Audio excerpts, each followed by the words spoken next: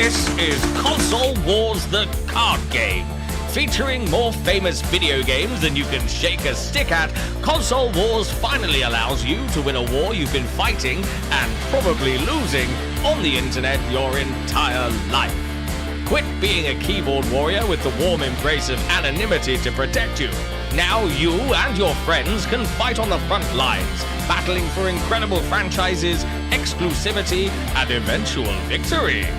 Collect some of the most famous video game franchises of all time. Protect them with loyal and frighteningly dedicated fans.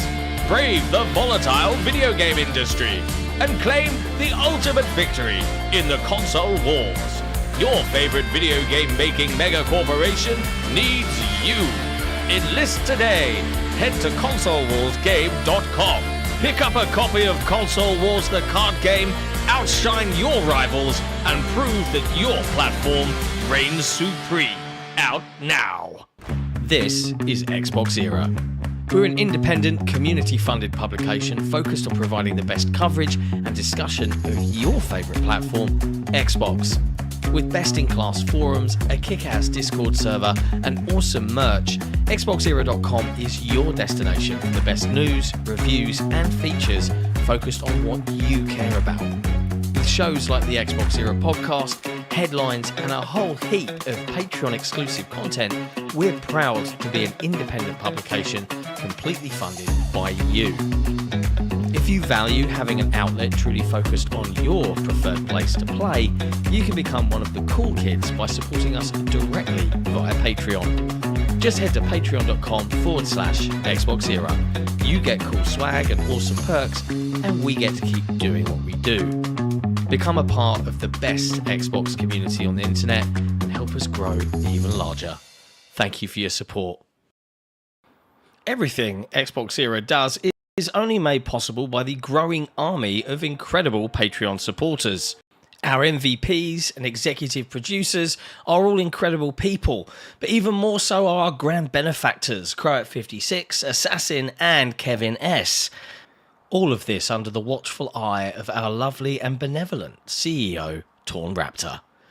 If you want to become part of one of the best communities on the internet, head to patreon.com/XboxEra, where your patronage can help keep us alive for another month.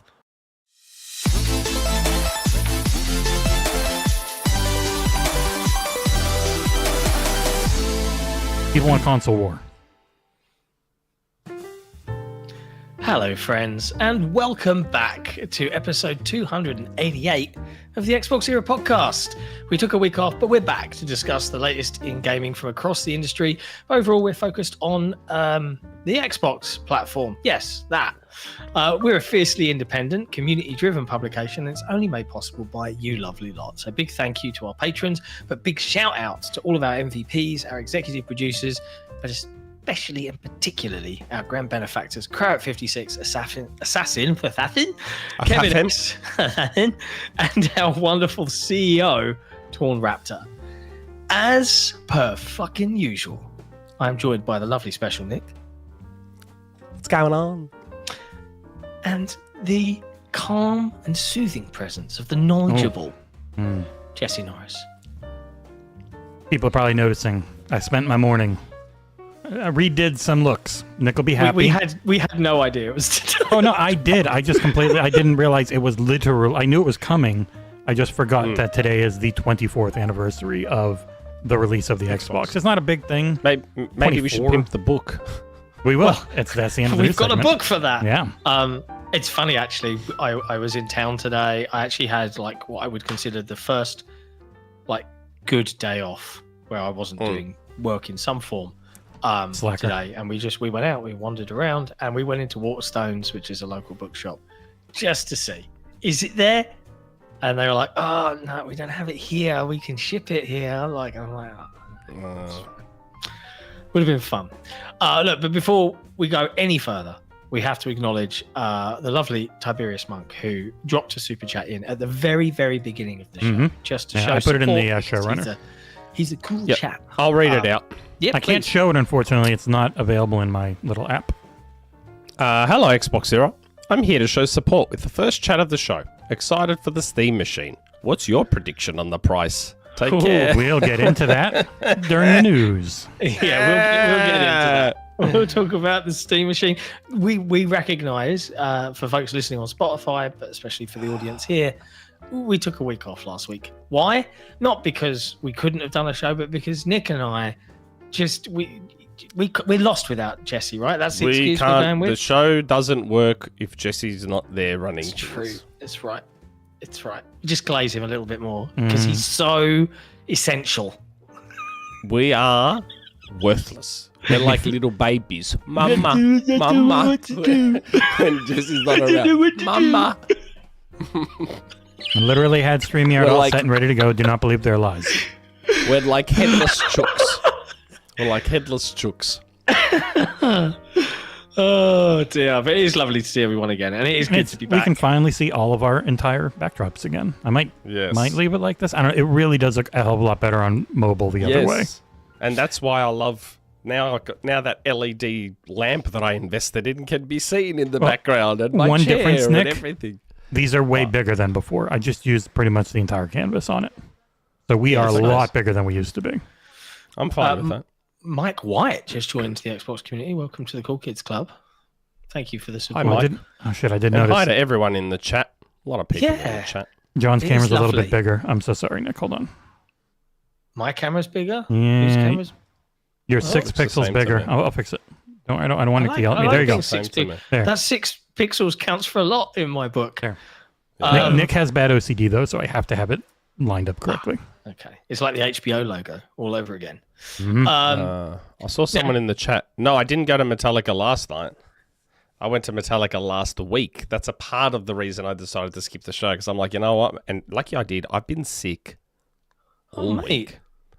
Like sick? Week. No. And I tested for flus and COVIDs, and apparently it's none of those. So I guess it's just a really bad fucking cold. And I still haven't been able to shake it. It's still lingering. But yes, I went to the Metallica concert in Melbourne last Saturday night with my 9-year-old son. His first concert. It was really good. I played some Metallica music to celebrate. Oh, wait. No, we'd be immediately. Like, that. Obviously, they don't sound the way they used to early days, but they still sounded great. He had to have earplugs in because... So we had it at Marvel Stadium. Our stadium is sponsored by... One of our stadiums here is sponsored by Marvel. So it's a cool stadium. They have like Marvel shit everywhere. It's great. And it's got a roof on it. It's a 53,000 seat stadium that's got a roof. But of course, with a concert, more because you can have everyone on the ground. So there was like 60,000 people there. It was packed. But it was so loud because the roof was closed. And I don't have a Metallica t-shirt, sadly. So I walked in and I'm like, God, I'm going to overpay, aren't I? So I walked up to one of the people. I was like, yep, I'll just get one of the t-shirts. I was like, look, I want to try it on though. I was in a rush though. I go, can I quickly try it on over the top of my t-shirt? She's like, yep, that's fine. She's like, just give me your phone. She didn't want me to run away with this t-shirt. So I handed her over my phone. Tried on the medium. I was like, yeah, that'll work. Paid for it. 65 Australian dollars for this t-shirt. Man, yeah, I never ever buy merch on site at a gig. Like I know. I went to Wembley Arena to see Tool, and they had like the Tool eye on a t-shirt, and I was like, oh, okay, all right, I'm going to indulge, and I did it, and it was like one of those really fucking heavy, boxy t-shirts that doesn't like have any fit to it, and then I fucking find out that the cool iconography that I really wanted on the front of a t-shirt where you would traditionally want it is on the fucking back. I'm like, fuck you, you've tricked me, you fucks. Yes. So I'm never doing it again. It was like 35 quid for a t-shirt. It's ridiculous. Well, that's what this would have been for you. Yeah. This would have been like 30 quid. This is $65 Australian. And I'm like, you know what? Disgusting. It's a memento of... Yeah. It's a nice memory, isn't it? And we were so lucky. Like, the seats we got were amazing. Because we got you sent me some pictures. I was just like, that looks badass. Before the concert. A week before the concert. And they released some last-minute tickets. And these were these unbelievable seats. I'm like, how were these available? There's some live footage of Nick at the concert in his full Mercy cosplay. There were really nice people around us. Like, they saw my son, and one guy taps me on the shoulder, and he's like, "Do you want earplugs for him, man? This is going to get loud." And I was like, no, we grabbed earplugs on the way in. Thanks for that. But yes, we'll see how we go. Because Evanescence was playing when we walked in. Oh, wow. Well, So Evanescence, there was support act. yes, Evanescence with the support act. And it wasn't that loud. He was listening to it just fine. And I was like, okay, well, hopefully it's not too much louder than this. It was a lot louder than Evanescence. I actually forgot. Evanescence are pretty good. Not my jam, but yeah, Like, sure. I got there for their 2 main songs, and that was really good. But then Metallica, I can't listen to Evanescence anymore without hearing the Automaton song. Have you seen this?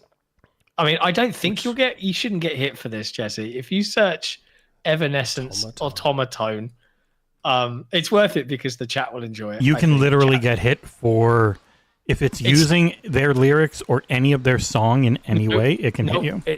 It's not using any of their lyrics and it's not using their song. Just if you just search oh god, I can't remember it. Automaton. Oh yes, I have heard that. Yes, the Kirby one, and the little egg character one. Yeah. All right, hold on. Great. Yeah. I've heard that. Okay. Yeah. Boop, unmute. Maybe about love there. it. Yes. I have seen it. See, it's using the background music that will literally get you DMCA'd. I'm not kidding. Because when I was playing Trombone Master, and it's literally just doing da-da-da-da-da-da-da, but it's a shitty trombone, DMCA'd for reusing something. How about we'll put it in the episode description. How's that? Yeah, you should enjoy that. Because it's a great video. It was good. Like, my son's never been to anything like that before. So, I was trying to capture as much of it as I could. But the way they started a lot of the songs would catch you off guard. So all of a sudden, went a bit quiet, and then you just hear him. He goes, "Give me fuel, give me fire, give me that which I desire." Boom. And I was like, shit, pulled my phone out. And like the massive flames came up, and my son was like, "Oh my God." He was freaking out. And he's like, "You can feel the fire from here." He was like losing it. Oh, that's so cute. And, I got this really cool moment. For those of you that are into Metallica, everyone loves like The Unforgiven. And everything went dark and quiet, and then you hear that bell, that really distinctive bell sound from the start of The Unforgiven, and I've caught it all on video, and the crowd goes, "Oh," like they all get like super excited because The Unforgiven is about to start. It was great. It was really, really good. Nice. So yes, that's what I was doing last week, and I've paid for it because I've been sick all week. Yeah, it's always the way. You go to a big crowd, you get some stuff. I went to a concert, which is why we eventually didn't have the show last week because you guys didn't want to do it without me. And I saw the Stardew Valley Symphony of Seasons. Amazing. If you've ever played that game, getting to hear that chiptune music in full orchestra. Oh wow, insane. That would sound cool. That would sound cool. It's funny. The Stardew Valley music is made by the guy who made everything, Eric Barone, Concerned Ape. He also made the music, and it's just really good. And they do the thing where they've got like the dumb little computer graphics, which again, I think he also made most of in the background, playing alongside it and just kind of taking you through each season of the game. What talent.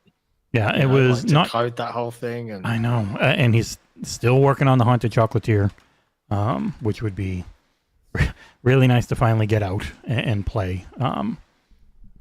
But yeah, it was one heck of an experience, and now the same place is going to have an Attack on Titan symphony, which the missus really wants to go to. So, I might if she books another Saturday, I guess we're missing a show in March. That's okay. Not if it's episode 300.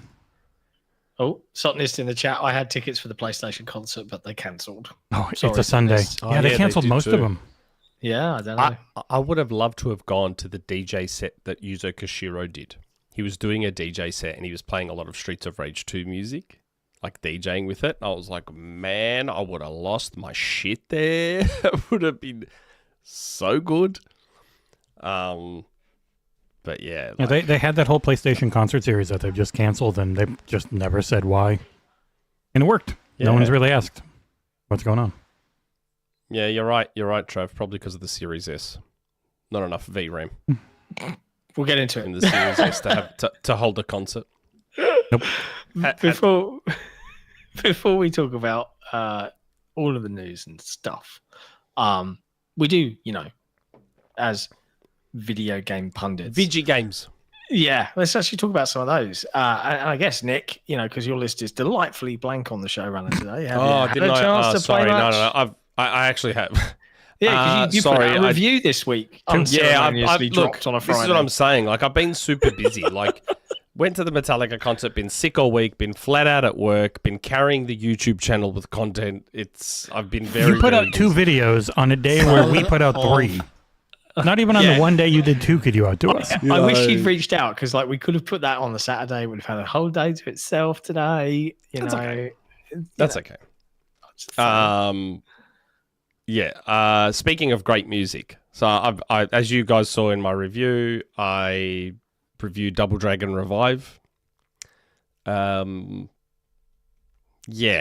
music in that game, while we're talking about music, is actually incredible. Like, yep.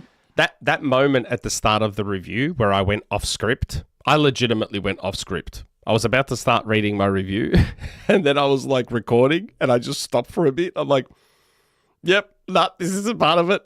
I just want to hear this music," and I had it play because I'm back to dual screening again. So I was listening to the music. I'm like, "Yep, this music is so fucking good." I had to stop myself from swearing. Let me go back and maybe I'll play a little bit for people. I was going to ask you to play Double Dragon's music as our music today because, man, some of the music in that game, I was like, holy shit, this is actually really good music. I'm legitimately surprised. Like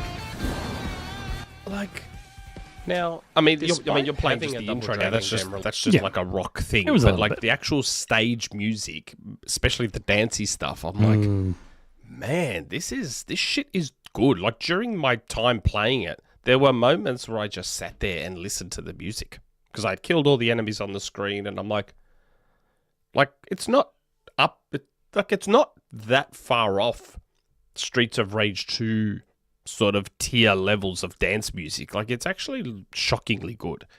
The game itself, less so. Like, I gave it a 5.5, and again, though, I implore you, 5.5 with me isn't, oh my god, utter trash. Like, 5.5 is okay. Like, it's the middle of a full 10-point scale. I did check the Metacritic after I had submitted my review. It's sitting at a 60.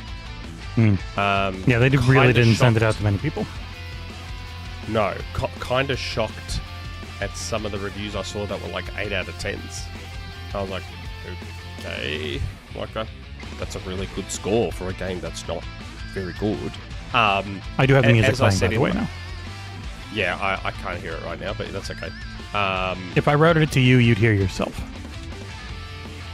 Again, you're playing that rock remake of the original music. All right, I'll go back in. Yeah, Double Dragon, like I've said to Jesse before, that I've tried to shy away from being overly harsh in my reviews, even if the game is not good. I try to look at the positive. So I did say in my review, there's something here. Like, I reckon if this game had one more year of development, like polish and tweaking and changes here and there, it actually could have been a legitimately great scrolling beat 'em up.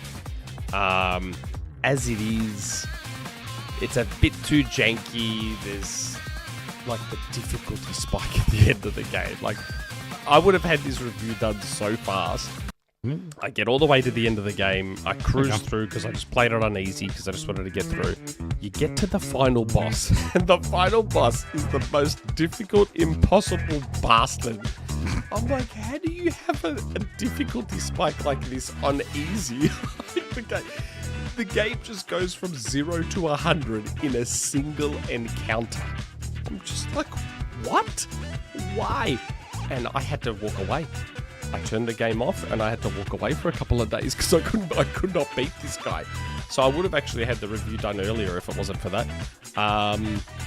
But yeah, look, if you're desperate for something to play and all you play is scrolling beat-em-ups, maybe give it a go, but it's like $50 Australian.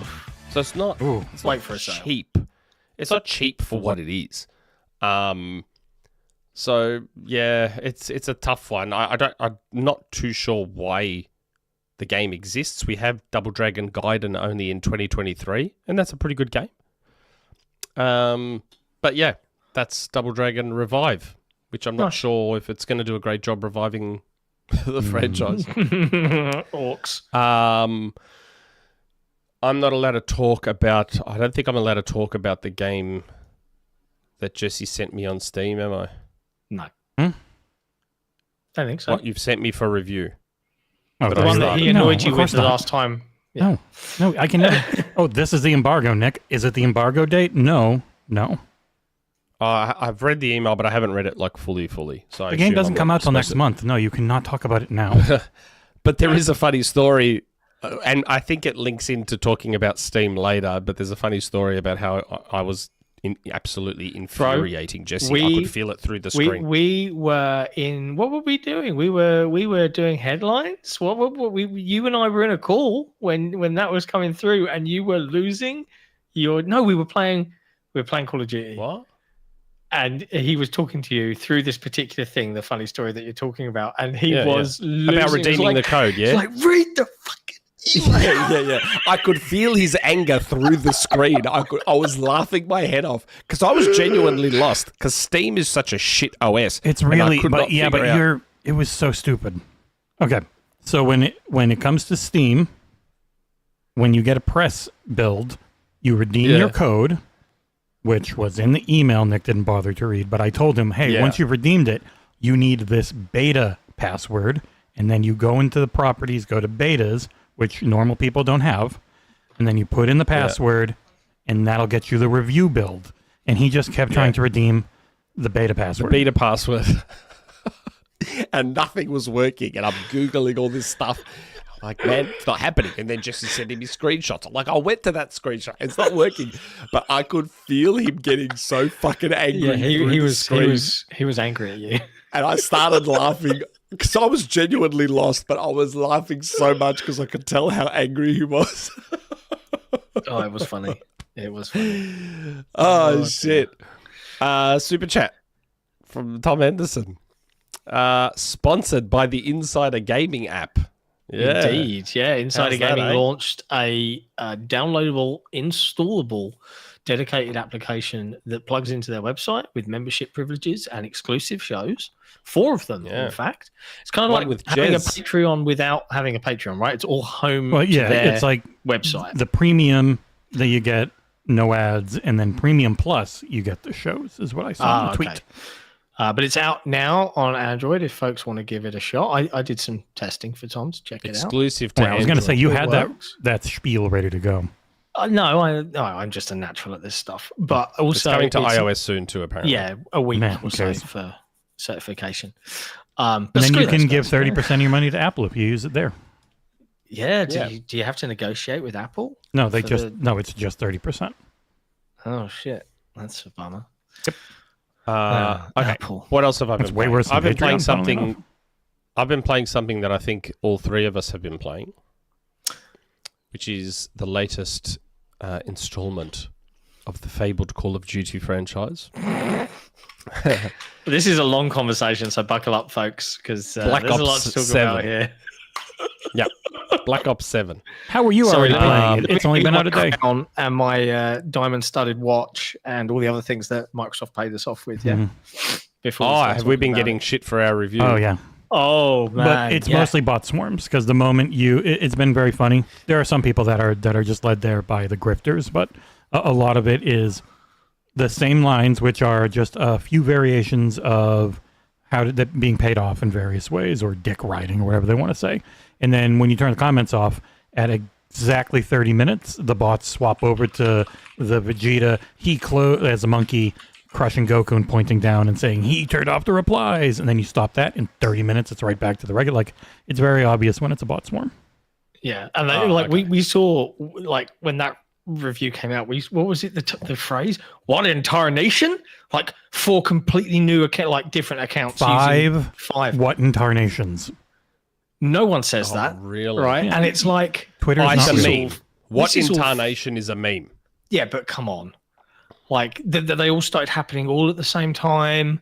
Yeah, it is painfully like the Twitter, and like the reality is, it would be cool to go viral, right? And then people actually read the review for the entire product of Call of Duty Black Ops 7, which is a gargantuan video game full of content. Yes, as we've learned now, some of it seemingly developed by AI, but we'll talk about that in a bit. But no one did that. What people did was see a 20-second clip of, and admittedly, and we called it out as such, the most ridiculously stupid B-movie level campaign that you will ever play in your life. Yeah. But we weren't reviewing just the campaign on its own, and just the campaign on its own, the smallest part of the overall package of Call of Duty, does not equate to the entire game getting a 3 out of 10. And people saying, book. "Oh, you broke it up last year. You broke it up with Battlefield." And it's like, I didn't have early access last year. I did not have early access for the multiplayer enough on Battlefield. As where with this one, as people might have noticed, the embargo was 16 hours after the game launched in New Zealand. So Ferry we had it played 30 hours or something before launch. Like, he knew what that game was. Like, he grinded that thing. He's prestige twice so hard before it released. Yeah, and Ferry has thousands of it. Gyozo. He has thousands and thousands of hours. Twice. Yep. Yeah, he played like 50 hours or something ridiculous. We got it late Tuesday, so from like Wednesday morning for him. I got it launch day. Yeah, you weren't. I got it launch day. Yeah, they couldn't tell. No, because no Australian servers or something. So I ended up being pretty much the only person on the team that missed out on getting it. Like you wouldn't have done any work for the review, so I didn't feel bad. But like Jesse and I played through the entire campaign in co-op in about 5-ish hours or so. Yeah, I've had 5.5 hours of video. We're literally playing through it, and we're like, this is so dumb. Like, what is this? But we like to say that we weren't having fun is a lie. And I think there's a certain subset of the COD audience that are like, has to be super serious face military simulation. I'm saving America. Whereas this was that's what everyone's become accustomed to. Like, but Black Ops has done trippy acid trip banana. Yeah, Black Ops 6 had a full zombies level. Yeah. Yes, not to this extent. No, this is fully. This was the most over the top, which we called out repeatedly, but it was always built to be that way. And I think for some people, having it not just be the same thing they've seen, 30 times before was interesting, even if it's really stupid. I think this is an opportunity for Call of Duty. I can't say the studios because there's so many studios, but it's like I think this is an opportunity now for them to go. Having the leapfrogging now could work to their advantage. Like, I get people being pissed off. Like, right now, I've played the first 2 or 3 missions. Not a massive fan of the Modern Warfare 3 style Warzone infused campaign open world at the moment. Stuff. I'm not a huge. I was a bit just let down because you all saw how excited I was for a campaign with Milo Ventimiglia. Yep. So I was like, oh, awesome, and then I saw it was like a Warzone-y thing, and I'm like, a few levels are. It's not the whole thing. It bounces between them. Like I said, I've only played the first 2 or 3. The first 2 or 3. So you have a couple that take place in the open world. Still, they funnel you to specific directions. They're not like, hey, just go explore like that big open world level in 6 was. There's no exploring outside of the end game. So the entire campaign, except for one level, takes place on the Avalon map. It's not this big globe-trotting thing, but because they've got the Scarecrow fear toxin shit, you are routinely going into the greatest hits of the Black Ops franchise. And that's the thing. Like, I'm watching all these clips on Twitter, people shitting on how weird it is, and I'm like, even I understand the context for that. Like, they've got that fear toxin stuff that they're just releasing everywhere, and it's making everyone trip the fuck out. You may not like that. That's fine, but like, don't sit there and act like, oh, what have they done? This is stupid. Like, there's context behind it. Yeah, I saw a tweet today that was literally like, ghillie suit mission, sniper mission, AC-130 mission. That's what I want. And I'm like, so you just want to keep? I'm just checking. You just want to keep? Watch these people next year. Modern Warfare 4. They'll complain that it's boring.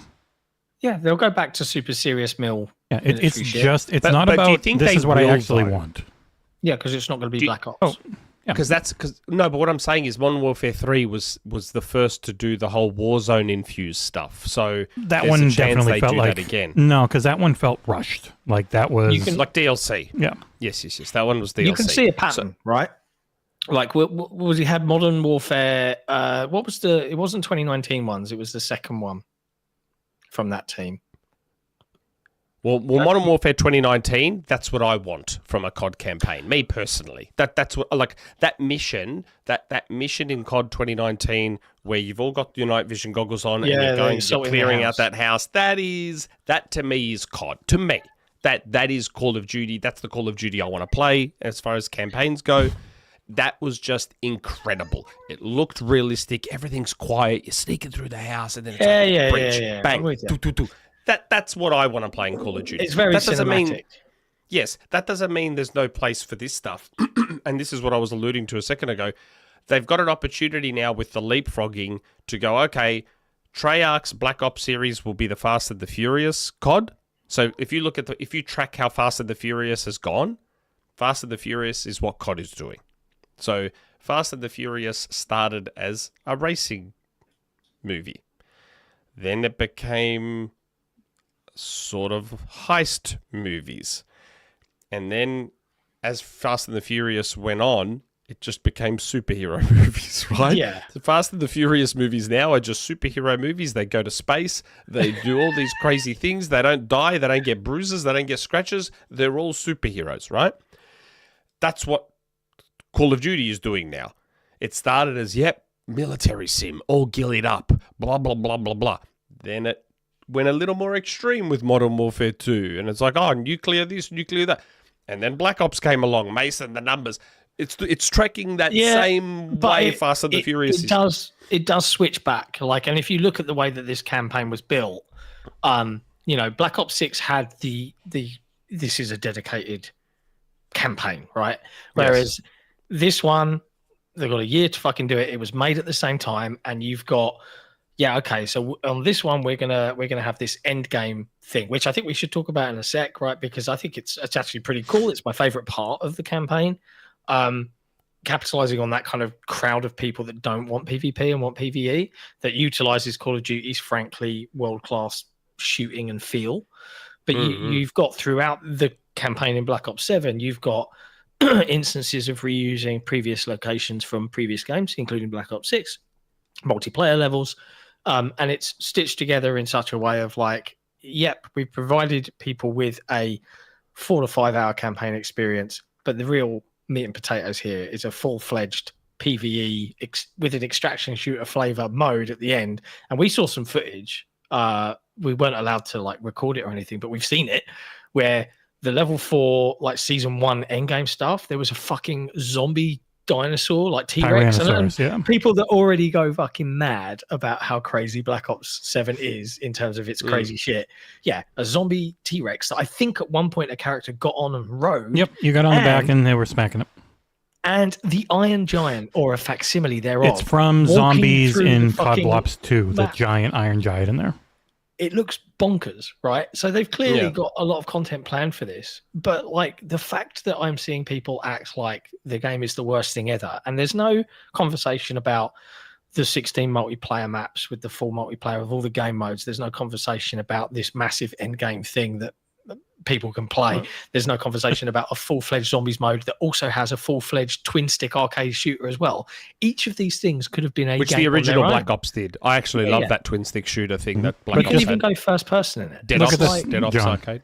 This is what it is, which is there's this weird campaign against these games pretty much all the time. Every once in a while it goes away like it did last year, but you see there's a 2.0 user score on Metacritic, but then the actual critic scores are 84 because it's a really good package of games. Yeah, like that's what the score is. Like, the campaign is really dumb. But to say that I didn't have fun and I was very cross is just not true, right? And I feel like people are complaining about the wrong part of it. See, I don't have a problem with the trippy stuff. Like, while I was playing those first few levels, the trippy stuff didn't bother me. Like, I don't pay attention to the story in games, so I don't care about that. Like, I wasn't watching the Red Mist and going, oh, man, what the fuck is this? What bothered me was more that the enemies had become very spongy and took a lot more to go down. That bothered me. Like, I'm used to my enemies just dying quick in COD campaigns. The near future stuff, they've got a lot of armor, and another thing I noticed is Metacritic doesn't take campaign only. They take game because it's a $70 product. And first time we really were able to do the whole thing as a review, because it's always been preferable. It was just really hard. But the Open Critic, if you take out the campaign-only ones, it's at like 83. Last time I did the math. So it's like, the overall product is really good, but people... And every time I looked at one of the people really losing their minds on us, it was mostly a feed of either I love Arc Raiders or I love Battlefield. And with the death of console warring, which we'll get into later, the industry really wants to bring back.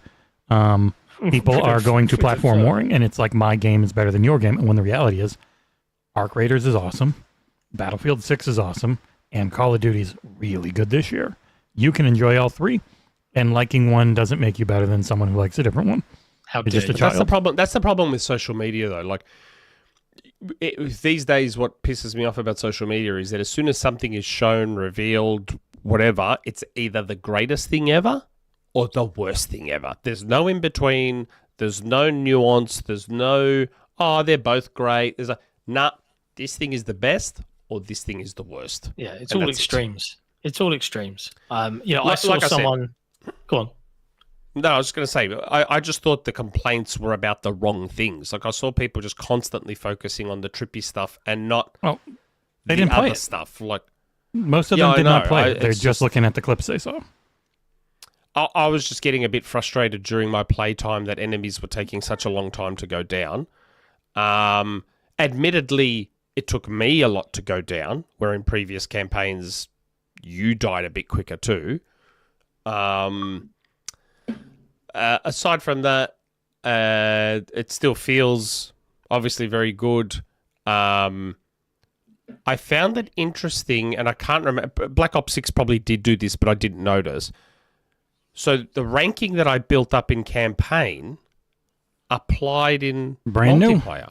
That is brand new. That is new. Good. So it wasn't my imagination. Like, if you think back to this campaign, there are no difficulty settings. It's online only. No. There's no pause, right? Like, yes, but everything you do in it, and that's the reason. But the reason is everything you do in it translates across, and you can sit there and grind your characters out in endgame and then just go into multiplayer with all those levels. But doesn't... It levels everything. It levels your weapons. It levels yeah. But wouldn't that screw with... but then if they're saying that the skill-based matchmaking is gone, then that technically doesn't matter, does Heavily lightened. Yeah. Well, I mean, it's very lightened because every match I played there was one or two guys at the top that had like 40 bloody kills, and then everyone else was shit. People like Tom Henderson are very happy, I'm sure, if they're going to play it, but most people are going to really complain, and they're not going to do it again. Because SPN... the skill... I think skill-based matchmaking will come back soon. Hopefully, it's not silly. As heavy as it was, because not every game needs to be super sweaty, but it needs to be there in some form so that stomps happen, but they're not often. They never used to happen. Because all I kept hearing on party chats and like the chats in games was people getting pissed off. Like, I'm like, man, they need to... Like, you can't just succumb to the fucking whiny YouTubers that want to... stomp on people. Like, fuck them. They represent such a tiny portion of your install base. Why are you fucking pandering to them? They just want to stomp on people on stream. Who gives a fuck? Worry about everyone else. It is, well, I would argue that if they do this and then the entire community is like, this fucking sucks, then they can point to the evidence and be like, we did exactly what you said, and turns out the majority say nah, like, and then they've got the evidence, right? Like, whether that happens or not, I have no idea. But I wish hardcore mode was there. Like, I enjoyed the beta so much in hardcore mode. Like, that's all I played in the beta, and I was like really excited about jumping back in. And hardcore's not there. It's not there. I'm like, they're normally a little slow as they start up things. Yeah. Yeah, give it a minute. You guys know me, man. I play SWAT in Halo. I play hardcore in Call of Duty. I like my enemies dying as soon as I shoot them. None of this bullshit where I can unload an entire clip into someone who somehow doesn't die, and then I just go bang dead. That was just... And it was happening constantly. Like, I played a match with my brother-in-laws, and they had their brother-in-law with them, so there was the four of us, and one of them was on PC, and he's a freak. Like, he's one of those COD freaks. And even he was like, they've done something here. There are guys going down straight away, and then there are other guys taking ages to go down. He's like, they've done something. And this guy's like a COD freak. So don't worry about the three of us that are noobs that are shit. Even the COD freak was like, there's something not right here. They've done something. So I don't know how much I'm going to play multiplayer. I'm going to wait for hardcore to come back, because hardcore is just like SWAT, so much more enjoyable. Haven't tried zombies yet. It's real good. Because I'd rather do it with a group, though. I don't particularly want to play zombies on my own. Maybe we should do that as a stream. Like, do a little zombie stream. I love it. See how long we can survive. Community likes it when us three play games together. Yeah. I do. Like, it's fun. Endgame 2 is a good laugh, I think. And Endgame's not super deep yet. It is highly repetitive, but it's a really fun repetition for me. I've got like 10 hours in it now or something. Like, it's just been my go-to hop in. It does have a bug occasionally, which I haven't seen, where some people are like, it breaks and you can't extract, and then you lose your character progress. Ooh, I've only seen a few people say it, and bugs are always going to happen, but it's never fun. Hey, look, it's me playing zombies with Fairy and that Vin Smoke Sanji guy who constantly took the fucking truck and drove away. It wasn't fun, but zombies was. It's a really stupid, over the top mode that's all about the Easter eggs and the story, and just you gotta, as long as you know how the upgrades work, it's a very fun time. Like, multiplayer, I played a little bit, still really good, and I played during the review period just so that I could beat the shit out of some devs, and I went like 40 couldn't skip the cutscenes. First time you skip can't. the cutscenes. Second time you can. I had to watch them. Yeah. Oh, and fun inside baseball thing for folks, like, you know, putting this together, and I have to call this out because, you know, we get to come on this show and talk to everybody. Gyatso, aka Fairy Empire, deserves an absolutely massive shout out, because he put an insane amount of effort into putting the review together in terms of the written review, structuring it, recording as much as he could, to the point where, you know, as soon as the beta went live, bearing in mind he's based in Europe, he woke up at 2 a.m. to immediately get on and start playing through and getting things together and getting matches in and joining in North American playtests, you know, just so he could be there and get as much as humanly possible. And he really, really grinded this out. And fun story, when it came time to put everything together, so Jesse did his, and then as we were discussing as a team, like, how do we want to do this? Like, it feels weird seeing as we've all played so much of it to just kind of like try and partition it off when all of the Open Critic and Metacritic only take one. We've had enough time with it all. Are we comfortable giving it a complete score? And we were like, yeah. So we discussed it and we did it all, and then I'm getting it all together and I put the videos together, and then I ping someone, hey, does this look all right to you? You know, how do you think? And they go, is it dark? And I'm like, and I boot it up on the TV just to have a look. And yeah, it wasn't just dark, it was washed out real bad. So Fairy's Xbox had recorded every single clip he'd sent me in HDR. And and I was looking at it, I was like, oh my God. And this was the 11th hour. I'm talking, it was 11 p.m. The review went live 6 hours later. And I'm like, what the fuck do I do? And I had to do recoloring on every single clip manually to bring it back to an acceptable SDR image. So if it looks a little funny to you, it's because I had to fix that on the fly. And it was Did you use LUTs? No, I used DaVinci to do it. Oh, just their own settings. Yeah, they have a really cool system called Color Space Transform. God, what was the review that I did where I figured out right when I was about to post my review that Power Rangers. I discovered that Power Rangers doesn't work with Xbox's built-in recording functionality, and it starts all your clips like 15 seconds after you start recording. And I'm sitting there putting together my video, and I'm like, I remember recording this thing. Where is it? And then I discovered that every clip I recorded was like 15 seconds is just chopped off, and I'm like, And I'm messaging Jesse. I'm like, I can't be fucked. I'm not doing this. I give up. I was ready to just like not do that Power Rangers review. And I had to just go back and re-record everything and fix it all up. And I did say you could just get some trailers and stuff to really stretch it out. But also, we should call it out, Ferry did get a nuke because he's very good at Call of Duty. I specifically put that clip in just to kind of show off how good Ferry is at the game. And he was the one that really deep dove into as much of this as possible. Speaking more frankly, I'm of the opinion that like the only thing I wish about the whole process was that the embargo was different. But that's not really our choice. It was so the embargo was U.S. launch. But New Zealand launched like a solid 16 hours before that, and everyone flew there. So I would have had, it actually would have led to us. It would have been back to the old way. We would have been doing a split. But I also would have probably gone with not scoring one, like have all the videos, but then the article is the mega article, and that's what gets scored overall. Like I do want to get away from when you're buying a package, you score the package instead of the parts. Like, I don't want to. Need to do that in the future. Reviews anymore. Yeah. But yeah, we've all been playing Black Ops 7. And it's great. It's a really fun game in a year of a ton of really fun games that people, as we'll get to in the big news topic, people really want to get back to list warring.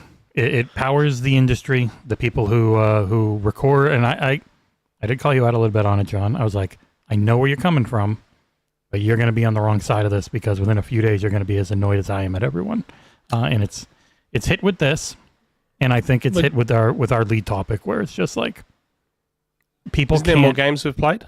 People can't handle stuff. Oh, I'm not going into lead topic. It's still just more about Call of Duty because holy shit, if you saw our social media feed, Nick, it's utterly insane.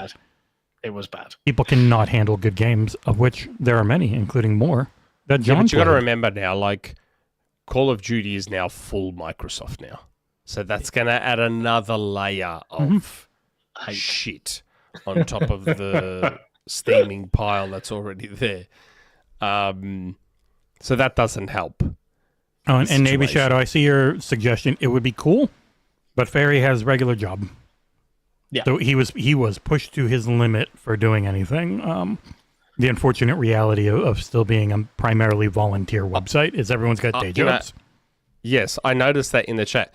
Everyone in the chat that suggests something, can I just say something up front? 99 times out of 100, we totally agree with all your suggestions and have probably thought of them. Yep. That's not the problem. The problem is being able to do it and like logistically and humanly being able to do it. That is the issue. Like we get a lot of suggestions from patrons and stuff. Why don't you do this segment or this show? And this sounds like we are stretched. Like we do so much, and we seem super big company professional. Like a Kind of Funny, but Kind of Funny has like 9+ full-time employees who go into an office and work there all day, every day. That's right. Whereas Nick goes to his job, and Ferry goes to his job, and Cengiz goes to his job, and Ursel goes to his job, and then it's just me and John are the only ones that are actually here all the time. Yep, and it's a challenge for us because this industry is difficult from a media perspective alone. It is not rewarding. This is still, even 6 years in, it is a passion of, and I know this sounds like a crazy concept of just enjoying video games still, like. On I just Xbox. like playing good games. Which is even I just more love games. I just love games. I don't really give a shit about where I play them specifically, but I happen to play them most on I was that about to say, platform. we have to give a shit somewhat. We started this site. Yeah, we started it because no one didn't give a shit. We wouldn't have started XboxEra. But like we love seeing all of the passion and the way we've tried to start doing things. And we had that big Patreon town hall last month. We will have another one this month, and that's more about working with our audience and each other to come up with consistent ways of doing things. Like this week, we launched our This Week on XboxEra, right? And we've made adjustments to how our website actually functions. And the really good news is, and I genuinely mean this, the really good news is the last week since we made some of these changes, our viewership has almost quadrupled. that is where we need to go, and we need to keep that consistency going, and that means that we can't take our foot off the gas, and we've got to keep pushing and keep pushing and pushing. Thankfully, that huge check from Activision came through, so we'll be... No, I'm joking, right? Obviously, someone's going to clip this. See you soon, Oliver Darko. The huge check that couldn't even get me a copy of the game with the rest of you. It is a privilege to be able to do it, right? Every day, like we wake up and we're like, yeah, let's fucking go. All right. And it is a privilege to work our asses off. Yeah, but we love doing it, and we're glad we can do it because of you guys. So big thank you. But yes, we have been playing. Oh, you poor. That's where my Activision check went. He buys those and then begs me to get the game that's associated with him half the time. Like I've literally handed him every Nintendo game lately. I'm sorry to the audience for a Nintendo Metroid 4 Prime whatever Prime tangent, 4. But have you read the previews, Nick? How are we feeling about Metroid Prime right now, buddy? Classic, awesome Metroid Prime in many ways, but what else, Nick? Yeah, well, I was somewhat concerned, but again, remember what we talked about with social media. At 45 years old, I'm lucky enough in that I don't get completely swept up in it.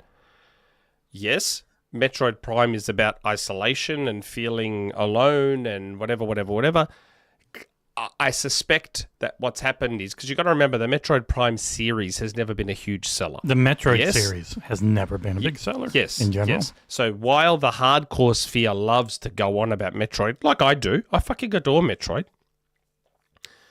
The reality is that it's not one of Nintendo's biggest selling IPs. It's probably one of the major ones. It might be the lowest. Yeah. It might actually be the lowest. Like Metroid Dread was a couple million at a time where everything was 15 to 20.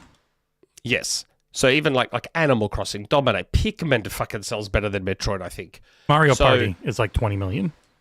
Yeah. So I feel like Nintendo probably did a little bit of quote unquote focus testing and went, how do we modernize this to open it up to a wider audience? So they've got the quippy sidekick, which is that Miles guy. So yes, hardcore Metroid fans are like, but I bet you Metroid Prime 4 ends up being the best-selling Metroid Prime out of all of them. Yeah. So, and a lot of people are like, calm the fuck down. He's probably only there at the start, earlier tutorial-y levels, and probably won't be there for the whole game. But it does appear like there's going to be a slightly different I saw some clips, and it was very cringe. Apologies, America. Very like classic American-y, superhero quippy style. Like, well, Retro is their American studio. I think Retro is American, aren't they? Or Texas, are they UK? I think. Are they UK or American? They're American, aren't they? Retro Studios. I mean, yeah, I saw some of the quippy jokes where he's like, "Well, I'm not in that cubicle." Austin, Texas. At least I'm not in that cubicle with Pete. So win? I'm like, oh God. There are no Nintendo games that have good writing, so I'm not surprised. In the end, again, for me, I don't care about that sort of stuff in video games. God, this looks like Halo. Does it feel amazing like Metroid Prime does? If the answer to that question is yes, I'm not as fussed. So it's very pretty. We'll see. The Switch 2 version. I've already invested all my money. I bought the Switch 1 version, upgraded to the Switch 2 version, and bought all the amiibo. So I'm all chips in already, no matter what happens. If you had bought those amiibos and then asked me for the code for the game, I would have told you to go fuck yourself. No. I bought the game. I know. Metroid Prime 4, I bought myself. Like 3 months ago, I pre-ordered it. As soon as pre-orders went live, it was your last coupon thing, right? Yeah. That's why you did Switch 1 and went up. Yeah. I've seen clips now of people showing Halo 4 next to Metroid Prime, and they're like, man, this... I'm like, well, fun fact, there was someone who worked at Retro and Metroid Prime that went to 343 and worked at Halo 4, which is why Halo 4 looks so much like Metroid Prime. Right? Yes. And now that same dude, I think, is back at Retro. Mm-hmm. So Correct. It makes sense. It makes sense that Prime and Halo look so similar because there's a person who's been there at both studios. And as I've said, I also find it to be a somewhat disingenuous comparison because Fun fact, Halo 4 looks better than most games, even now. Beautiful game. Oh, no, this Halo game's 4. really good looking. Like it's for the hardware, is. it's about as good looking as you could imagine. Like, okay, I get what the grifters are doing. Oh, this is a 360 game and it looks better than a Switch 2 game. Man, that 360 game looks better than most games, even PS5 and Xbox Series games. Like Halo 4, you remember, we've talked about this on the show before. They sacrificed everything to make Halo 4 look like Halo 4. They sacrificed everything that makes Halo Halo in terms of level openness and physics and AI and all that sort of stuff. They sacrificed it all to put it all into the visuals of Halo 4. And it worked, because Halo 4 looks fucking ridiculous, even today. I have a thing to say about this game, Nick. The shooting looks stiff as shit again. Like, that's the one thing I haven't, and I understood why. It looks the same as it always has. I know, but you have dual analog sticks now. It doesn't have to look like that. It could actually look like and feel like a modern shooter. And I would greatly prefer it. I don't need the lock-on in first person. I don't like it. Nah, the lock-on is there. If you know how Metroid Prime plays, the lock-on's there for a reason. The lock-on allows... The lock-on in Metroid Prime allows for better combat movement of Samus. Like, Samus is really agile because she's locked in. There's so much more you can do. That's fine if you don't like it. I'm just saying, like, if you went with dual analog sticks now, I don't think you need it as much. With one analog stick, 1000% get it, because obvious. I've never had a problem with it. I've never had an issue. But you can go dual analog. You can control her dual analog and shoot that way. I did it in Remastered. You can do it that way. I'm really curious how the bike stuff ends up working. Yeah, I posted my bike, and I was like, I gave the name in my tweet, and I'm like, did we know that the name was Viola? I'm like, well, it's on the actual amiibo, so we know now. If they haven't revealed it, we know now it's on the amiibo. Yeah, I mean, look, Retro's got a pretty much flawless track record, so I'm not overly fussed. How far away are we now? Oh, wow, we're only like 2.5, nearly 3 weeks away from this game coming out. Man, I can't wait. Very much looking forward to it. But I've been very fortunate in that Jesse has been getting me a lot of Switch codes. Like Pokemon, hopefully Kirby Air Riders, because I played the demo trial thing for Kirby Air Riders, having had zero interest in that IP, never played it on the GameCube, saw all the videos for the Switch 2, and I'm like, Kirby racing game, I've got Mario Kart. Then I tried that demo, and I'm like, I think I want Kirby Air Riders. Mario Shark. It's actually really good. Kirby Air Riders was shockingly good. Because you look at it and it's like, oh, it's this weird Smash Brothers infused racing thing. I'm like, this looks silly. But then it takes you through the mechanics really slowly and one by one and makes sure you execute them properly in a tutorial style thing. Man, it's actually quite a good game. I'm shocked. So I am now suddenly looking forward to Kirby Air Riders. It's actually pretty cool. So are you going to buy any of the Kirby Air Riders amiibos? No, they're good, huge. Because if you did, I would not give you the code. No. I have no interest in those. Especially because they're more expensive. Yeah, and they're big. They're really big, apparently, and all. I'm like, no, I have no interest. They're $50, I think. Yeah, so they'll be like nearly 100 Australian. I'm not doing that for an amiibo. No way. I might get the Mario Galaxy ones that are coming out next year. But this game, I'm hoping you can get a code because this game is fun as. Have I ever not? Like Nintendo PR generally gives us everything. Jamboree was the only one. Oh, you're safe from that. No, you have Lego Party. It's a lot better. Yeah, Jamboree was the only one you couldn't get me. But hopefully you can get this one and Mario Tennis in Feb. They're the ones I'm looking forward to. One thing I think really benefits Nintendo is going for lower overall graphic quality means it's just cleaner. Yeah, you don't have reconstruction artifacts that are either heavy DLSS or what most things use with FSR. Like, it just looks cleaner for the simple fact that it is not being heavily reconstructed like a lot of stuff. Oh, and that mode you're showing, that top-down mode. Oh, my God. I'm so excited about that. It looks like rock and roll racing. I'm like, what the fuck? Nintendo's made Rock and Roll Racing and no one noticed. I mean, most people say RC Pro-Am. Well, you can go back to Iron Man. Remember Iron Man, whatever it was called, Iron Man Challenge or whatever it is? Nope. I think that's even earlier than that. I used to play that at the arcades. But yeah, I was like, I say Rock and Roll Racing because you're battling, you're attacking and you're killing people like in Rock and Roll Racing. That mode looks great. It's not in the demo, but it looks fantastic and I want to play the shit out of it. So with some luck, Jesse will get a code for Kirby Air Riders, which would be cool. And Nick can look at how long the show has been and realize we've only really talked about things he played with him dominating the conversation.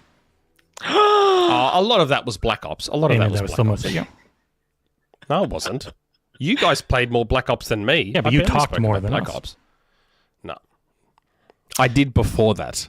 And just now. Hey now. And just now. Come on, we're all friends here. Hey, you two now. fucks have headlines. I don't have headlines. This is my headlines. This is your time to shine. Yeah, this is my. You are the gardeners. I am the flower. Yes, and you tend to me. We have been playing some other things this week. It feels like a long time ago. It was Monday, right, that I released a review for Egging On. Am I not completely insane? I think so. But also, it's like the last 2 weeks of stuff is what I put on there. Yeah. Like it might have been last Monday. I can't remember. It was 4 days ago. No, that's me. Never mind. It was 9 days ago. Wow. Yeah, well, if you haven't played it, Egging On is a furiously difficult precision platformer. It looks frustratingly funny. It is very funny. It's really well made, but it is definitely not for everyone. Personally, for most gamers, go and play around in the ground level in the playground. Do some stuff. I won't tell you exactly what. You can Google it if you want. Unlock the pixelated retro egg and enjoy double jumping as an egg with a time mechanic to make your life a little bit easier. But yeah, I thought that for what they were going for and everything they did, it is an absolutely solid game. I've seen some people be like, but it's really hard to control an egg. Yeah, it's a physics-based egg. It's meant to be frustratingly hard. It's only up. If you were an egg without legs, how would you move? And it really cracked me up. But cool studio, really cool idea. I hope it hits for them. It just needs like a big streamer to be like, oh my fucking God, and just the rage. But yeah. And it has the thing these games need. It has checkpoints if you want them. Yes. Yeah. Hold on. That comment you just made. What? Don't you also find that a little bit sad? It takes a streamer to find a good game. Yeah, this is the reality of the world we live in. No, I'm just saying.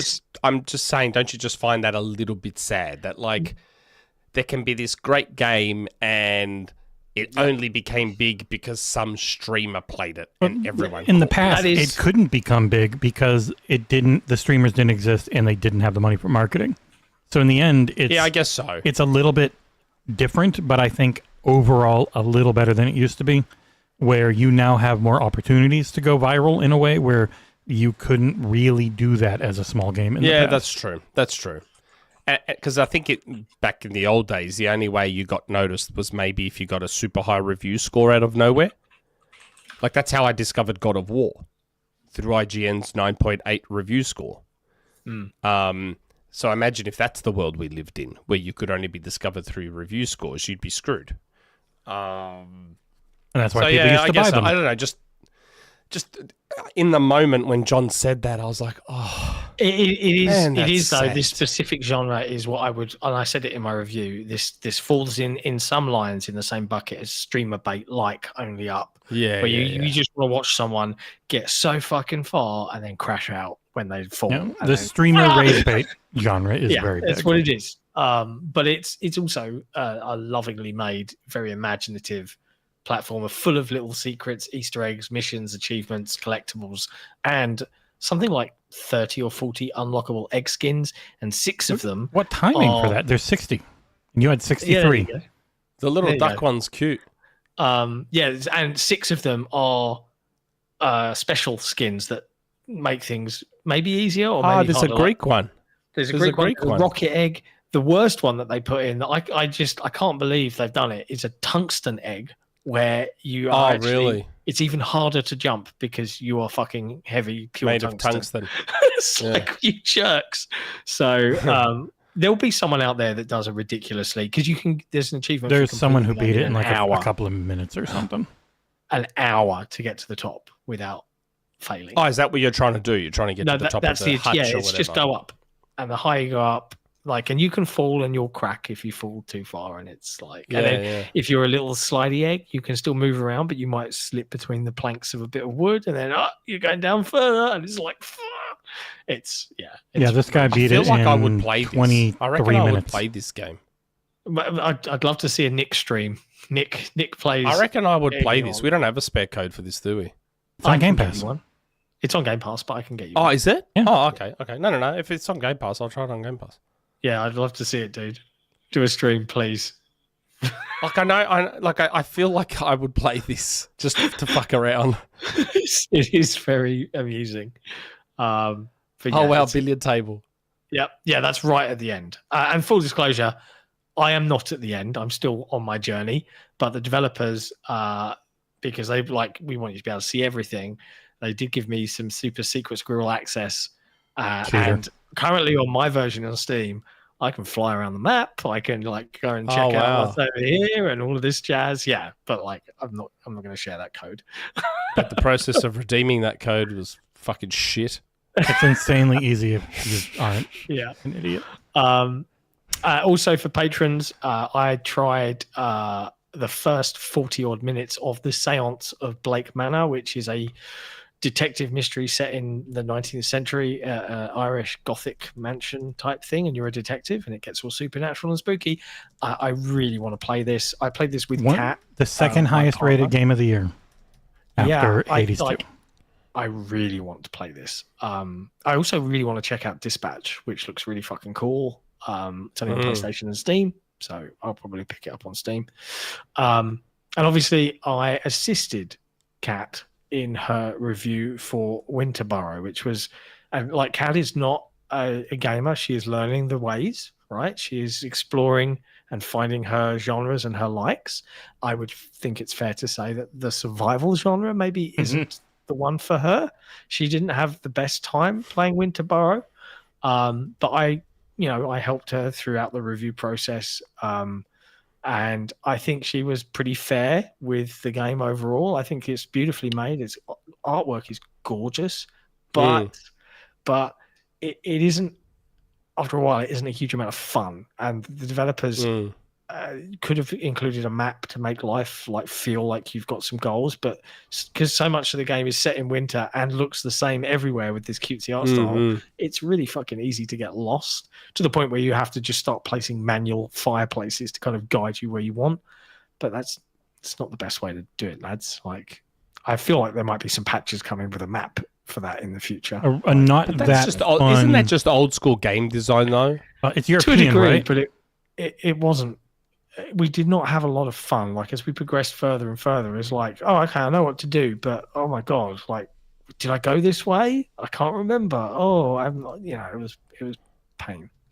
And also, they let you decorate your house and do these things, but there's no reason to do those things. Apart from I can cook stuff. That's the only thing. Okay, I cook stuff, I'll get warmer, so my heat lasts longer, so I can stay warmer out in the winter. But making a chair isn't doing anything for me. Nissa Hauer said follow the leaves. Yeah, I know the leaves on the ground, they help you in certain sections, but it just wasn't. When you say this game wasn't focused on the fun, I always think it's European made, and it was made in Denmark. You guys are like that. You can look at Thomas Mahler and what he says about No Rest for the Wicked. There was a concerted effort on seemingly making that one not fun. It could have been a skill issue for Kat. It was her first time ever playing a survival game. Throwing his missus right under the bus. But I also was playing it right alongside with her on my own account, and a lot of the footage is my footage. And yeah. Okay. It's very pretty. But it's a lovely looking game. Also on Game Pass. Check it out. Try it for yourselves, And I've been playing Ninja Gaiden 4 still. And it's Ninja Gaiden 4 is my Xbox Ally X game right now. That is the one I boot up because it just runs so fucking flawlessly on this handheld, and it's so much fun to play. Fucking games. Have you done There's all too the many upgrades? fucking games. The update. I've just got to the giant shark The Ally, because the Ally just had a firmware and graphic driver update, and I tried Elden Ring on it, and Elden Ring went from being like 35 and stuttery to being a smooth 60. So I'm really curious because some things just weren't working right. Yeah, I've got the Asus updates, but I haven't actually checked Windows. Yeah, in Armory Crate, that's where you got it. No, it's just Armory Crate.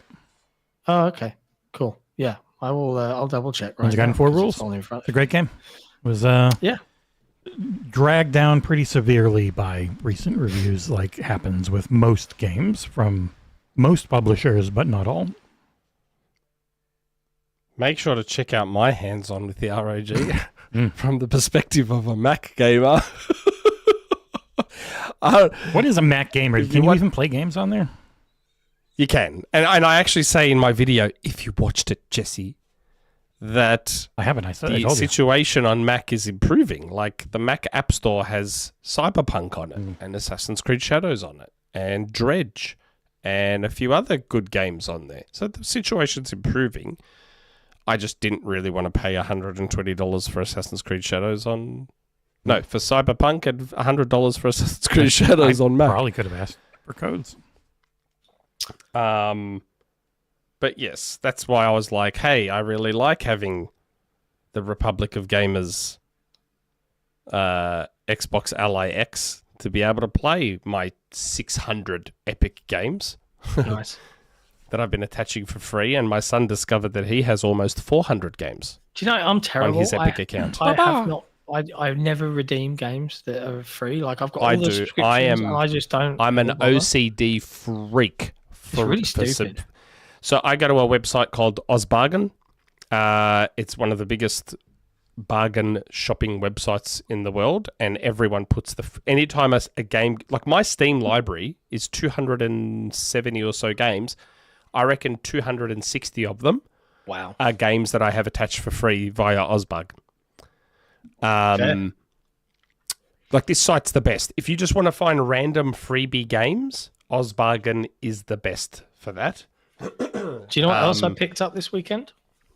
I know Jesse's already got this, but I picked this up, which is the premium. Yeah, I tried to get that. I picked it up directly from Asus, and at first I was like, but then I was trying to pack my bag, and this comes off, right? And this is the power cable, and then I realized because the battery actually does last a decent amount of time, there are instances where I would go out and I wouldn't take the power cable because probably wouldn't need it, right? And then this case becomes like super slim and really nice. Yeah. And it says this is an Xbox case. This is an Xbox case. I got this one, the Skull & Co. one, because the official one wasn't available here. It was sold out. Oh, wow. It was actually sold out everywhere, and I was like, fucking serious. I didn't put in the news, but they came out and said, this thing's selling way more than we thought it would. We're working really hard to make more for the Ally X. So the Xbox Skull & Co. one, the Skull & Co. one is good, and now it doubles as my Switch one when I have the grips on my Switch, because the official Switch 2 case, you can't use it if you've got grips on your Joy-Cons. Wow. So I use this one for my Switch as well. Skull & Co. make really good stuff, though. Like, they're one of those third parties that does genuinely good accessories. But because I wanted to try Black Ops on my ROG, so I've installed it, and I want to give it a go, because apparently it is ROG optimized. Yeah, it runs great. So I was like, ooh, here we go. Did you go through the manage and find the 40 different Black Ops 7 add-ons? Oh my God. It does it like the Xbox does it. It's like, what do you want to install? And the list is like... That's it for a COD on everything. That's just the way it works with that launcher. It sucks. Oh my God. I was like, Jesus. You have to have all of them, and you have to fully update it, or else it will just not actually work. I watched John's thingy on that Steam app for the Windows game bar. Steam DB which Grid. Is that one that updates your artwork. It's worked, except for a couple of games, frustratingly. Like FORTNITE? Actually, no. I figured it out. I got it to work for FORTNITE and Rocket League. That's right. I forgot to tell you guys. I got it to work. Yeah, because it doesn't work by default normally on Epic, but it works great. People act Virtua like this... Fighter 5, which is an actual Steam game. Look at the icon. I can't get it to work. I can't get Virtua Fighter 5 to work for some reason. It's like the anti-cheat icon, too. That's not even the game. Yeah, I know. It's not even Virtua Fighter 5's icon. It's that little bear anti-cheat icon. But I want to give Call of Duty a go on this because apparently the firmware update improves performance. It's going to be interesting to see what happens. Wasn't it rumored or allegedly next year they're going to like do some sort of firmware update to do with the MPU or something like that will also increase performance? The super resolution, actually using the NPU that's in there for upscaling so that it pulls it off of having the CPU, GPU having to do it, which frees up resources because you're using the thing that's not being used right now. That's not happening right now, is it? But the auto super resolution, I think, is the name for Microsoft's thing, which should work on anything with an MPU, which is very interesting, especially when you, in our main news stuff we'll get to later, if you're on RDNA 3 or earlier, you can't easily use FSR 4, and Black Ops 7 is one of the first games to have Redstone, which is like their big new NPU needed tech. So depending on how many tops you get out of the Z2 Extreme in there, potentially could do some of it. No idea. It's going to be interesting because my son watched me play Call of Duty. He walked in, he's like, "What's this, Baba?" I said, "That's COD." He's like, "Really?" He's like, "Can I play it?" I go, "Dude." Most of the people playing it are your age. I go, "Dude, you're 9." I feel bad, like, because realistically, like, my son is a good kid. Like, he's smart enough. Like, if he knows it's video games, like, he's played Halo already, and he does enjoy Halo Infinite. He plays Fortnite, obviously. I said to him, "Oh, Call of Duty, buddy, it's very realistic, and there's a lot of blood and stuff." Halo has blood. I'm like, "Not really." He's like, "Yes, it does." I go, "Yeah, but it's not really the same as what Call of Duty has." Black Ops 7 is pretty fake. Black Ops 7 is pretty cartoony compared to others. Like, it's not I don't even think to my wife, 6, because you could like blow people up in 6. You can't blow them up in this one. Yeah, I don't think my wife would be very happy with me if I let him have Call of Duty. He'd be hearing a lot of gamer words. Yeah, I don't think she'd be very happy. But then again, he does play Rocket League. So he's already come to me and said, Baba, you should see the name of this team that I'm playing against Rocket League. They use the N-word. I'm like, oh, fuck. Yep, all the time. That's one of the main reasons I ended up quitting. Like, how do you... Like, I put so many parental controls in. I do my best to, like, shield him from that shit. And, like, it's hard because so many of his mates use that word. And I'm like, fuck. I'm like, you little assholes. I'm like... Oh, mate, kids these days are fucking horrid. Like, seriously, like, the way I've heard some of his mates talk when we were at his birthday party last year, and I'm like, where the fuck are these kids hearing these words? Where are they hearing these words? And I'm like, it has to be the streamers. TikTok. I mean, they're not watching Rumble. My son doesn't have access to any of that. My son doesn't have access to any of that. We haven't given him any of those accounts. He has YouTube Kids. That's as much as he has. Oh, God, it's one of the worst things you can have. But you can't give him normal YouTube. YouTube's 10 times worse. And I'm just like, I've tried to shield him from so much of it. And, like, there it just is in Rocket League. Like, it's just there in front of him. And I'm like, fuck. Maybe he's just watching a ton of Kick streams, getting his gambling on. He wouldn't even know what Kick is. He doesn't even know what Twitch is. He doesn't watch Twitch. It's all just YouTube Kids. What's the point? What's the prawn one? Joystick? I think it's Joystick.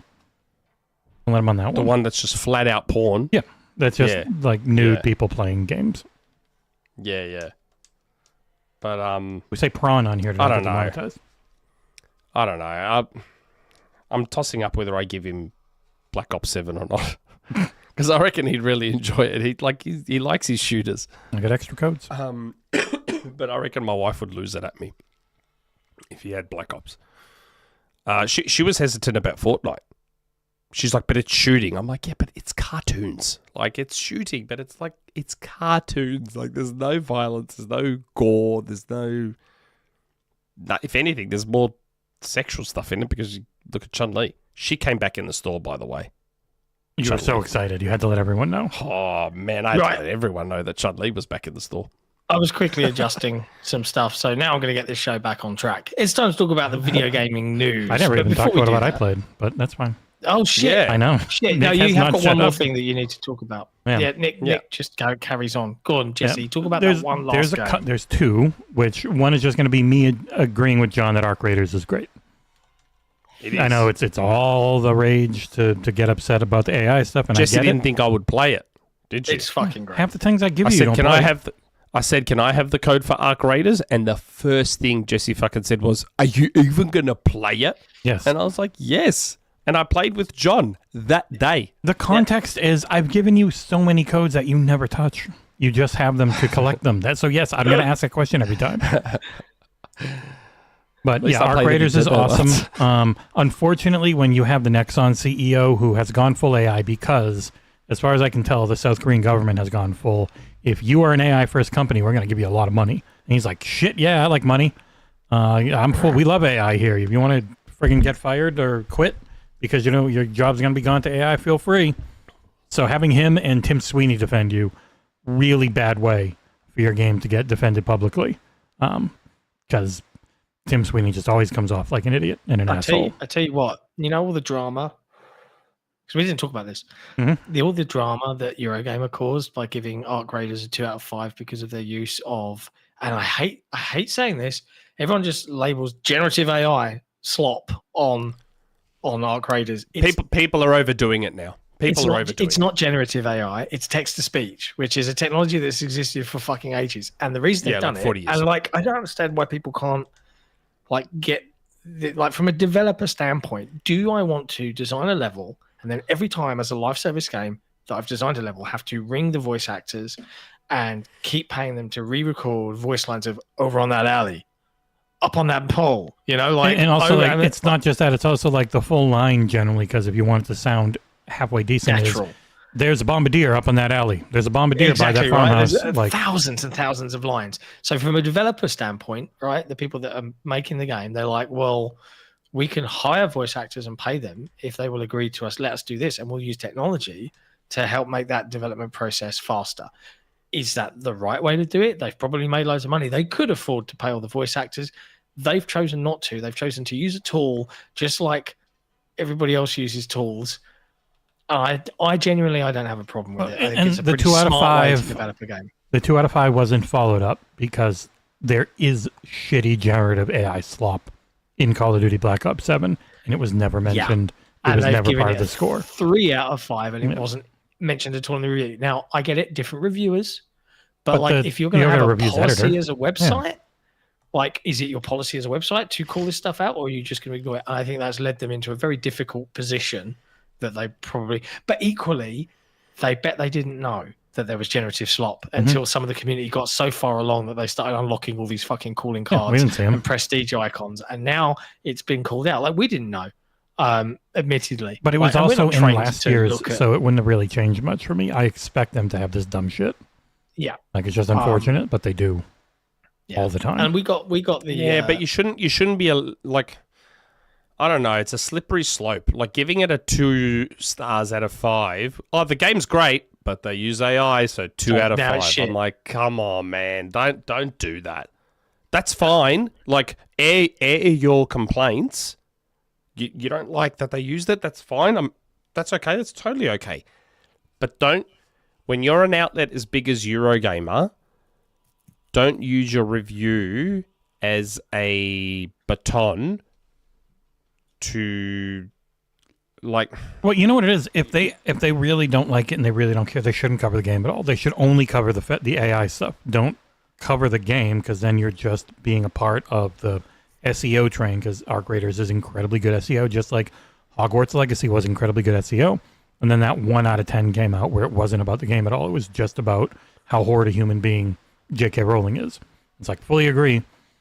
But by calling it a scored review of this product, you're obfuscating the actual discussion around it in ways that shitheads and most people who don't care enough, it's just going to tune them out from you and from that discourse. Like, I think there are just better ways to get around it than trying to take I'm going to lower their Metacritic aggregate by 3 points when that review went live. And like, that's my thing that proves that I hate AI and I'm a good person. That's the way it will come off to people, even if you don't mean it that way. Yeah. Man. What? It's impressive, isn't it? It runs incredibly well. And I was on 17 watts and I was getting like locked over 50 in the campaign. What? It's a super well optimized game, which has made it even funnier when people try and pretend it's not. The camera didn't show it, but that's 60. Yeah, it's That's nuts, running right? at 60. It's nuts. Modern video. And I bet you I bet you're not at all low settings either. But I haven't touched the settings. One I've of the just main booted things. the game. Do you have Radeon Super Resolution enabled and stuff? Because that actually works now, and it wasn't working correctly for a lot of people before the firmware update this week. It makes a huge difference because on that small screen, you don't really notice a huge difference if it's being upscaled from 900 to 1080. God, it's actually at 120. It's 120 because the screen's automatically set to 120. What the fuck? Yeah. Sorry to distract. In the chat, talking about this is, more in the chat, the AI slop in COD is horrible. And that's the thing. That stuff I would describe as AI slop. It's just regurgitated stuff. It's very obvious that they just are using like ChatGPT, putting in a Ghibli art style, and then having someone touch it up so they don't have 7 fingers or anything. Like that sucks. Right. That does suck because like you are paying money for this, but at the same time, like you could probably say, does it change how the game plays?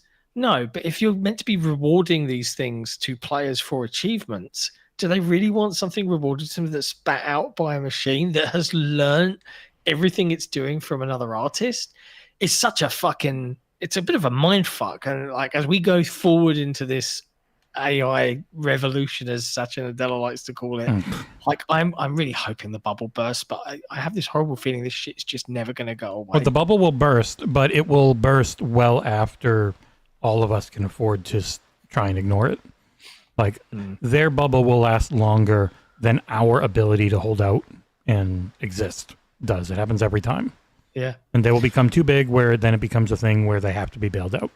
So even though it bursts, it won't kill them. It'll kill everyone beneath them. Sotonist in the chat says the real way to criticize AI is to criticize it in artistic terms, which they did a bit. The number seemed disproportionate to those critiques, obviously referencing Eurogamer's 2 out of 5 review.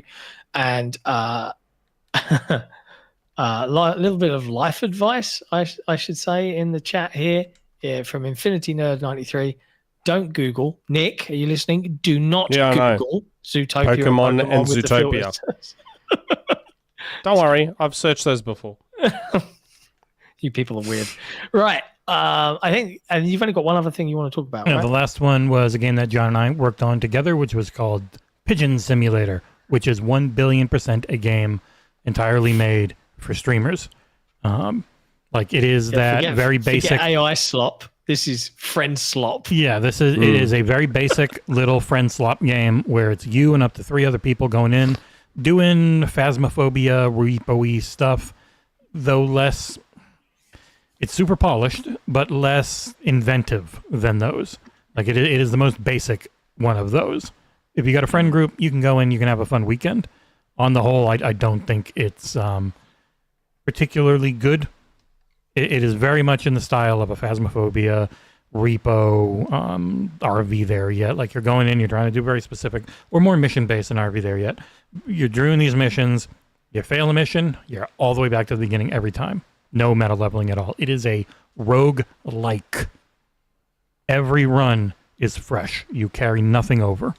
So it's a rogue-like, though people won't call it that. It's fine. It looks okay.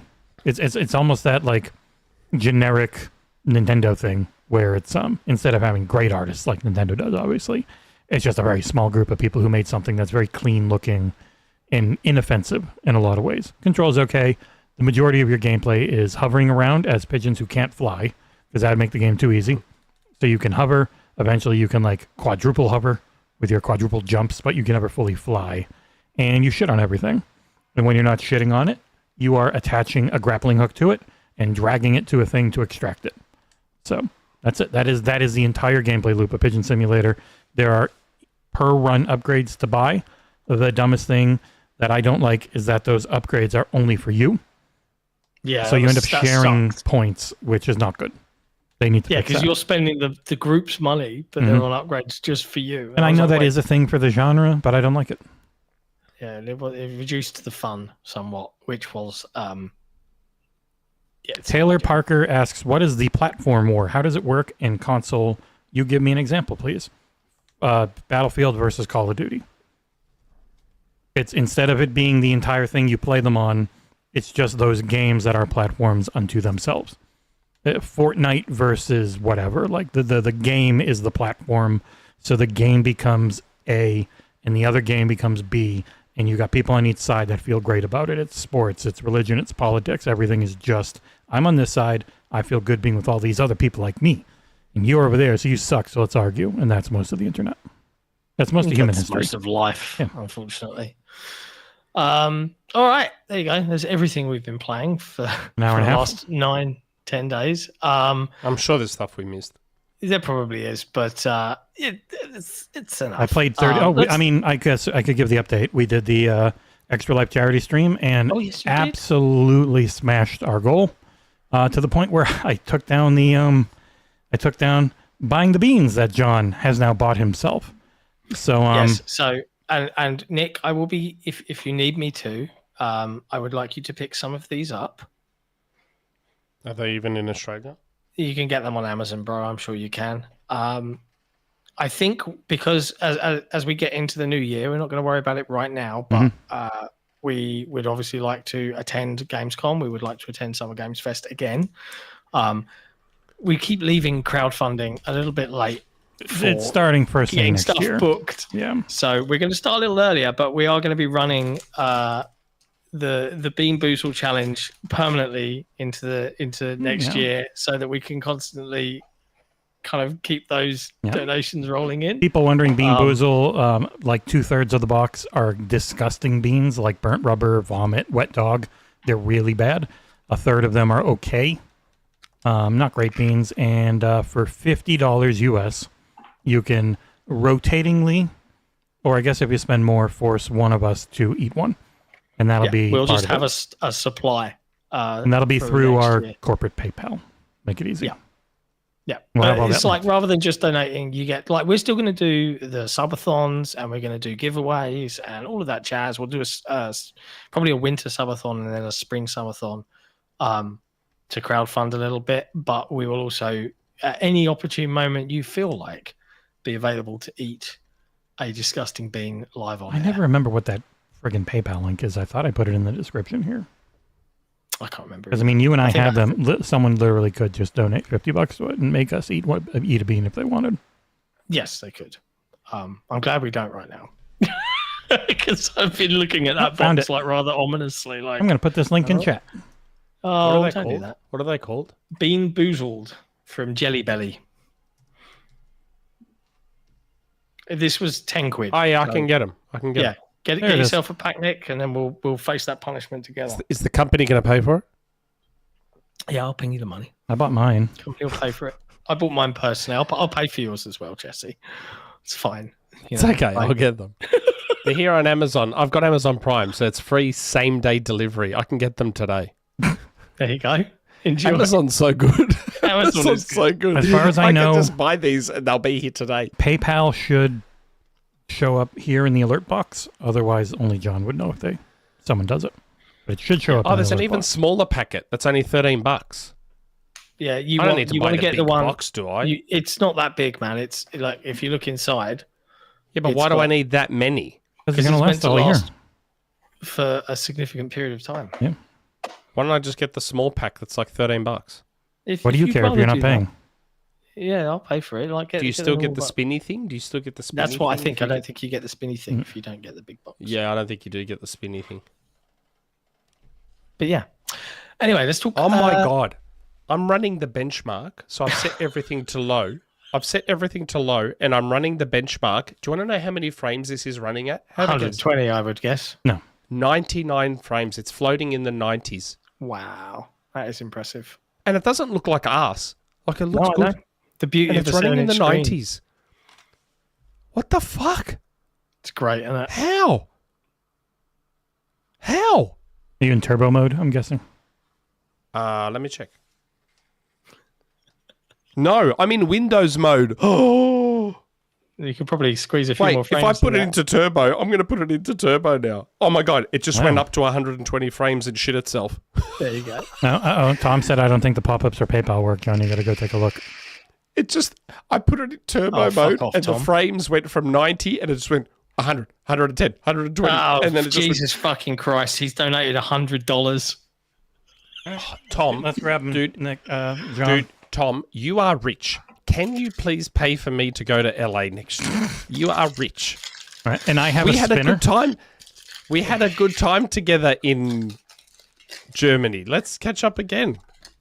I have a wheel, John. I'm going to get it These up on smell screen. so chemically. These smell bad. That's why it's really bad, because it's pure chemicals. So for you, let's spin the wheel. Fuck you, Henderson. All right, I gotta try and figure out how to get PayPal to show up in there. All right, Okay, John, choose between you got a listen to booger or juicy pear. 15 minutes. Okay, let me About see the colour quality, here. not quantity. Fucking dog. Okay, so it's the green one. It's this green one. Yeah, it's green with like little flecks in it, I think. Okay.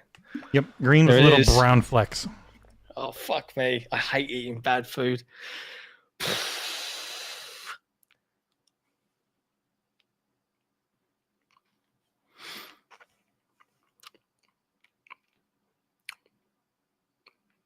Juicy pear has very little flavor, so you might have gotten that if you're Oh, not. no, it's a booger. There you go. It's really bad too, man. The booger one's horrible. Oh, it just fucking comes through. You know what it is? Oh, they're It's- made by Jelly Belly. Yeah. It's actually made by Jelly I'm Belly. sorry. Like those guys I've eaten know plenty what of they're doing. boogers in my time. This does not taste like a booger. It's a really weird irony metal taste. It's so bad. But the worst one I've had is stinky I'm going to buy socks. mine now. All right. I'm going to buy mine. All right, now. my- I'm gonna They'll come swallow this. today. My turn. So I'll have them on the swallow. show next week. I'll have them on the show next All week. right, and fuck I me. am going to eat. I can't believe you eaten so many of these. I know, I've had fucking like things. 18. Oh, no, I've had 22, John. It sucks. Liver and onions or cappuccino. Liver and onions is fucking horrible. Oh, no. That is rank. All right. So I got I just want it to get out of my mouth. I have to bite it in half. Bro, It's liver and onions running at again. 120 Oh, it's gone. on a handheld. This is like my running at 7th liver and 120. onions, and they're all Oh, horrible. fuck me. Oh, sorry for the foul language, everybody, on listening on Spotify. I just ate a really disgusting jelly bean. I'm sure that's going to get clipped at some point. I can't believe it was Oh, running they're at almost 120. always bad. They're so rarely good. Kind And of you know what sucks, craziness John? is this? It's going to stay on your teeth, and it's going to stay on your tongue. Honestly. Fuck. But I'll tell you this, as bad as that was, stinky socks, 50 Yeah, times worse. It's the worst Ugh. one. It's zesty. Yuck. Yep. That was unpleasant. I did get this from Extra Life, though. Aw. Yeah. Yeah, big thanks to everybody in the community that donated through that stream. $2,700 US That's fucking on a mad. $2,000 goal. That is mad. That's good Oh times. god, the flaming one is just everything's burns you to death. Like that's why I haven't done it. There's no good. It's only hot with the flaming one. I will look into fixing the alert box to try and get it to we'll show figure up. that out. But thank you, Tom Henderson, for the donation. That is very kind of you. We've lost Nick now. He's now playing Endgame on his own for the No, show. So I'm just fiddling with the settings. I'm fiddling with the settings. let's talk about some of the big news this week, including some of the big news from last week. But we'll start with this week's big news, which is Valve's hardware announcements. Yes, they have changed the console game industry forever by announcing a PC. Actually, it's a Steam Machine Part 2. Why are we going with this story first? As the main It's story, why first not? on the list. What cares? Oh, okay. I don't know. This whole thing, it goes back to what I was talking about with social media, where everything is like, oh my god, the fucking best, or oh my god, the fucking worst. Like, I'm watching all the reactions to this. Now, full disclosure, most people knew this was coming. Oh yeah, no, the Like- Deckard and everything have been leaked for a long time. Like, everyone's like, all I'm seeing on Twitter now is, oh my god, it's so over for consoles. It's so over for Xbox. I'm like, why? why? We had Steam machines over a decade ago. No one bought them. What's they changed? flopped 10 years ago. It's really weird. I found my old Steam controller and my Steam Link when I was moving house and packing stuff up, and I was like, haven't used that in fucking forever. And I kind That's of an app now. It's an app now. There's a Steam Link app now. Like, I think that what they've designed looks cool. I love the LED light. Love it. Love the Gabecube. Love the Gabecube. Gen face plates. Design. Yeah, the face plates. Face plates. That. Fantastic. I think that their Oculus Quest-ifying Steam VR headset is cool, but like I also already have a Quest and I can also already stream PC. Like for me, I was listening to the announcement. I was like, okay, so it's a Steam Deck that's more powerful and sits under your TV. Okay. And it's got a new controller. Okay. And but it's not a Steam Deck because it's not portable. No, it's a Steam OS box, and they've announced a headset that is like the Quest, but can also you can stream Steam games to it and play normally. And I'm like, that's all cool. We can do all of that. Yeah, all of that on our PC right fucking now. that's what I don't understand the hype. I'm not trying to be platform worry. I just don't get it. Yeah, like I want to separate how I feel about the product versus my thoughts on the product, if that makes sense. So they announced that. I love its form factor because I was a big fan of the GameCube, and I like minimalist stuff. It's like a shorter Series X. So if you think about the leaks prior to the Series S being revealed, everyone thought the Series S was just going to be half a Series X, which is what the GameCube is. It should have been, by the way, Microsoft. You fucked up, yes, Chief. I agree. I totally agree. Having that long design keeps prices down, which is another thing we'll get into about this. I love its actual design. I think it's beautiful. I think it's minimalist. I love it. To me, it's very Sony coded. Like I don't know if I used to be obsessed with Sony electronics in the 90s and early 2000s. And to me, it looks like something Sony would have designed in 1998. Yeah. And I love the LED light. That's apparently a download indicator, which I think is super fucking cool. Mm-hmm. The magnetic faceplate's fantastic. Love all of it. It's so smart. The controller looks fucking stupid. I need to hold that. I need to hold the controller. I'm sure it might be comfortable. It's actually, most people said it's not the most comfortable, but it's not bad. Well, look at the GameCube controller. The GameCube controller looks stupid, but it's a fantastic to hold controller. This could be the same. Well, it's not fat, so it's not like the Duke, but it's very long. So depending on your hand size, like people with smaller hands were like, it did not work well for me. Okay. So the actual hardware itself, I think it sits somewhere between a Series S and an X. It's somewhere in there, closer to the X. Yeah, it's like 70% to an X maybe, but not at 4K. And them constantly pushing it as a 4K box with FSR. It's like Xbox and PlayStation are 4K with FSR. They're not 4K without it. Yeah, but all companies lie about that. The PlayStation 5 was 8K. The Series X was 8K and 4. Like they all bullshit like that. That's all. That's whatever. Who cares? That's marketing speak. The people covering this care because they immediately bought it. Well, my thing when I first saw this revealed was the reactions to it were like, "Oh my god."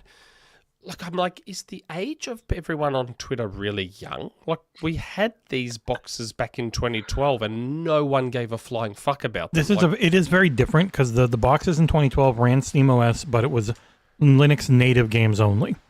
As where now they got the Proton layer and they can run infinitely more. That's fine. But my first immediate thought when I saw this was, who is this box for? And I'm not trying to be a smartass. I'm genuinely asking. So the Steam Deck, it has a market. The Steam Deck has a market. The Steam Deck is for Steam PC users that would love to have their library on the go. The Steam Deck is for maybe PlayStation owners who want a portable that's not a Nintendo, that they can have their Steam library. Maybe they'll buy a couple of their PlayStation games on there and have them on the go. Same with Xbox users. But so the Steam, I feel like the Steam Deck has a fairly sizable market, and even then, it hasn't even sold barely 5 million units. Yeah, last time they updated, it was like a little over 4, I think. Yeah, so it hasn't even hit 5 million. The Steam machine's market's even smaller than the Steam Deck. So an Xbox owner's not going to buy one. Why would they? It runs SteamOS. So it's not going to play their Play Anywhere games. And please don't say you can install Windows on it. Spare me that bullshit. Most people aren't tinkerers. Shut the fuck up. So an Xbox owner's not going to buy it. A PlayStation owner's not going to buy it because I'd be surprised if they wanted to rebuy their PlayStation games to play on this thing that's weaker than their PS5. I could see Switch owners buying it. So maybe that's their entry into PC gaming. So they have their Switch for their Nintendo games and all that sort of stuff. Maybe they want to buy this thing as a cheap entry-level consoleized PC experience. But PC gamers aren't going to touch it. They've already got their PCs. Like, there's hypocrites all over the place with this thing. Why are PC gamers glorifying this thing? This thing goes against everything you guys purport to champion in the PC gaming space. It's more closed. It's consoleized. It's not very powerful. People are going to yell at you. It's an open ecosystem, and they've talked repeatedly. You can, if you do care about that, and you're that type of person, you can install whatever OS you want. I know that, but most people aren't going to do that. The people who would care might, though.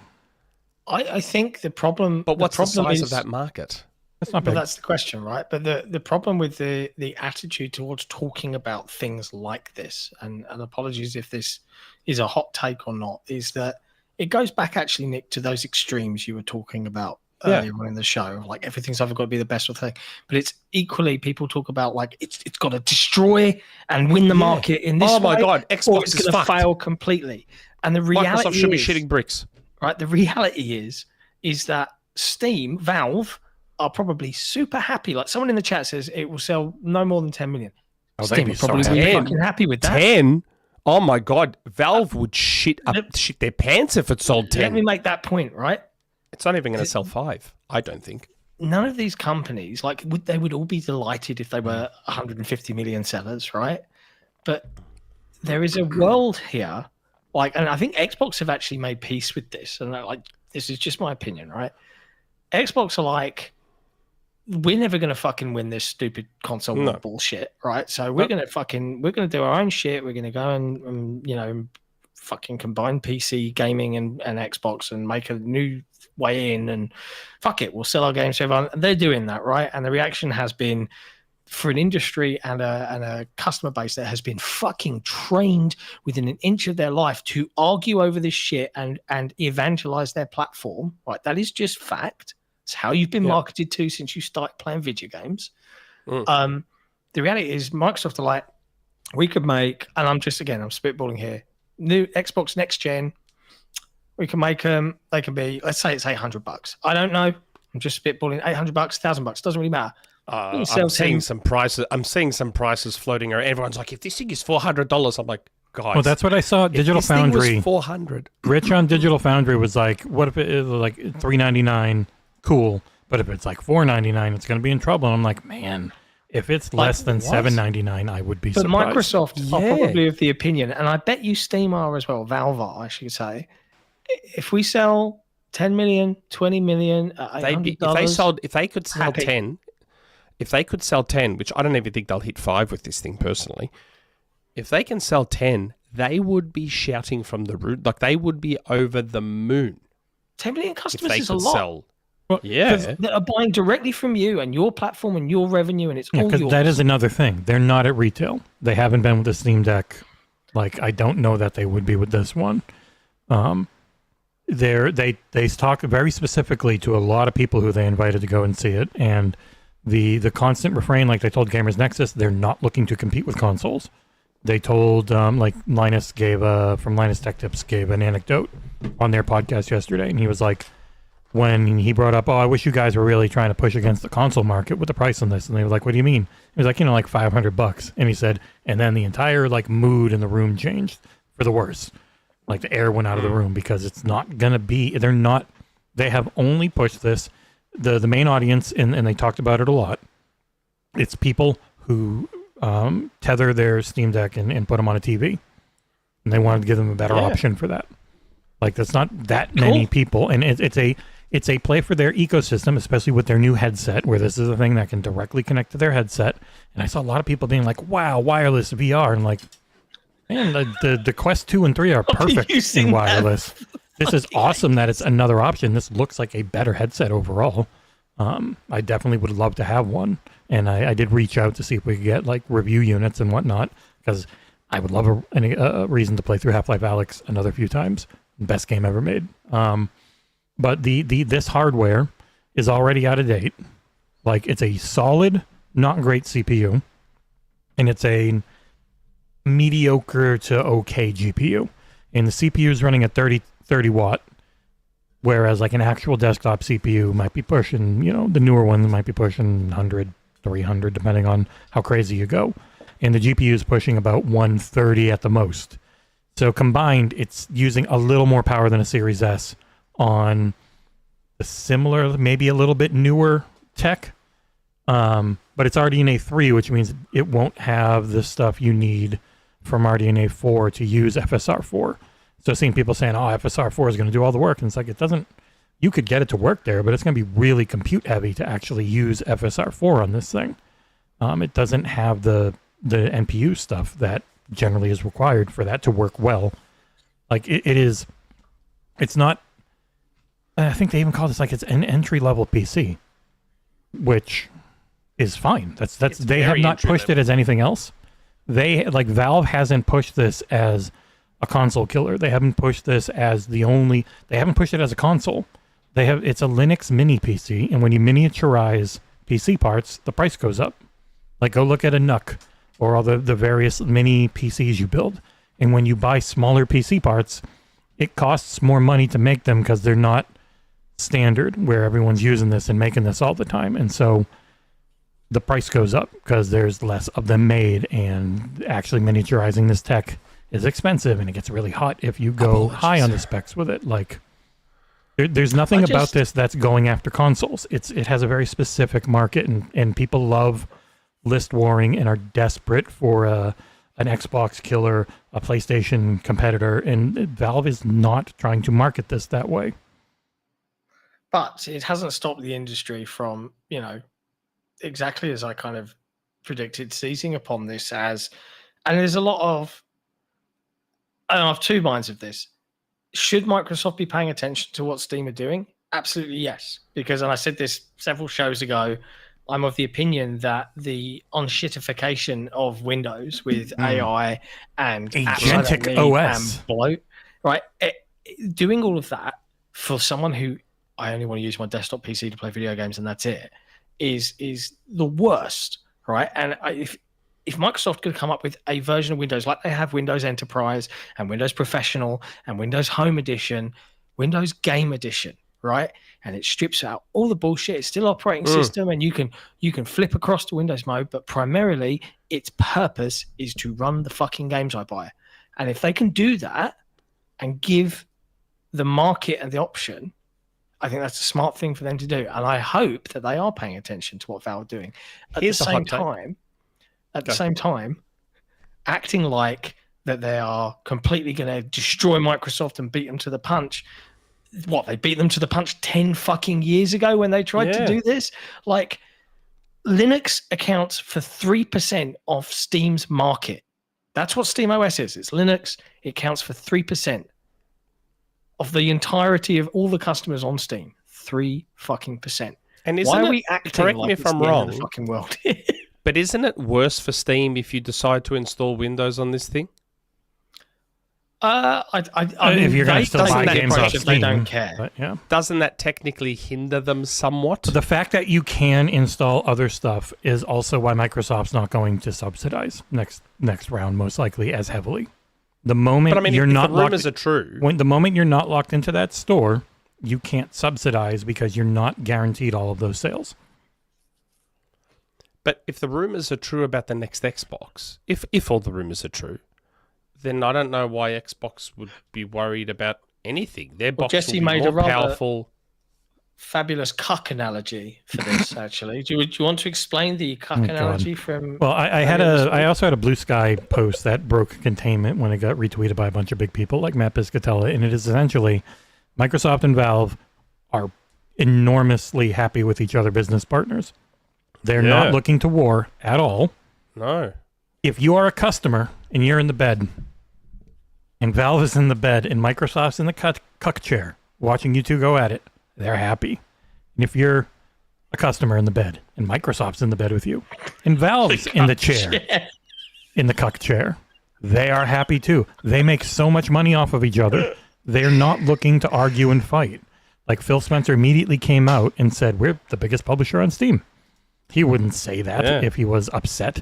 And people are like, oh, they've got to be quaking in their boots seeing this announcement. Like, man, I knew about all this stuff 2 years ago. They knew about it before me. Like Valve publicly said, put Windows on it if you want. Yeah. Like they don't. I love the analogy of the cuck chair. Gabe was on Australian TV. Gabe was on Australian TV, and they flat out asked him on an Australian talk show, "Hey, do you think PS5 is better or Xbox Series X is better?" He's like, "Oh, the Xbox is way better." He's like, "The Xbox is way better than the like." Gabe doesn't hate. Gabe, how could you? Gabe doesn't hate Microsoft, and you see what he picked up yesterday, Nick? What he took ownership of? A $500 million super yacht.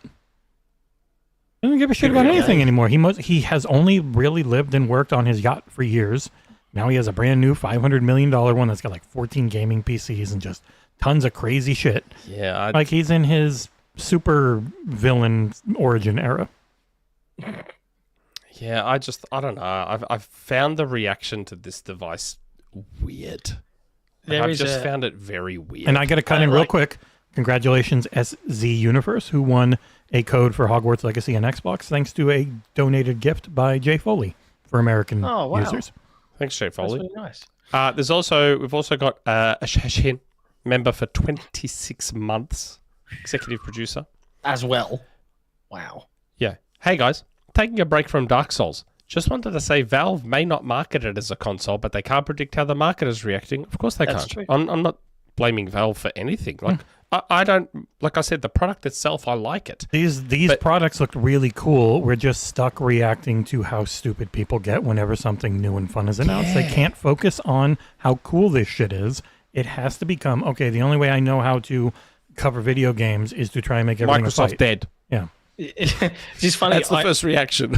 I wrote an op-ed. Yesterday, day before yesterday, on the inevitable.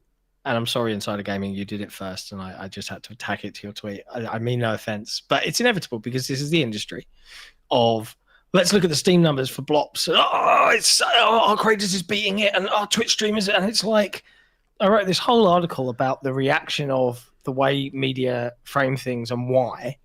And I was like, it's going to happen, and it doesn't take into account that the majority of PC players for COD are on Battle.net or now PC Game Pass, and frankly, COD is a console shooter primarily rather than a PC shooter.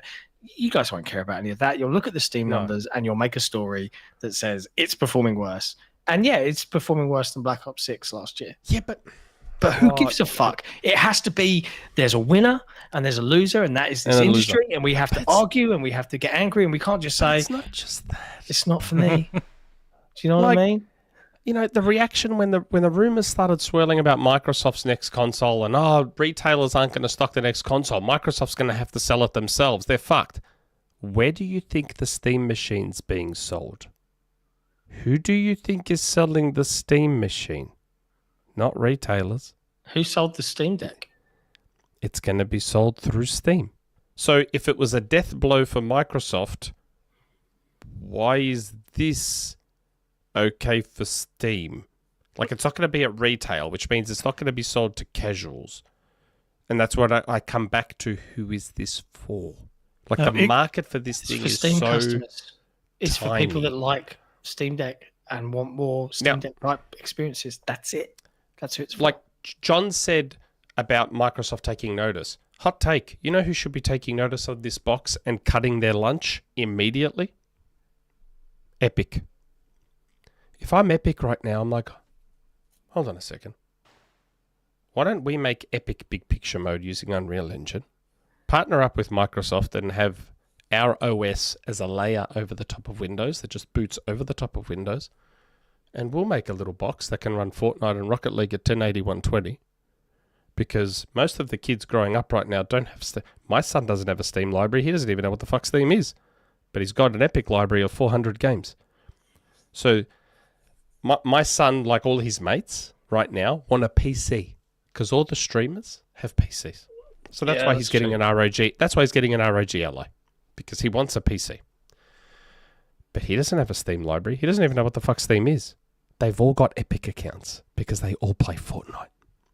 So if I'm Epic, I'm having a look at this box going, hold on, we can put together a cheap little PC that can run Fortnite and Rocket League at 1080 120. Why don't we just do it?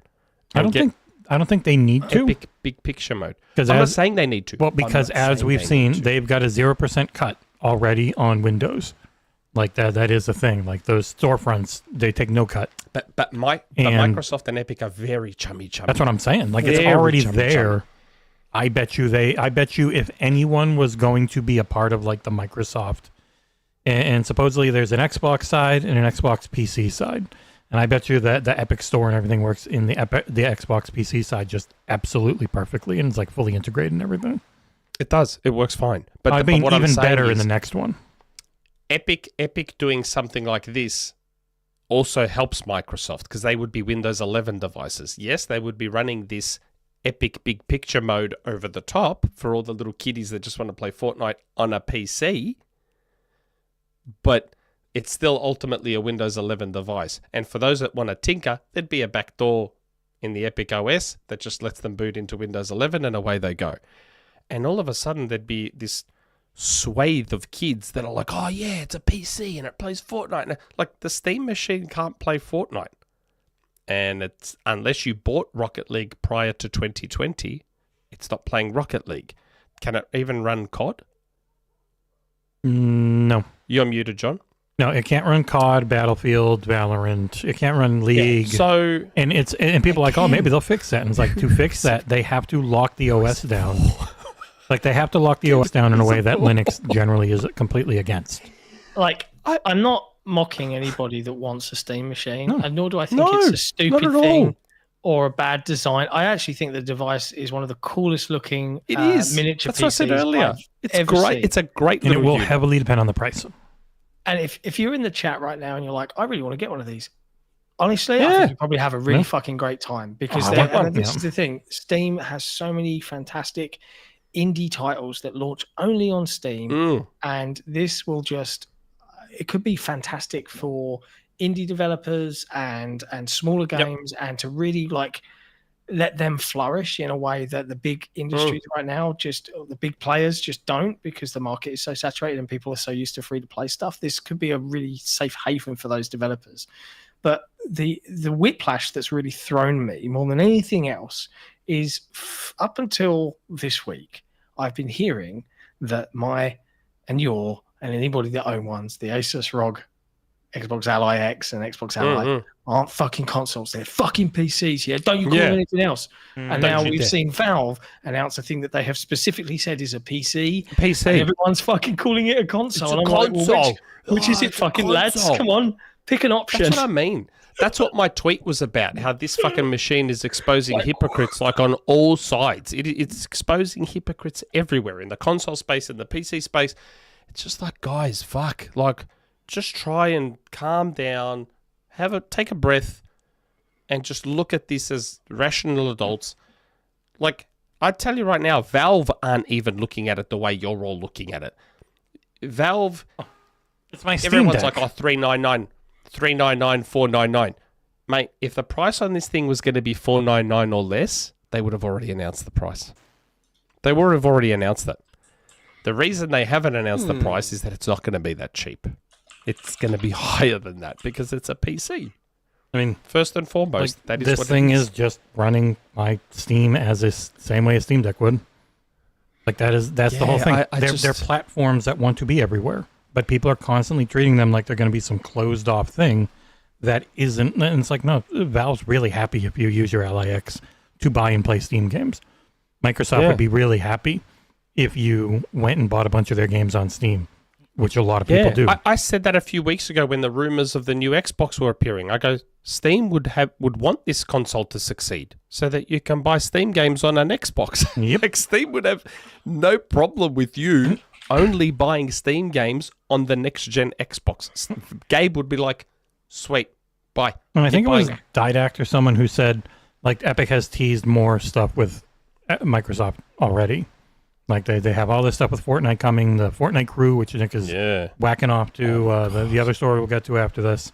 But they've also hinted at more stuff coming, and I imagine a lot of that is around the next Xbox and how the launchers work and everything. But that's why I'm like, I wouldn't be surprised if Epic sees what Valve is doing and going, well, hold on, we can do that. They don't have any hardware footprint like that, though, so I don't think they need to start one up. I very much. That's why I'm like, I wonder if they would partner with, like, work with Microsoft, work with like an ASUS, and build something. Well, it wouldn't have to be with anyone else. It would just be, we partner with Microsoft on the next Xbox OS to be a huge part of it. They've burnt a lot of money building the Epic Game Store, and the metaverse. It really hasn't made any return for them outside. But I reckon a little console could help. That's a lot of money, and they don't need to make one if they're already partnered with a company making them. Yeah. Don't take the risk yourselves. You put that risk on an established partner, and that's how because there is no money in hardware, Nick. Like, there's no money in hardware. No, I get that, but Epic's been giving away games for just over 5 years. I know, because I went through my son's account and showed him when I was having the discussion with him and saying, look how many games you've got on your Epic account, thanks to your dad being a fucking OCD sicko that just can't help but attach the free games to your account. I went through his transactions. September 2020 is when I started. And every single week since September 2020, I've been logging in and attaching all the free games to his account. And I showed him, I'm like, dude, you've got almost 400 games. When you get the ROG Ally, you are going to have like 500, including Play Anywhere, you're going to have like 500 plus games that you can play on your ROG. So Epic's been giving away these free games, and it hasn't really helped them make a dent in their storefront war with Valve. But I feel like having a dedicated little box to cash in on these kids that want PCs like their streamers, I think that could help, because again, my son, this is anecdotal of course, but my son and all his friends, none of them have Steam accounts. They don't even know what Steam is. But they already have Epic accounts because they're all Fortnite players and Rocket League players. So I feel like Epic has an opportunity here to take advantage of that established base that they already have. Now, I'm not saying those kids probably don't have OCD fathers like my son has that have been attaching games to their account, but that Epic Store account is there. Their parents don't have to create a fresh one. They don't have to sit there and spend a ton of money getting Steam games. The Epic account is already there, and every week they can just add a new free game, put it on the OS, this big picture OS, and say, hey, here's the free games for this week. And these kids will go, oh, wow, Epic's just giving me free games for my PC. Like, I just feel like there's a window of opportunity there for Epic to get the foot in the door and maybe cut Valve's lunch a little bit. And I think it would help their store in turn, I think, by doing that. And I'd be surprised if someone's not having a real fucking good hard look at that at Epic, going, hold on, we can fucking do what Valve's doing, and we've got an advantage that they don't. We own Fortnite. I don't think they can come close to doing what Valve does with hardware.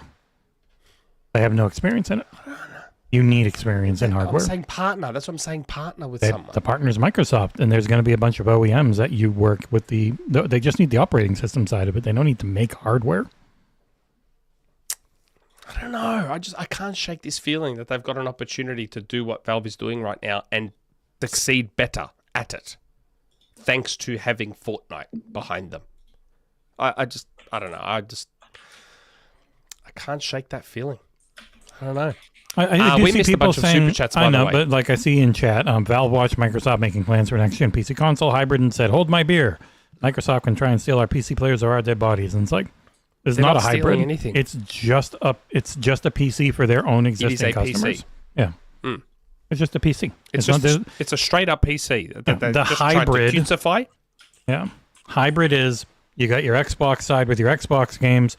You got a wall in between them so that the PC side with your PC games can't hack in there and break through Xbox encryption and shit. That's the hybrid rumor. Yeah. We have a bunch of super chats that I apologize we missed them at the time. Jay Foley, happy 24th birthday, happy 24th Xbox Day, guys. I assume he's about to say happy 24th birthday, Xbox guys. Mm-hmm. Have a good night. Thank you, Jay Foley.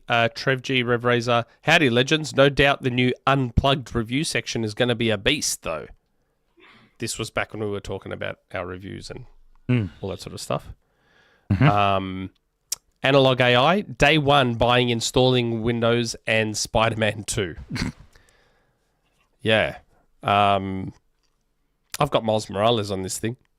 Steam McGovern is right. Valve are not concerned about other people and what the competition does. They worry about themselves, and it served them well. Yeah, this is a play, as they said repeatedly, this is just a play for their ecosystem. This is about their customers and their ecosystem and giving them more options.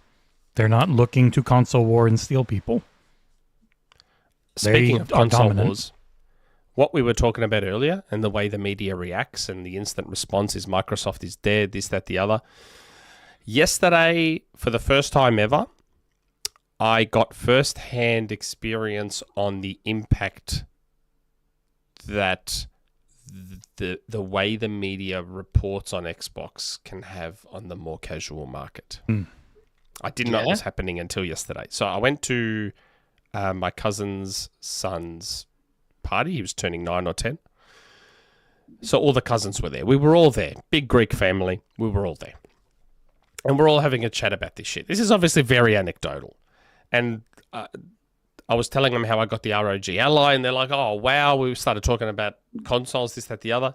Two of my cousins who aren't hardcore gamers at all. Not by any stretch of the imagination. They're gamers, but they're not like hardcore gamers at all. Both of them go to me, oh, Xbox is stopping, huh? They're not making Xboxes anymore. I'm like, oh. Wow. I'm like, wow. It did break through. Mm-hmm. I'm like, that bullshit did break through. I go, no, guys. They're not. There's still... It's like, oh, no, I heard somewhere... That's it. The Xbox is done. They're being discontinued. I'm like, fuck, it did break through. I'm like, that's why they do it. That's why they fucking do it. It gets through. And people... It fucking gets through. The worst thing is there's comments out there, and there's people that will clip this and be like, oh, look at these guys cope and seethe. It's like, I don't give a fuck, right? You can spit feathers and you can claim it isn't the reality, but like the more and more I see the way that a lot of the people in positions of influence within the media side of the industry behave and the way they talk about things, it's either from a place of little to no fucking intelligence, or it is a deliberate tactic to garner engagement. And it is transparent, and it is boring, and it is not. You're not being real with your audience. It's just shit. The whole I hate week, it. Everything. Like when I watched for a few minutes, I watched Kind of Funny talk about the Valve. Just see, what do people think about the hardware? And it was mostly about how Xbox is dead. I think Tim Getty said they should just go third party at this. Be the biggest publisher. I'm like, Tim, they already are the biggest publisher on there. Why would they also give up their own platform where they make the majority of their money? Like, it just, no one ever, if you just try and logically explain that they're making more money and are, quote unquote, healthier than ever. But people won't believe that. Like, they chose to stop selling hardware. The quarter before they chose, as we found out in late 2023, the 2 quarters prior, they were selling more hardware than anyone. And they chose to stop prioritizing hardware because they had hit all of their targets by buying Activision.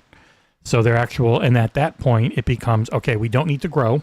We grew by buying Activision. Now we need to keep. So in the same way that Sony has shifted very heavily to margins because they're still at like 9%, Microsoft went, okay, our big heavy hitters, we want to push 30%. Other stuff doesn't do it. Then it got everyone's like, they're all 30%. It's not everything. There are things that are not 30%. but they want their margins up. And the actual division that Microsoft Gaming is a part of hit 30% last quarter. So like that's what they wanted. That's why they stopped trying to sell hardware. But people can't accept that because they only look at gaming as you have to sell the most physical items. And they're having a very hard time adjusting at times. For me, it was just surprising to see it in person. Like, I always thought that this shit never really penetrated beyond the hardcore sphere. Yeah. When I used to see it on Twitter and random gaming websites and stuff, I thought, oh, yeah, that doesn't really penetrate the casual sphere and the mass market. And it was just sort of confronting to see in person that, ooh, it does break through a little bit. Like, a couple of one of the cousins that says that doesn't really follow gaming news at all. Like, the dude is a Sparky. The dude's just like an electrician who's like too busy, rarely games anymore. Had a 360 back in the day. You hear something repeated often enough, and like that's why it's like at some point, and I'd like to believe, and I certainly do when it comes to our community that we've built, is we've kind of like managed to like attract a group of more sensible people that have a bit of an outlook of I kind of just like video games and I play here. And that's what I want to talk about. Like, they're not looking for us to constantly defend. They're just looking for us to have a reasonable opinion, right? That is somewhat based in fucking reality. And outside of Nick, I feel like we achieve that a lot of the time. I'm only joking, bro. I don't know. It was really full on to see that. And I was like, I said to them, I said, no, they're making another Xbox. And then I explained to my cousin, I said, well, technically on the next Xbox, there's a chance you'll be able to play PlayStation games on it. And they're like, what? How?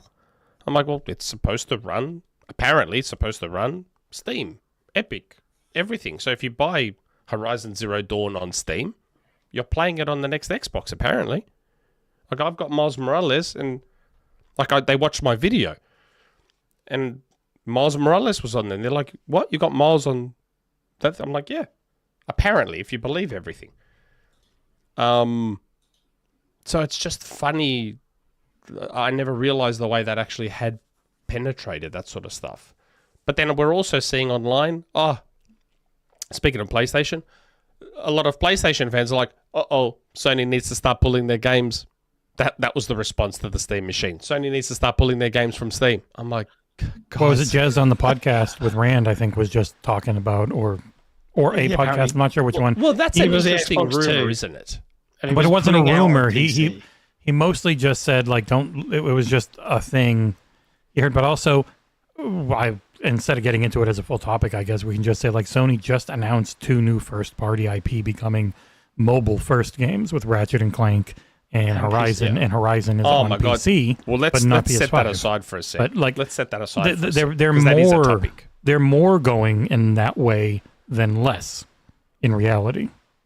No, but what I'm saying is I just find it odd that everyone's like, oh my God, like, even PlayStation fanboys saw this console as a threat, saw this Steam machine as a threat, and were like, you've got to pull your games from Steam. I'm like, why? Like, I don't think this box is a box that's going to make people not want to buy a PlayStation. And PlayStation went to PC just to get more money. They just want people to buy their games in more places. So if there's I've alluded to previously, I think the next Xbox would be more of a threat to PlayStation than the Steam machine. And I'm not saying it's a massive threat, but like, to me, if I'm looking at a product that can play my entire 800 game Xbox library and my entire 1000 game PC library, which can include my PlayStation 4 and 5 games, should I choose to replace them on Steam and Epic, that to me is more of a threat. Like, that's a device that would make me hesitant to buy a PlayStation 6. Again, and I said this earlier, Microsoft for the next generation, when it comes to their hardware, they are no longer playing the game of, we need to subsidize, we need to sell the most, we need to get customers in the door, and then hopefully they'll buy games on our machine. No. What we need to do is build a really good machine that the 20 to 30 million hardcore customers that are still with us, that are still subscribed to Game Pass, we need to get those guys on board, and they are fine. Believe me when I say this, they would love 100 million. but they are absolutely fine taking just that 30 and just keeping that 30 forever, right? And that's fine. It wouldn't even be 30. It wouldn't even be 30 because so right now the estimate is that they've sold roughly 30 to 35 million combination XNSs. The last time I made that specific quote of numbers in front of an Xbox person, a fairly senior high up Xbox person, they made a face of like, they wouldn't tell me the real number, but they made that face. That's all I can say. Okay. So it wouldn't even be 30. It was mid 30s years ago. Yeah. Like they probably. What's the rumor? I don't know. You're saying maybe more than 30 to 35. Yeah, the face was like, yes. The mid to upper 30s was a number from years ago.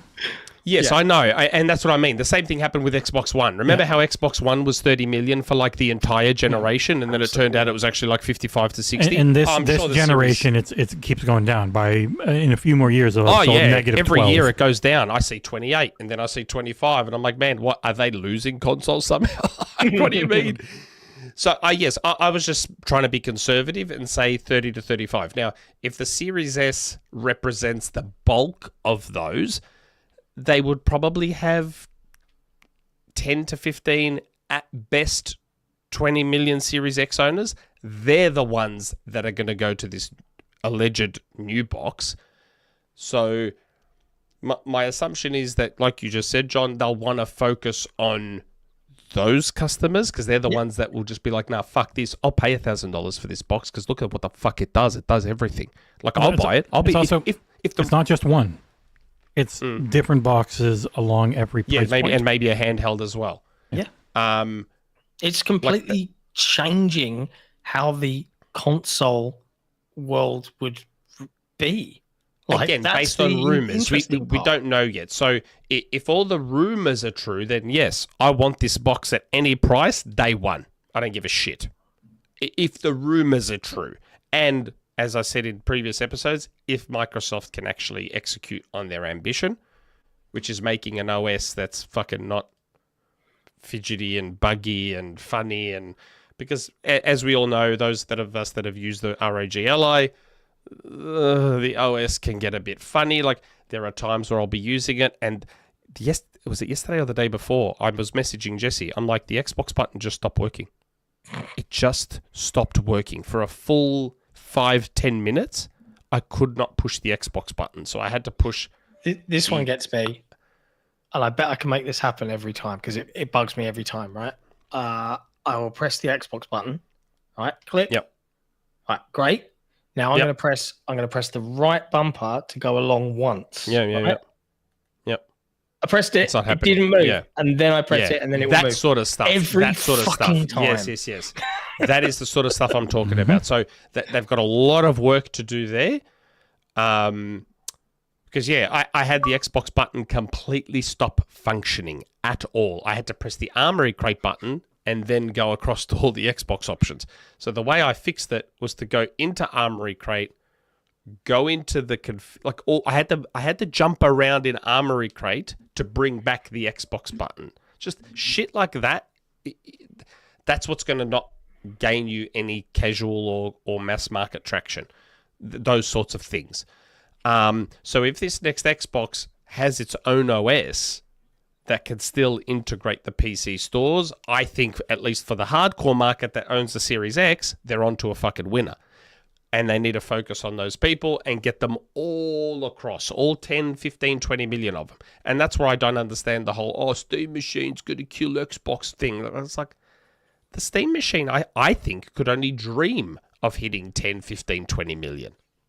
They could only dream of that. And Valve's not a big enough company to just make them. They have to have the money to keep making them. Like, they're not built for having the whole apparatus of build all this, store it, get it into stores is what the actual console market is like. As we go through, PlayStation always says shipped because PlayStation and Nintendo will make, ship, and long-term store stuff, especially more than ever now because they were avoiding tariffs. So they built like how they keep finding these PS2s that they've magically sold as soon as they Nintendo make PS2 pillows now, so maybe those will count. But like Nintendo and PlayStation will store them, whereas Microsoft makes for order.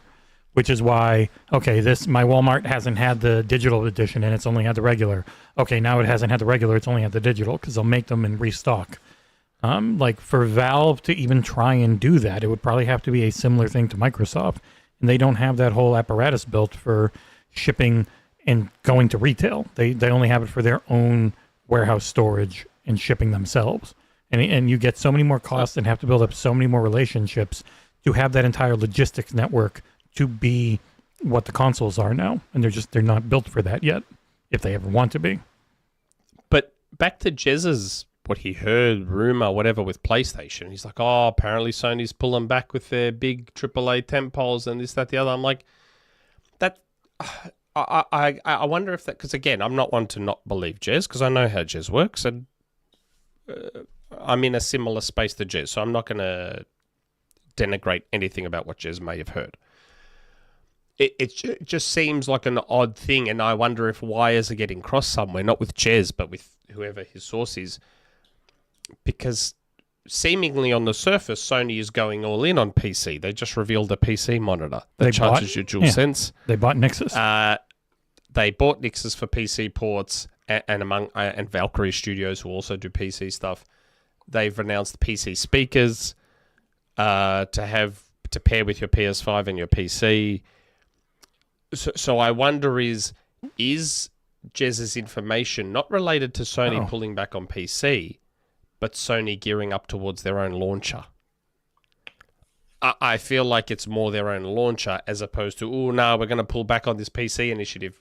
I think it's more, well, no, maybe we'll start to pull back on Steam and GOG and Epic because we're going with our own launcher and we want all the cut. We don't want to give Steam 30% anymore. We want all of the fucking cut. And what we want is, we want you in our ecosystem. So we want a situation where if we have cross-buy, you'll buy the PlayStation version. You won't buy the PC version because you're going to have cross-buy with our store. And we want you in our store and we want you giving us the entire cut. So they would probably prefer someone buys an ROG as a companion device to their PS5 as opposed to a Steam Deck. Why? Because the ROG can run the PlayStation Store. Yeah, so I guess that makes sense. If you haven't read it, Nick, this is the correction essentially from Jez, where he's like, oh, okay. Very reg rumors and just podcast discussions. Oh, okay. It's my personal opinion that it would be good for Sony to do day and date. Oh, okay, fair enough. I'm just saying, like, I'd heard the rumors we had it on an episode, a very early episode of one of our podcasts, that I had heard a long time ago that Sony was building their own launcher with cross-buy, cross-save, trophy support, the whole lot. That was something that I had heard quite a long time ago. And I assume that sort of thing takes a while to implement and get right and get working. I would think that if Sony were... I know Jez has now corrected himself, but if Sony were looking to pull back anything, to me it would make more sense that they're pulling back on putting their games on those other stores as opposed to PC full stop. I still think they're all full steam ahead. In the background, they're full steam ahead on PC. But I think they want to be... Like, why would they... If they go with their own launcher, why would they want their games... Like, I get it, money is money. But why give a 30% cut to Gabe and GOG and Epic and, like, Tim and all that when they can just take 100%? Because they'll get 1/15 of the sales at best. Nick, you've got to look at the history of this in that Ubisoft, EA... even Microsoft all tried to do this and they all ended up going, it's where our customers are, so we just have to suck up. Yeah, I know, but I know. And that's why I said money is money. So they're still getting something if they sell it on Steam. Yeah, I just 70% of Steam something customers, is better than 0%. Steam customers will not leave Steam. They just don't. No, and I get that. I just think this might be a play. Again, I'm just talking specifically about what Jez's initial prior to the correction rumor was. That's all. Yeah. Well, I think it's what everyone's doing. You just go in as many places as you can. You have your customers on your console. They're pretty locked in. Why not try and get some more 100% customers on PC as well. Like they give you all the money instead of a little bit. Like why not try it? Like what if day and date does happen eventually, but the day and date only happens with their storefront? So Steam still has to wait 6 months to a year. Epic has to wait 6 months to a year. GOG has to wait 6 months to a year. But if you buy the PlayStation copy, you get a day and date with our launcher on PC. Now that's an incentive, isn't it?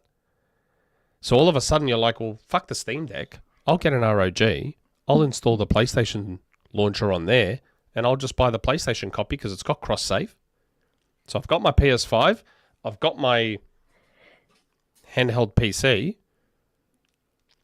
My cross-save is there. I'll just get the PlayStation version. So all of a sudden, PlayStation is encouraging more 100% cut sales. As opposed to... Again, I'm just like trying to think at what would encourage Sony to get more money than what they could otherwise get. And that would also be better for their customers. Like I love, that's why Play Anywhere is so great. Because my save is, like now I booted up COD and all my shit was there. It was so good. That's part of why I love Play Anywhere. And it's also nice to not need another launcher to launch a specific game. So COD's on Battle.net, great, but I don't want to have Battle.net if I don't want it there. It's nice to just have the inbuilt Windows Store app as opposed to needing to rely on the other launcher, which is also great for Fortnite now, because that's quite a big deal. That's probably worth talking about while we're talking about Play Anywhere. Yeah. Yeah or no? Yeah, go for it. I mean, we literally have only done one topic on the showrunner so far. Yeah, all of these are just not. No, don't delete a single one. They're all literally things that you have not known. People want to know Nick's opinion on. You chose to take a week off. You don't get to just delete all the news you haven't talked about yet. I'm sorry. So I thought this was a pretty big deal, and it might explain the delay. I wonder if that explains the delay, because apparently initially it was supposed to be the start of November.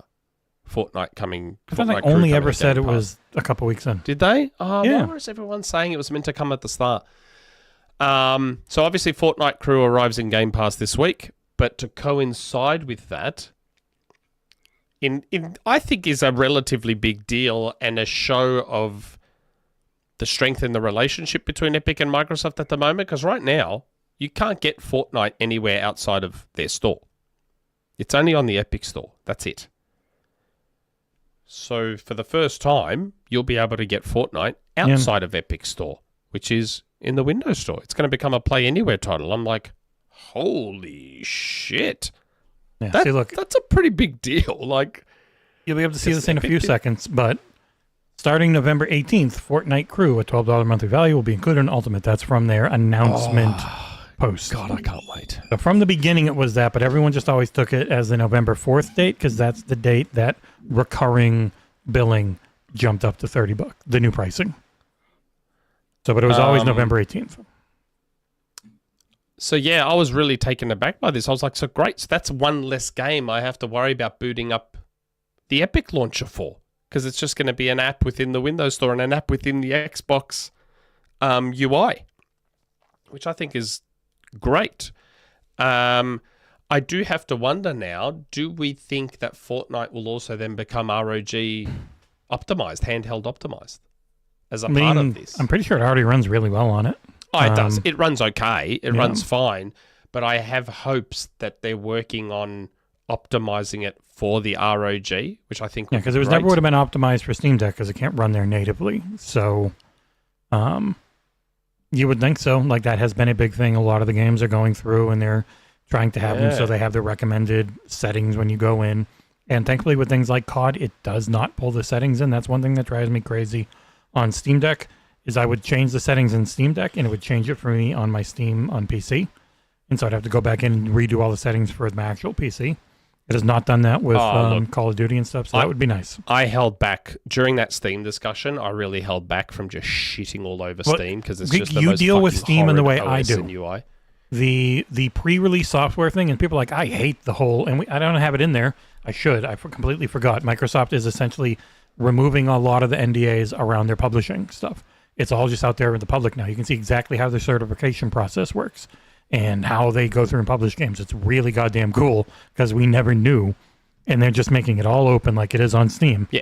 And Steam has no certification process if you are a verified creator. The very first time, they check you out. Once they trust you, you can plop whatever you want up there. And you now have dealt with that a few times and how much of a pain in the ass it is when there's no one looking over the work you do. Yeah. So I'm hoping that, I just ran COD literally at 120 frames on this. So if COD can run at 120 on this, there is no reason FORTNITE should not be able to run at 1080 120 on this thing. UE5 is a little heavier. I'm hoping that part of this process of becoming Play Anywhere means that the Play Anywhere version, at the very least, is handheld optimized, which I think would be absolutely brilliant. Absolutely can't wait for Wednesday. Because I've been busting to get the battle passes and start claiming all the shit that I've been unlocking, because I'm up to level 31 or something at the moment. And I want the V-Bucks so I can buy I want to buy Bart Simpson. I don't want to spend money on V-Bucks when I'm about to get 1,000 free V-Bucks to pair up with everything else I've got. So I just thought that Play Anywhere thing was a bigger deal than most people made it out to be. Everyone was like, "Oh, but it's a free-to-play game. What's the big deal?" It's but it means I don't need Epic. Yeah, I don't have to worry about another launcher. It's like the Riot games and everything. The easier it is, people just use the default. Most people just use the default. So if you don't have to do anything extra, any little bit of friction. I've gone over it with Tom Warren on xCloud, where it's there's friction with GeForce now.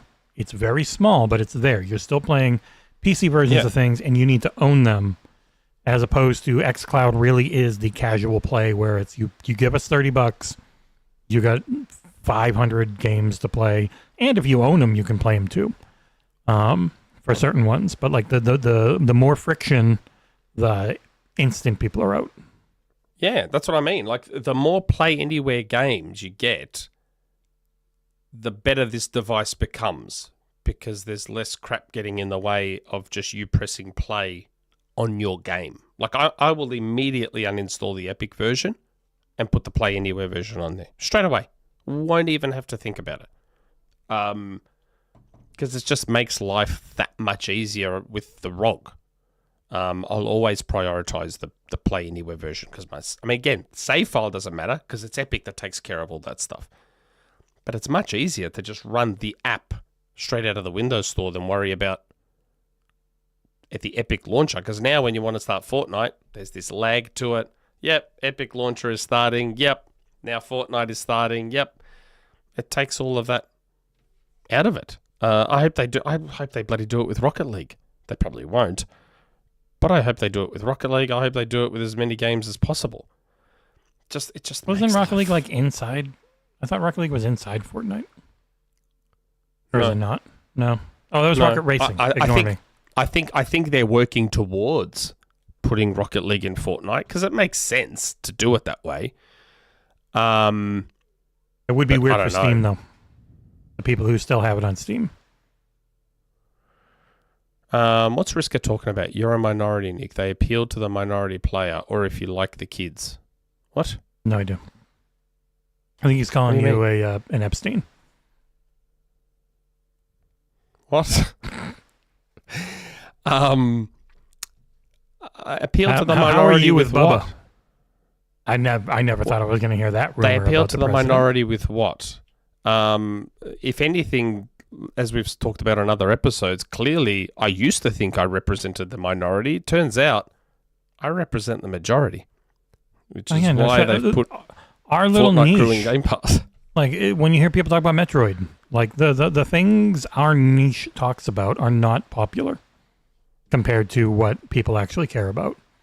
They're just not. We'd be talking about Minecraft all the time and Fortnite. If we cared at all about the East, we'd be talking about Maple Story and a ton of other friggin' games. The biggest game in the world is essentially a mobile MMO from China. No one else plays more. PUBG mobile is infinitely bigger than almost anything we talk about. Yeah.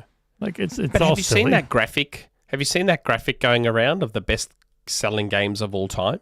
Mm-hmm. Human Fall Flat is on there. Yep. Mate, Human Fall Flat is on there. I'm like, what? Human Fall Flat is a massive game. Like, I put that in that op-ed I wrote. Oh, my the son other day. plays it, but I didn't know it was that big. There's like Call of Duty Black Ops 6 is the best-selling game on PlayStation 5 ever. Ever.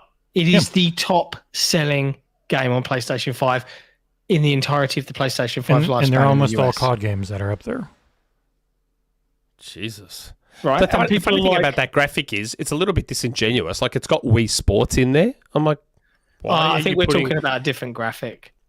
No, I said there's a graphic that's showing the best-selling games of all time. Human Fall Flat's in there, but Wii Sports was there. I'm like, well, hold on. If you've got Wii Sports there, why don't you have Astro's Playroom there?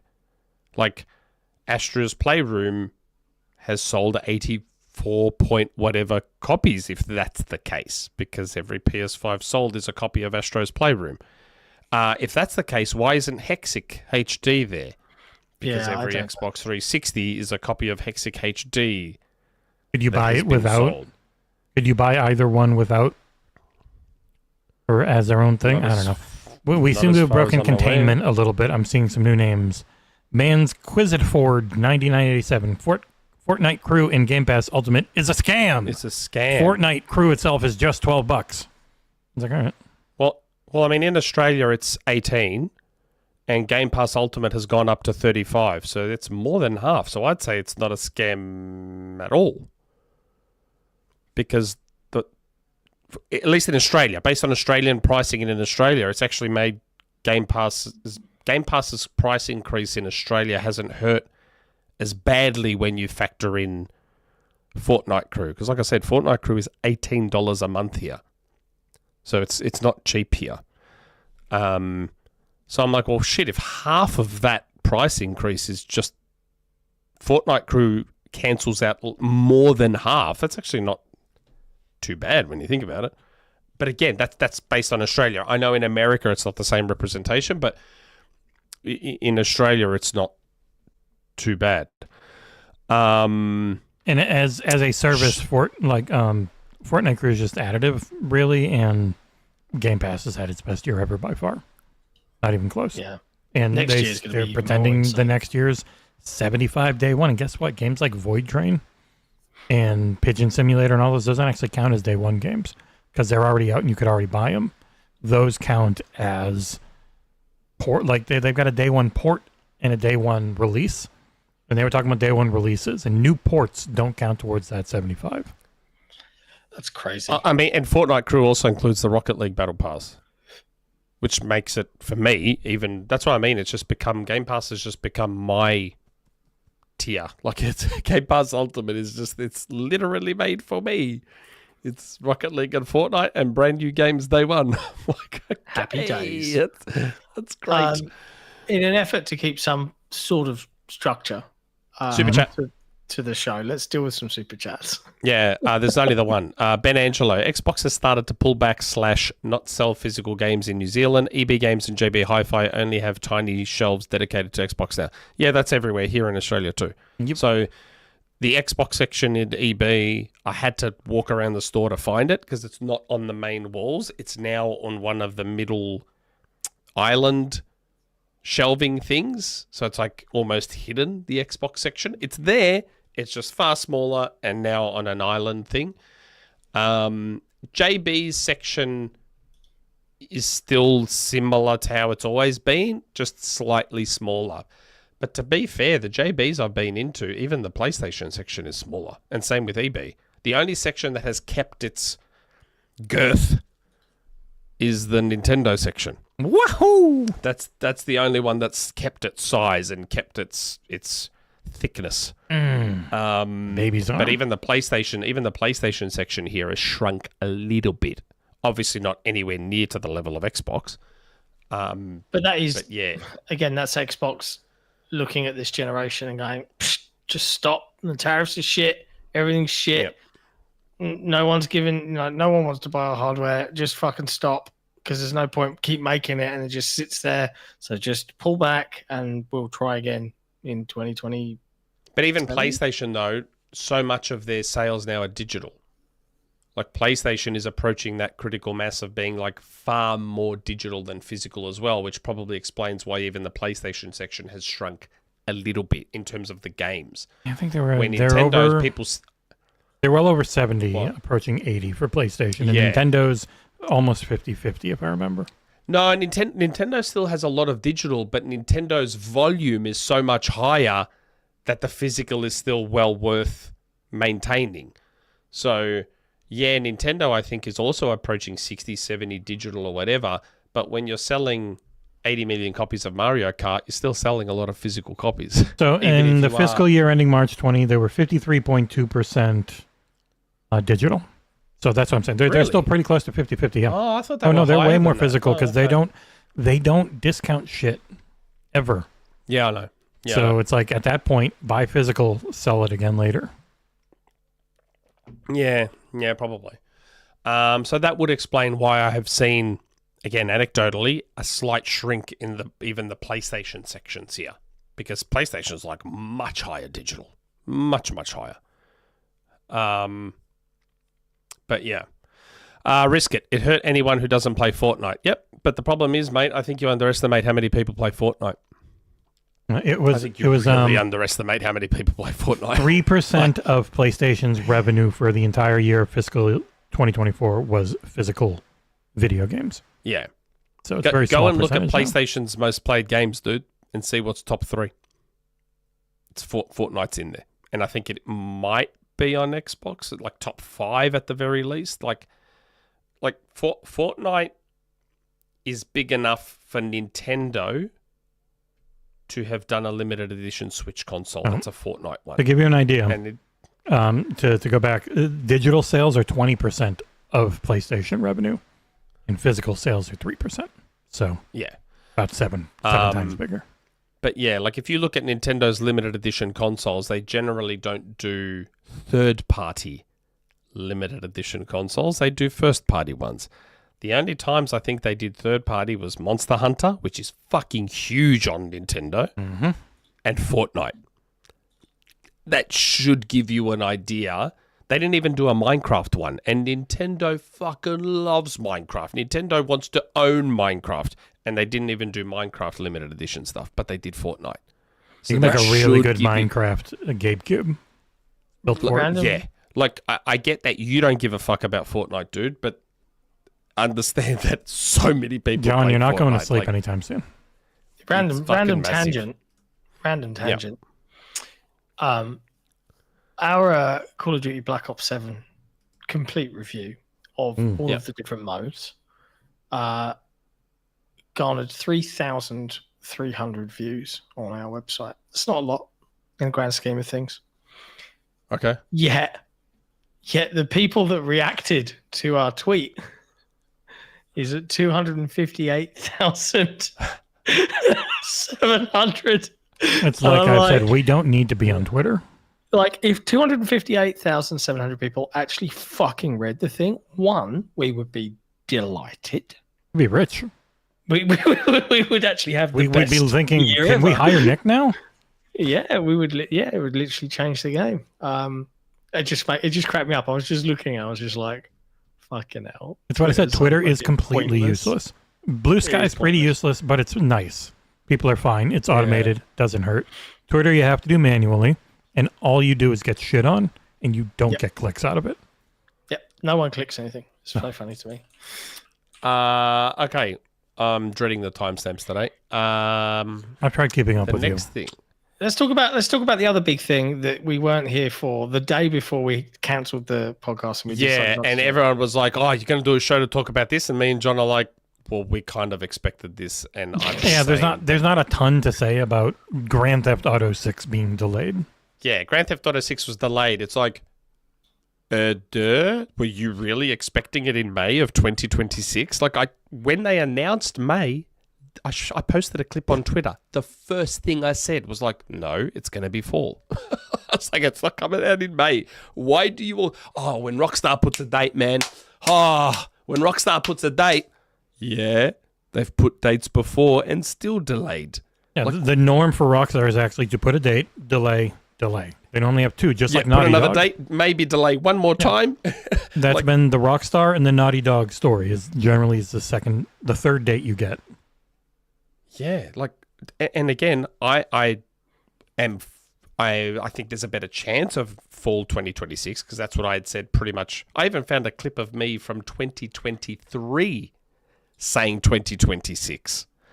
So I have more confidence of fall 2026, but do not be surprised for one moment if this becomes May 2027. God, I can't wait. Do not be surprised for one moment. I cannot wait for it. Yeah, it's Rockstar. How many times are we going to say this? They do whatever the fuck they want. You know what's weird with Rockstar, though? I don't have it in there, but they're giving people who own the 360 version of Red Dead the Series X version. They never do that. That's not them. Yeah.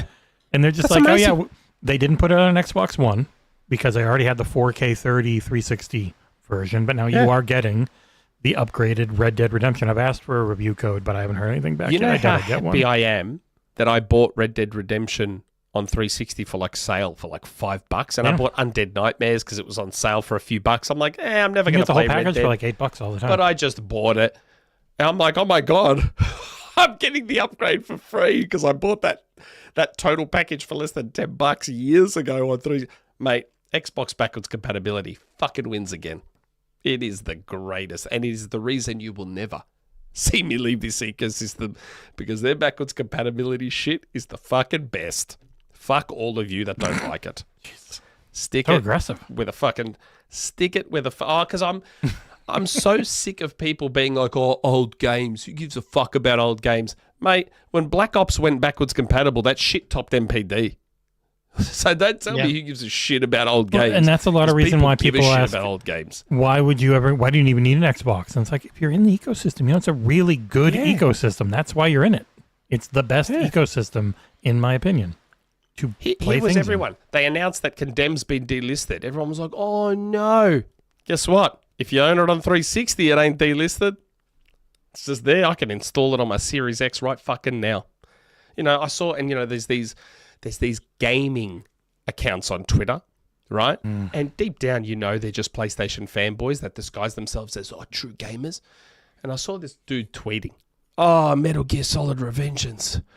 If only there was a way to play it on modern consoles. And everyone's underneath him going, buy a fucking Xbox, dude. It's like backwards compatible and you can play it right now on an Xbox on a modern console. It's like, dude, you just exposed yourself as a PlayStation fanboy. Like, I see so many of these accounts yearning for these old games to be playable on modern platforms. All the while, Xbox is there and they're all just playable on a Series X. Well, and most of the time, oh god damn it, my edge keeps cracking. It's going to be the people that have the PlayStation, Xbox, Nintendo logo key art. Yeah. They're all like true gamers, but have no idea that Xbox backwards compatibility gives you access to all these amazing Gen 6 and Gen 7 games. It's like, man, you want to play Grand Theft Auto still because you love Grand Theft Auto so much? Guess what? Runs at 60 on a Series X. The best version of Grand Theft Auto right now is on a Series X. If you want to play it. Like, come on, man. That shit is the greatest, and it is the reason I will never fucking leave. No chance. Alongside GTA was also Marvel 1943, which we have only seen tech demos of, but that game was also delayed out of early 2026 to beyond. So, God, I'm worried about Iron Man. Yeah. Fuck, I'm worried about Iron Man. I get it that teaser trailer was like a recruiting thing. It was just a logo, really, right?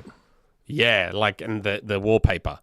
But we have heard and seen nothing. Well, they would have only been getting on it right after Dead Space Remake, right? Yeah. Not that long. Man, I'm worried, though. Hey, it's going to be a while. And, EA is in great shape. You'll be fine. Yeah, I hope so.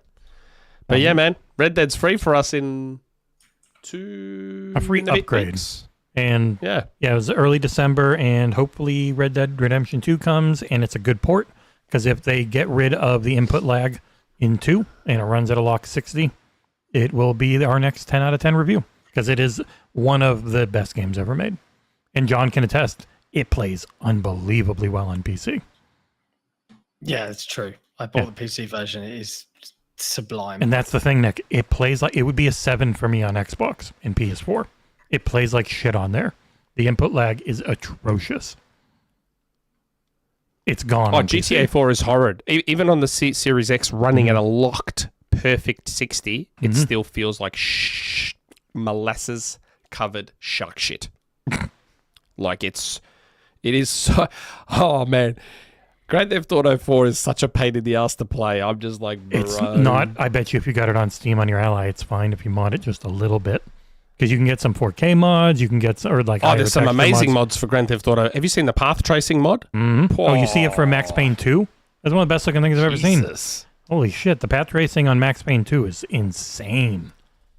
Man, not that the ROG could do path tracing, but still. No, you need John's 4090. But yeah, Rockstar, surprising everyone. Mm-hmm. Here you go, guys. Free Red Dead Redemption. Even if you own it on 360. We want to finish on a big PlayStation block and then talk about the reason why this show looks so different. I mean, John's completely muted, so he doesn't get a say. I do. I mean, I'm not. This is an Xbox era podcast. And that PlayStation State of Play had 17 Xbox games, John. It did. We talked about them. I watched it. It's not headlines. It was though. okay. This is the podcast. You can't just say we talked about it on headlines. He hasn't talked about it. Okay. And he loves PlayStation. Do you want It's to his talk about favorite it, Nick? place. Do you want to talk about the 17 Japanese games that are coming to Xbox? Well, I mean, the problem is the game that I love the most from that State of Play isn't coming to Xbox, but I'll be able to play it on my ROG. Which one? Which is Marvel Tokon Fighting Souls. Oh, yeah. Oh, that game looks incredible. Like, that... Oh, my God. I mean, look, some of the other games look... Sorry, John. Okay. Oh, you know. I wasn't... It was a enamored. really poorly received State of Play. It was fine. But what were people expecting? This is what I mean. It's all about setting the right expectations, isn't it? Like, what were people expecting? Well, it was hardly from anything this new. State of Play? It was just like updates on things announced for the most part. Like, in Where Winds Meet had just hit, and that game's reviewing pretty poorly. It's like a very weird chat GPT. Like, when you talk to vendors, it opens up like a chat GPT window to talk with this vendor bot. It's fucking weird. It's really, it's like a big MMO with pretty cool gameplay, but most of the time you're just talking to people and watching cutscenes to start with. And I think it's just some weird energy around PlayStation's, anything PlayStation branded right now. Fans are like, the PS4 was just nonstop bangers at the end. Where is that? And so when you have something that's not that level all the time lately, they get annoyed. Yeah, but that's because PlayStation is, even though they don't want to accept it, PlayStation is changing as well. Because in the end, my expectations for this weren't high. Like, the only major game I was expecting was Marvel Tokon, because the only clue that I got that this was going to be a sort of a low-key State of Play was that they announced it like the day before. Yeah. Like, had it been one of the big ones that was going to have Capcom there in full swing, Konami, this, Pragmata and Requiem, and they would have announced that a little more in advance and sort of prepped us a bit. This was like out of nowhere. They're like, hey, in like 15 minutes, we're having a State of Play. It's like, what? What do you mean? Well, it's curious. We're supposed to have that. We're supposed to have the partner preview, which I think Jess hinted we'll hear about on Monday. But well, yeah. Also, like, that goes into with them changing where they have Sony making a very mobile-first gotcha free-to-play MMO for Horizon with NCSoft, which is going on top of their own multiplayer Horizon game, which is the next big Guerrilla project, which is also a mobile game starring Ratchet and Clank, and also Stellar Blade talking about going to more platforms. Why has this spawned such stupid discussion? So, and this is where my brain starts to hurt. Like, all week on Twitter, my For You feed has been hurting my brain. Oh, the For You feed is horrible. You should never use the For You feed. It's been the stupid Steam machine takes and then the stupid mobile game takes. I'm like, everyone's like, oh man, a PlayStation game that's not on PlayStation. It's like, what do you mean? Nintendo made mobile games. I know. Like, everyone makes... PlayStation's been making mobile games since, like, 2012. Like, what are you talking about? Like, And everyone's like, oh, some people, and oh my God, I don't want to bag Jez, but I was getting into an argument with Jez. I'm like, bro, Xbox has done Halo Spartan Strike was like a Windows phone. And they launched a mobile-only first-party game this week in Minecraft. What is it, Blitz or whatever it's called? Minecraft Blast. I'm like, Microsoft's done this before. Spartan Strike is the only Halo game not on Xbox. He's like, yeah, it is on Xbox via xCloud. I'm like, no, it's not. It's not on cloud. What are you talking about? And then he posts a screenshot of like a PC store shot. Yeah, like it's in PC Game Pass, but it's a PC Game only Pass game. For PC. I'm like, and xCloud proof? xCloud only works on Xbox games. It doesn't run PC games right now. And then I saw someone else go, oh yeah, Microsoft made a Halo game that you have to go to Dave and Buster's to play. I'm like, yeah, that's a Halo arcade light gun shooter. Why is that such a big deal that it's not on console? Like it's have you people not heard of expansion and taking your IP to other places to grow it? And what fucking bizarro world are we living in where people are dragging this sort of stuff into console warring exclusivity? It's because what the fuck is happening? Everyone talks about how PlayStation was still focused on exclusives when they're not to the same degree they used to be. Like it just doesn't work because it's not about sustainability. Like everyone could run Microsoft could do exactly what they had been doing 5 years ago forever and make enough money to exist forever. But that's not how business works. You have to make more. And the way to make more for even Nintendo wasn't just exclusivity. They upped all their prices and they started doing theme parks and movies. Like they went in a different direction. Sony has lightly gone in third-party publishing. And Microsoft has fully embraced. This mobile thing is a completely separate thing. I don't understand why people are acting like this mobile thing is some controversial, oh my God, PlayStation's made a game and it's not even on PlayStation. It's easy engagement. It's people, you're talking, especially your For You feed is algorithmically focused on getting all of the bots on Twitter to interact with it. And so it's always the same dumb bullshit in different packages. Like you can look at Twitter behavior and see, yeah, it's at least 80% bots. You're not getting real engagement there. So all the conversations and the things that are pushed by bullshit chat bots and swarm bots, and it's not actually how anyone thinks. I'm refusing to accept that people are that fucking dumb, though. They're not. It's mostly bots. PlayStation had I remember, what was the PlayStation game that I was playing on mobile back in was it the Fat Princess game? They had a Fat Princess mobile game that sort of was a companion thing to Fat Princess on PS3. Like they've been doing this shit forever. I don't understand why. We just had Mighty Doom and Gears Pop and other stuff. Gears Pop and Mighty Doom. Like Mighty Doom was great. I have a slight understanding. So initially when I saw the controversy over the Horizon mobile MMO, I was like, okay, that one I understand a little more because it looks like it could run, like it looks like almost a PlayStation tier game. Then I found out, and it was on PC. So I was like, why wouldn't it be on PlayStation?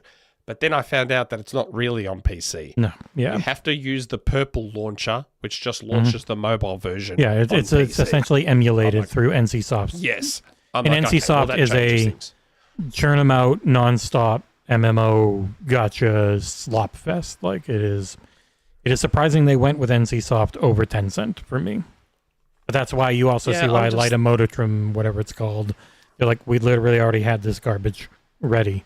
That's why we didn't want you to do it. Yeah, I found the discussion exhausting and mentally painful to see people that I would have thought would know better delve right in and be like, oh man, PlayStation games that aren't on PlayStation, Xbox games that aren't on Xbox. I'm like, mobile Nintendo did this. Well, as Brett brings has a full-fledged Mario Kart game on mobile. I thought that ended, and that was essentially Mario Kart 9. But as Brett brings up, it's because they just did a state of play and these weren't a part of it. So it was just funny.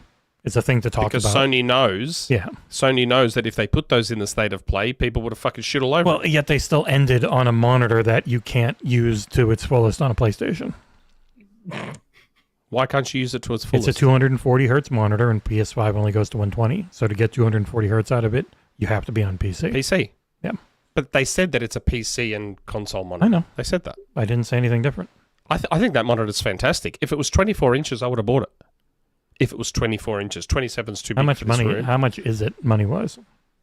I don't. And that's the other thing I'm scared of. I was like, this is going to cost like $11,000, Yeah, isn't it? And it's US and Japan only. Yeah, Sony is good at making very good displays. They're just they cost like they are very good. My bedroom TV is a Bravia, and it's still a fantastic TV. And like their 10 phones are years good later. too. Like, Like it's a brilliant they're a TV. good outside of PlayStation. Oddly enough, I think they're a really good hardware company. PlayStation's just fine. Yeah, they always have been. Yeah.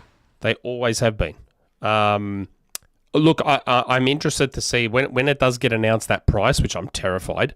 I may talk to you, Jesse, about sending me one. But it depends. Like, I'm just spewing it's 27 inches and not 24. Like, I would have used it to replace. Is a good monitor size. Like, But it's I wouldn't want to too use big. 24. It's too big for my setup and how I am situated. It's a bit too big for me. And it's also too big for my son because I'd be like, oh, maybe my son would want this because he's got a PS5 and now he's going to have a ROG. It'd be perfect to be able to plug them both in to this, and he can have his DualSense just charge underneath it, which I reckon is a great little feature. I love that. I love that little hook where you can just charge your DualSense in it. I think that's fantastic. And you're gonna have to use that hook a lot. Well, if you've got two controllers, you can just hot swap. There was one other PS5 thing to get through before John falls asleep, which was their financials are good. Their margins still stink, and they want to get them better. But they're keeping pace on the number of units shipped. Everyone says sold, but they always report shipped. Their units it's been shipped forever. I know. Been shipped I'm since saying the everyone PS3 always days. reports sold, but it's always been shipped. And they do. So the 84.2 million is shipped, not sold. Yes, it's always been that way with PlayStation. They're keeping pace with what was shipped with the PS4. It's good. Oh, okay. They're doing what they want. Yeah, but it's not sold. But not so good with Bungie. No, and that having that called out in a financial report was fucking rough. Man, yeah, we know we spent $3.6 billion on this legendary first-party studio. That's why you don't make console war purchases.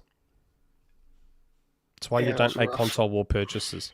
I don't know why they did that. When it was announced, I'm like, why have they done this? Especially because Microsoft was in let's buy stuff mode, and if they're not doing it, then you're like, It was just a response. They bought ABK, and everyone was like, what are you going to do, PlayStation? What are you going to do about this? They bought ABK. They really wanted their live service acumen, and they've now realized they didn't actually have that. It's rough. They had one game, Destiny, and at the time, Destiny was caught in the midst of like people shitting all over how they were dealing with Destiny. It was a silly purchase. And their response to that was to just kitchen sink the whole story, finish off the entire story that started with the beginning of Destiny, and then everything since it just kind of felt like ass.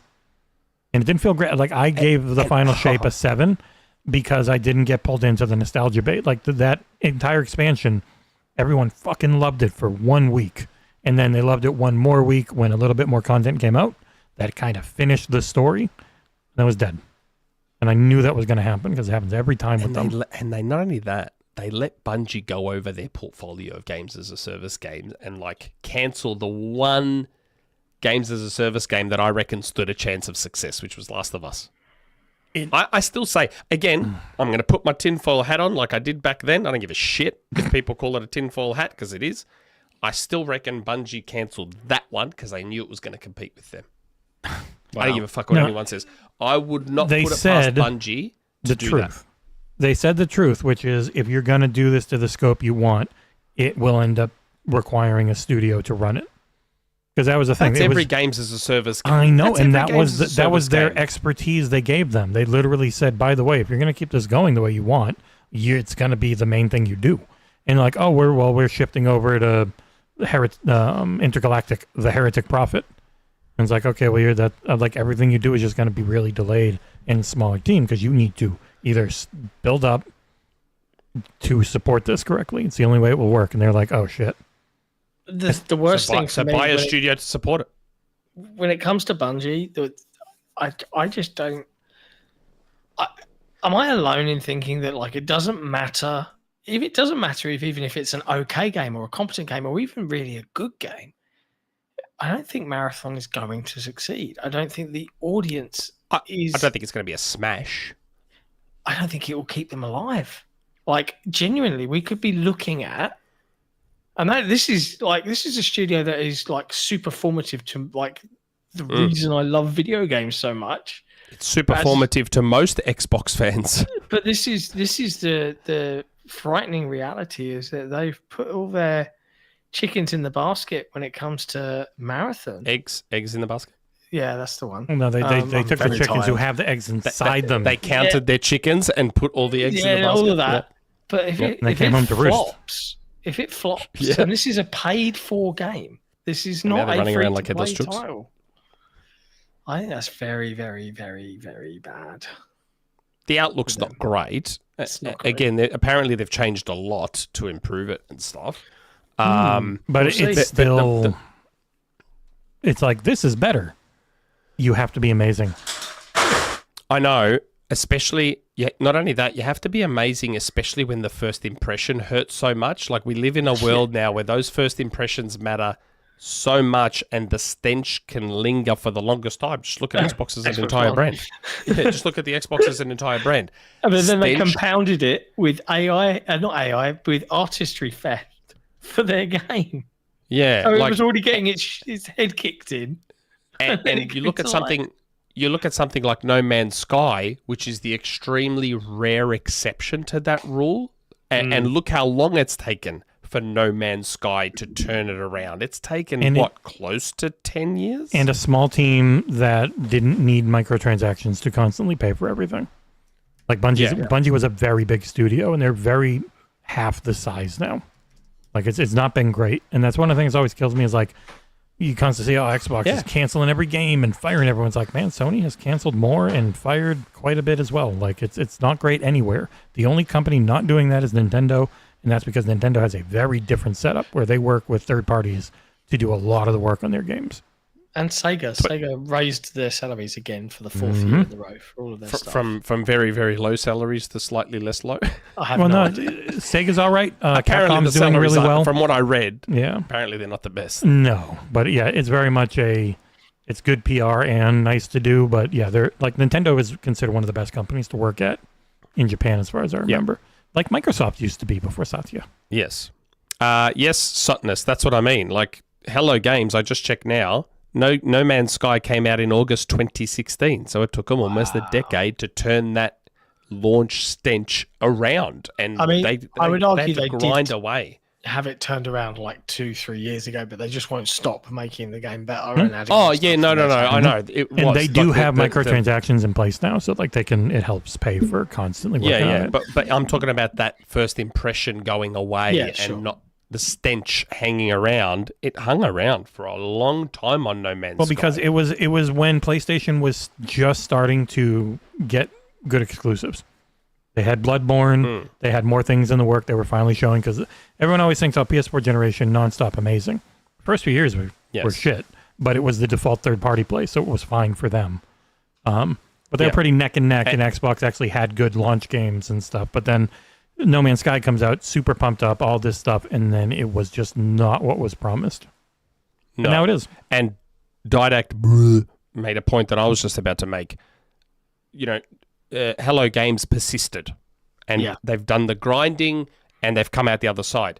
Sony has already demonstrated, and to a lesser extent Bungie, that they're probably not going to do that grind. Look at Concord. Like, Concord shows, like, they were putting everything into Concord. Herman Hulst was like, this is going to be the next big thing.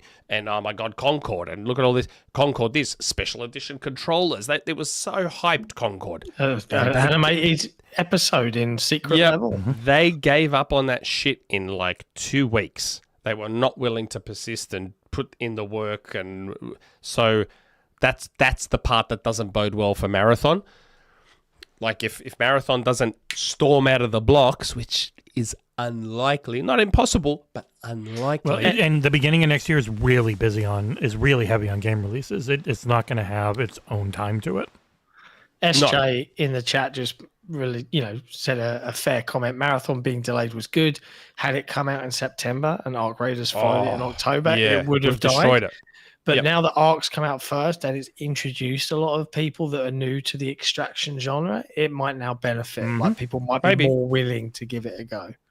Yep. If it comes out during the lull for Arc Raiders, like new content, it could benefit. Again, you've still got the stench though from that initial. It's sort of like Titanfall 2 had a similar thing. Titanfall 2's beta reception was not good. All the Titanfall 1 fans outside of Jesse were like, what the fuck is this? Oh, no, I didn't like the beta either. And that stench hung around, combined with releasing between COD and Battlefield. That didn't hurt. That didn't help. But that stench from that Titanfall tech test, it hung around, man. And it never really left the game. I did not like that beta. Woodstar, not Woodstar. Who said it here? Oh, God. Why have I just lost that? I literally just read it.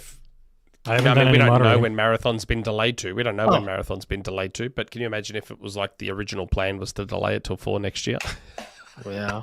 I think it's meant to be out before March. Marathon. Oh, okay. Woodstar Forges in the chat. It was him. Concord is one of gaming's biggest disasters. And that does amuse me a little bit, not for the poor developers that lost their jobs, but how quickly it is just not spoken about. Like, it is literally one of the worst disasters in financially, yes. Era. Yeah. And yet you hear more. It's just like, you hear more about friggin' Dragon, whatever the hell that game, Scalebound. Scalebound, yeah. You've heard more. Yeah. You still hear about Redfall. Yep. You hear about Redfall more. And Concord was a 10 times bigger disaster. You hear about Hi-Fi Rush more, even though like that game did do fine. Hi-Fi Rush. The main issue was the previous 2 games didn't, and they didn't have anything else. But I mean, Redfall you can still play. It still exists and you can play it. Concord.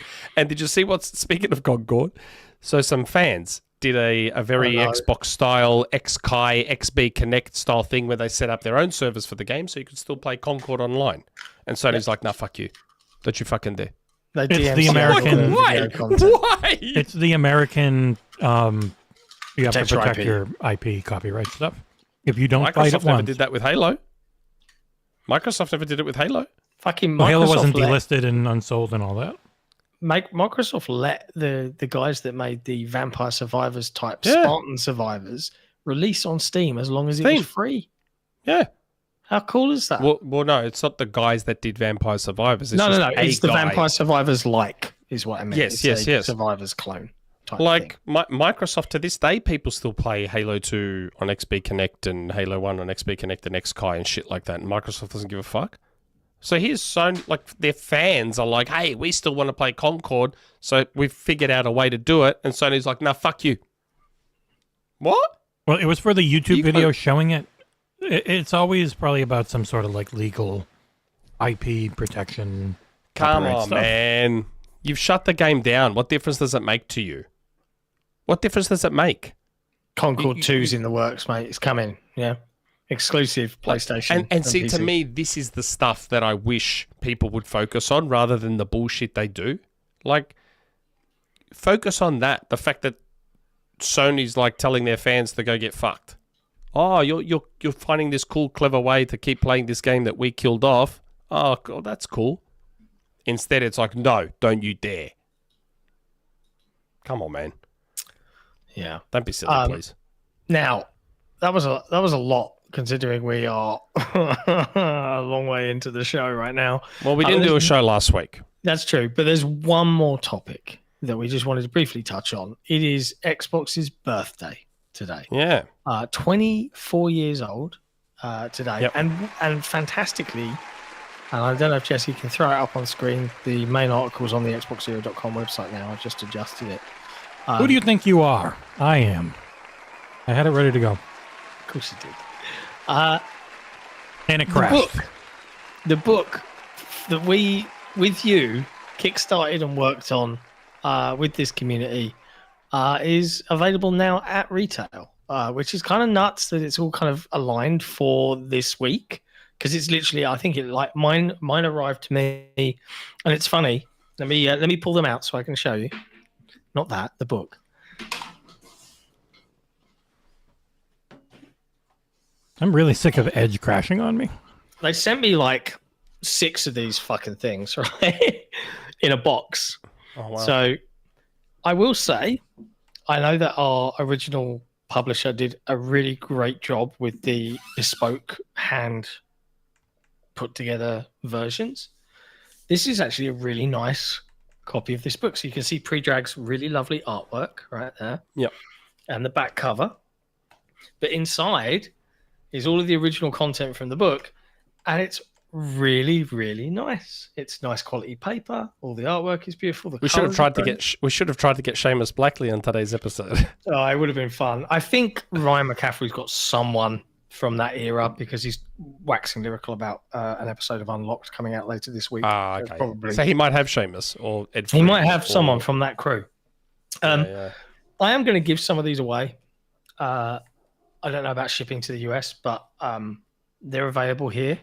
If you do want to get the original Xbox book, you can grab it on our store. There's a few left, but not many, in all honesty. But you're more than welcome to. But it is available on Amazon in the UK, as well as Waterstones and TG Jones. And in the US, it's available on Amazon, but I think it's not available until January. But you might be able to get one shipped to you. I don't know. Like, have a ganders, have a look out there. But it's there. And you know what? I had this idea earlier today about how many great games come out every week. Wouldn't it be cool if, like, I pinged someone on the Idea Xbox team and was like, yo, what if, like, we got to pick, like, 3 games and do, like, an exclusive live stream every month or something, or something where we just show off 3 random Idea Xbox games. Help give those developers a bit of a spotlight in some way with a community of people that actually play on that platform. I thought that might be really cool to do. So I might drop them an email and see if I can persuade them to let us do something cool like that. Because I saw the Idea Xbox team streaming today to 1 person on YouTube and 11 people on Twitch. And I was like, we could do some streams, guys. So, yeah. But yeah, any specific original Xbox memories that you want to partake in? You want to divulge? I mean, none that I haven't shared before. I think I've always shared all my OG Xbox stories. Like, the first time seeing it was I was working retail at the time. They had a launch party at like a nightclub in Melbourne where they had kiosks everywhere of OG Xboxes, and that's where I first played any of it. Fusion Frenzy, Halo, all that sort of stuff. And I just remember playing Halo and going, holy fuck. Yeah. What is this? Oh my God. I think I played, did they have NFL Blitz at the time? They may have had NFL Blitz. I can't remember. That might be me misremembering. But they had a bunch of launch titles, and I was like, how cool is this thing? And then had to buy it for Halo. I was like, this game is amazing. Yeah, I've definitely told the finding it in EB Games story before, but one I probably haven't told is the creation of my gamer tag. So, like, we're going back in time here. This is 2002. I got given the whacked Xbox Live Starter Kit, which had the voice changing mod in it. Oh, that's whacked? Was that cel shaded game? It was like a multiplayer beat 'em thingy up. It was really weird. It was like a platformer, but you were like a third person platformer action brawler, maybe. Yeah. And I had that, and I had the voice changer kit, and I had Mech Assault, and I plugged it all in, and it was like, you need to pick a gamer tag, and I'm like, shit. And at the time, how old had I been? 17. I think I really liked the film Wayne's World, and they used a Red Hot Chili Peppers track called Sicka Mechanico, or Sicka Mechanico, as they say it in the song. And that's where this has come from. That's how old this is. That's how long I've been playing on Xbox. And I remember I have massive regrets about my gamer tag. I wish I'd made something different. Again, like you, it was just this situation where I was setting it up for Halo, and I was like, I had to think of something, and I was like, I loved Crank Yankers at the time. I was 24.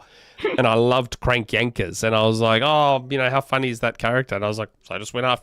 That was the first thing, because I was still in that 2004, so we're still in that era where you're hesitant to use your real name for anything online. Yeah. You're like super paranoid about using your real name, and I'm like, oh, what do I do? What do I do? And I ended up where I ended up. Yeah, but I think back now, and I'm like, man, I wish I had thought about it and taken the time to think of a name more relevant and more applicable to me and the things I'm into. Yeah, I like it because if I go to try and sign up to anything, a lot of the time, Sega Mechanico is somehow available if I'm early enough. Special Nick's always available everywhere. But like, I remember, like, we were one of the only houses in the street that had, and I grew up on 28.8 kbps modems and 56 modems, right? Yeah. And we were one of the first houses on the street that had 2 meg broadband. Whew, lightning fast. And it was like, massive. This supports your Xbox. And I was like, my old man, bless him, he let me plug it all in, and I took over the lounge. So I had it on the big old CRTV that they used to have in the front room, and I had the Xbox and an Ethernet cable trailing from the new router across out of his study into the, and I was like playing online with the headset on, and it was like, that was like a revolutionary moment. That was completely different to a lot of the LAN and online play I'd participated in lots of like Command and Conquer and Red Alert and stuff like that on my PC at the time. And it was just like a whole different vibe. And I have such fond memories of playing stuff like Mech Assault on the OG Xbox and on obviously Halo, and even trying to plug in Xbox Connect and do Halo LAN online. Fuck me, so bad dealing with the latency on that, but it was still somehow still fun. You just had to play. What about you, Jesse? Any you'd like to share, or are you having food or something? Yep. Yep. Oh, yeah, I remember that. 100%. Oh, so good. Yeah, I know, bad. I was the same. The chat's going to be like, Jesse's muted. No, we're being pricks. we're all hearing Jesse, but no one else is like, yeah. I know. I totally get you. Keep talking. Yeah. Look, I had a similar thing with my controller. It was the same.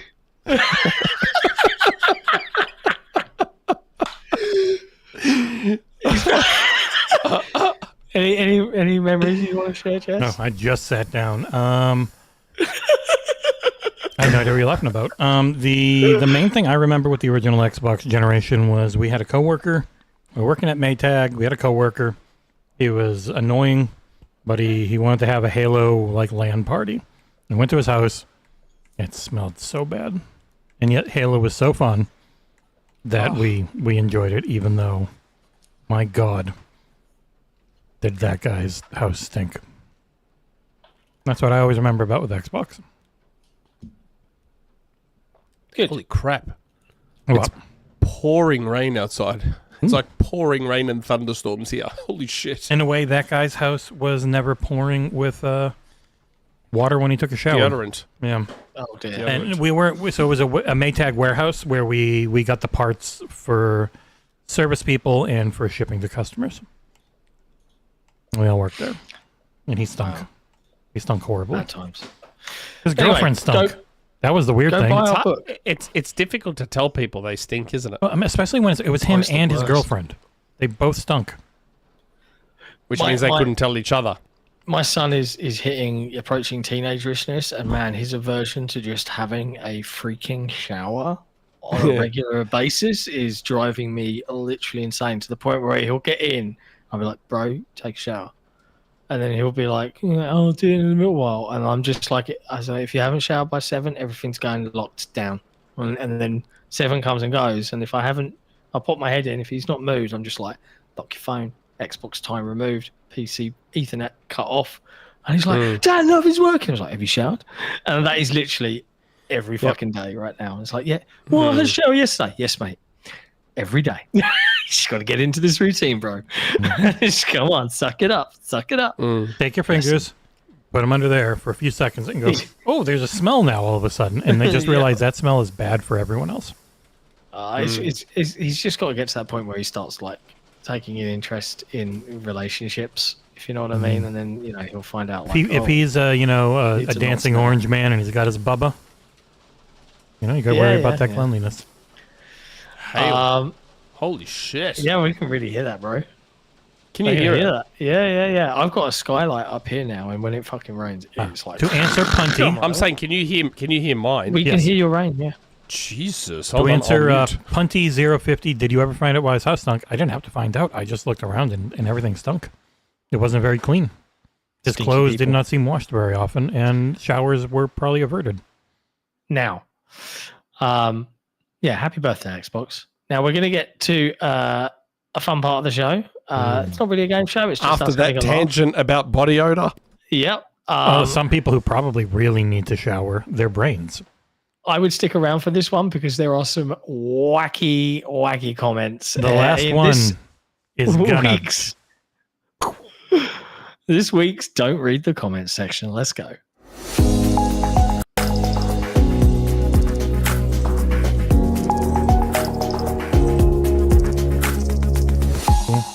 One. All right. Now, you're out there, fellow chat and community people. Sometimes you'll participate in the comment sections, and we like it when you do. But you'll also see sometimes some of the most insane stuff that we see and we kind of like get rid of. Like, not all of it. Sometimes it's funny. But we try and save the absolutely crazy ones and save them for the show because that's fun. So this week there's a few. There's a few to go. Figure out a way to actually show these. It's really hard inside of the thing. I probably have to go to Discord and get the actual image. Yeah, maybe something like that. I can copy. Yeah, just go down the list in order. Okay. But I will grab them from the Discord to actually show them off. Okay. All right. Well, we'll start off with egging on. The comment under egging on. Yeah, Insanity VV9NN. I hated the game. The gameplay is fun at first, but the main problem of it is it requires you to perfectly input a button press to jump higher. When you're trying to look where you are going and controlling a very hard to stand still egg. If the game didn't require to perfectly jump and just made the jump always max reach, it would be a fun game. But it's terrible. 1 out of 10. He's complaining about the precision jumping game, about having precision jumping in it. Like, what does he want this to do? I think he doesn't quite understand what the game is going for. Some of these buckle up because some of these are wild. My last lot, which I just grabbed for Jesse on this, are insane. We've got another one. This was a random post from a man named Joe on our new website. Feature. Yeah, which is where we shared our weekly schedule, where we tell you, the community and the people that support us, here's everything you're going to see on XboxEra this week, be it reviews, articles, shows, all that jazz. What did Joe have to say, Nick? Joe. I wonder if this is Joe, star of the show You. You should follow Microsoft's lead and go platform agnostic if you want to stay afloat.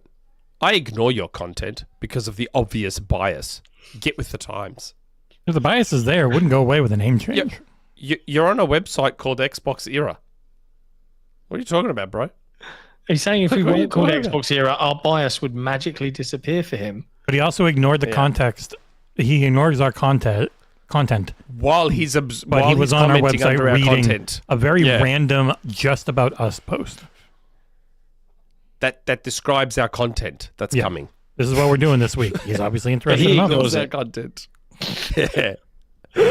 Oh dear. Okay, next under the headlines apparently. Yeah, so November 13th episode of headlines. Feels good man 420 had something to say. Comment. Yes, feels good man 420. I'm sure someone who's well above teenage age. Is it scary basing your channel around a console that's currently on life support? I'd switch the title over to Sony or SteamOS ASAP. Well, I mean, we can change it to PlayStation era, but we'd still be covering Xbox. So I'm not too sure what would be achieved there. The funny thing is, there is literally nothing. Like, we could pick up a new PlayStation game. We could pick up Ghost of Yotei tomorrow and review it, and we could release that review, and it would go up on Metacritic. And there's nothing any of the salty people. Metacritic would just come to me and say, "Are you guys going to do PlayStation games now?" And be, "Yep." And we'd be like, "Yep," and they'd be like, "Cool." Okay. But then you people like Feels Good Man 420 would shit on us more because we'd review them and we wouldn't glaze them the way the rest of the media does. But we would give them more appropriate scores. And then we'd be accused of intentionally dragging down the Metacritic score of PlayStation games. Yep. So why would we do that? We wouldn't. I'm just saying that we could. Because you sure as shit don't want to let me review PlayStation games. Because I'll give them proper scores. I can't skip the cutscenes. I'll actually review the game. I won't just talk about my feelings and make a glorified ad for the like game. with Astro Bot, you loved it, but it was too long, and that would knock the score a little bit. Yeah, so Astrobot would have got like an 8.5 to potentially a 9. Which wouldn't lower the Metacritic. Which wouldn't lower the Metacritic. It would. But the God of Wars, the Last of Us's, and all those sorts of games, oh boy, don't give them to me to review them. Oh, don't give them to me. You're not going to like my scores. I would give Returnal a good score. Returnal? I bought Returnal, so I was going to do a bit of trolling because I saw Returnal was on sale on the Epic Store, so I bought it. It was only $36, down from $95. So I was like, you know what? People go on about Returnal, I'll buy it. So I bought it. And then I ran the benchmark, and the ROG couldn't really run it. So I was like, oh, man. So I refunded it straight away. I got the money because there was no point. If it can't run at 60... Yeah, I get you, man. I don't like playing anything below. Especially a shooter. Maybe with a firmware update, maybe it could do better. But yeah, I was going to try it out. I was like, oh, and then do a bit of light trolling on Twitter. Go, oh, playing this PlayStation game on my Xbox. Haha, sucked in. Okay. Next, comment under the Black Ops 7 campaign. A lot of comments under Black Ops 7 videos.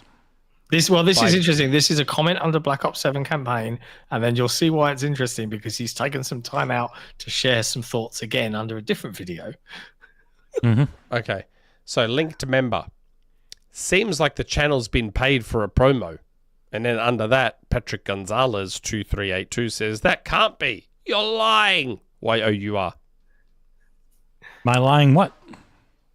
So apparently how does that explain? What about all the other good reviews? Because it's sitting at an 84 on Metacritic. So what about all the other really good reviews? Or they're all paid for. Like they started noticing our friend David over at Gaming Trend. He gave it 100. 10? Yeah, he gave it 100 out of 100. It says, and he is a person who is very rough on COD, but he really freaking loves this year's COD game.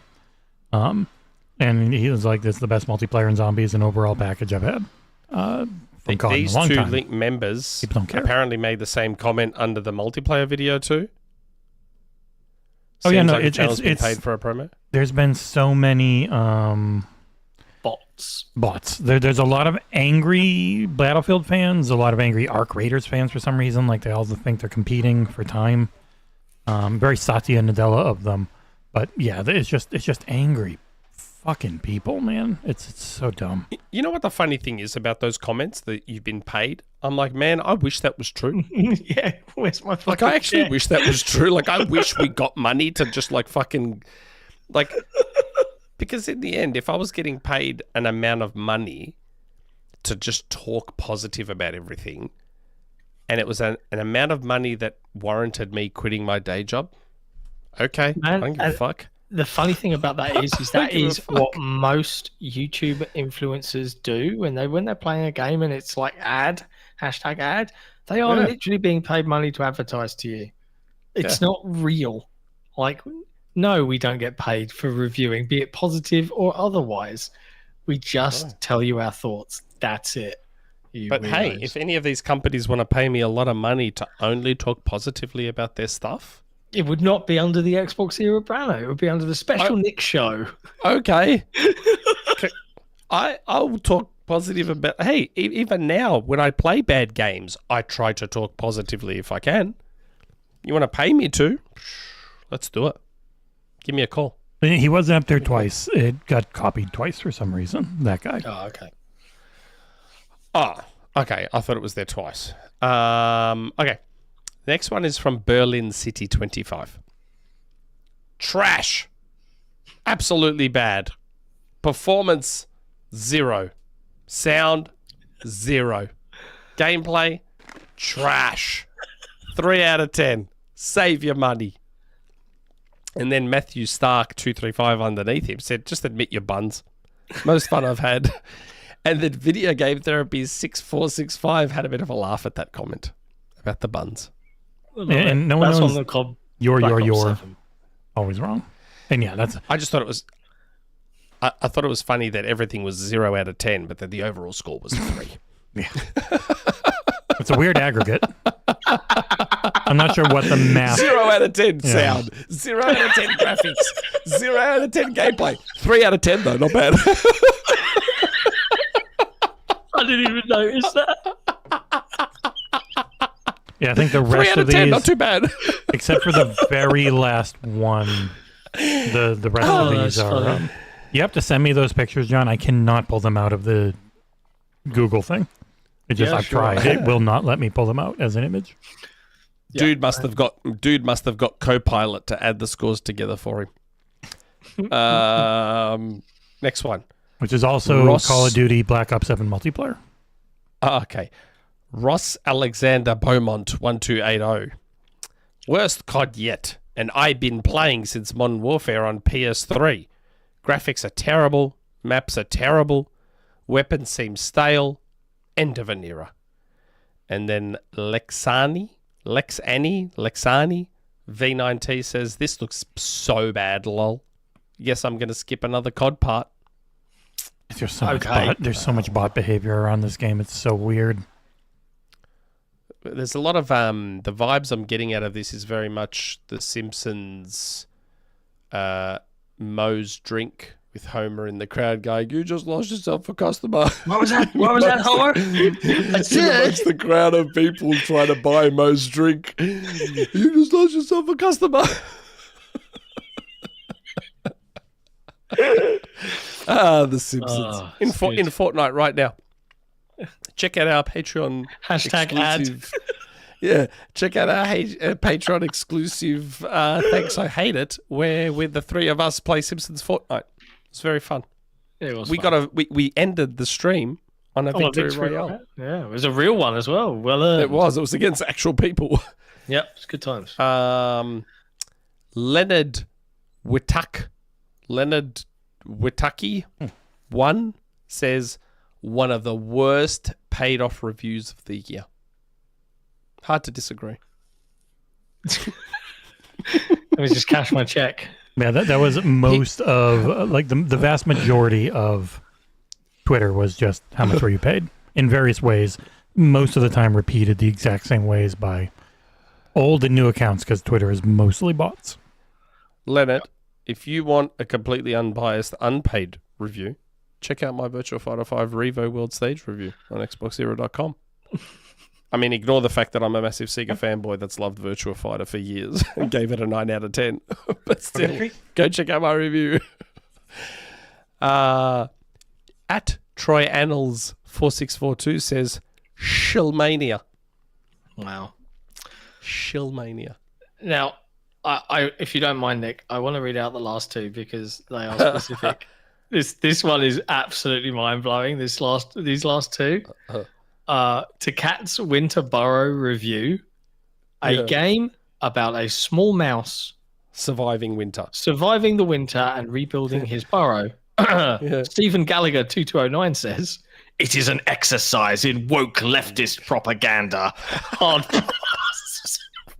the fuck? What is the mouse? Is the mouse woke? The mouse woke? I don't know. I mean, and this is a game where, and I didn't mention this in the review because I didn't feel there was any intent behind it, but this is a game where one of the characters is called Pollywog.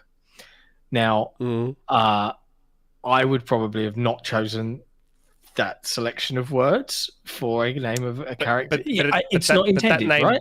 Yes, that main name means nothing to Europeans. Well, I'm a European. I can assure you that you guys left the EU, remember? We're still on the continent, kind of, on a little island off to the side. You're an island and you left the EU, mate. You're not European anymore. When we were playing it, our eyebrows raised up. I was like, "Oof, that's not a name I would have chosen if I was the developer." But hey. But the last one is my favorite, and I only just remembered this because someone sent me a friend request randomly on Xbox Live. Is this guy has been messaging me? Yeah, Top Gunners has been messaging me for the last 19 days. And these are something else. I don't know him. He's not on my friends list. He is just sending me these messages. What's the photo? Zoom in for this stuff, right? Reply. He says, a month ago, piece by piece, everything that Microsoft intended the Xbox gaming console to be has eroded away, leaving nothing but dishonesty and shortcomings beneath. And all this leads to the only conclusion a sane person can have.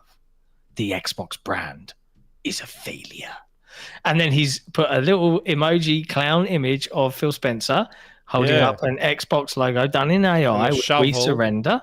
And I think that's meant to be Sarah Bond, also Sarah clown Bond. emoji. She's got clown makeup. Yep. And then this was then separate messages, and I got one like 2 weeks later with the emojis and the pictures. And I got one 19 hours ago, so yesterday, which has a picture of Xbox Dead Hargeet Johnny on it. Welcome, Hargeet. Do you get messages from this guy? And he says Black Ops 7 is 1080p on Series X in 120 FPS mode in the year 2025. Steam. Hey, Phil, I stole your lunch money. Phil, that's okay. I'm on a diet anyway. Who are these people? What is this? I don't know. It's bizarre. Like, that's messaging me personally. Very odd. On Xbox? On Xbox, yeah, to my game attack. I didn't even know you could post pictures on Xbox chat. Yeah, you can. It's fun times. Anyway. Wow, and the dude in his image has an Xbox t-shirt on. He's taking a picture of himself with a hat and he's got the t-shirt. Like, by all rights, if you look at his avatar, he's an Xbox fan. He's playing on his Xbox, messaging me. I checked his profile. Yeah. He played loads of games. That's so weird. It's weird so that weird. He thinks that I care about People are weird and whatsoever. don't ever react or respond to them.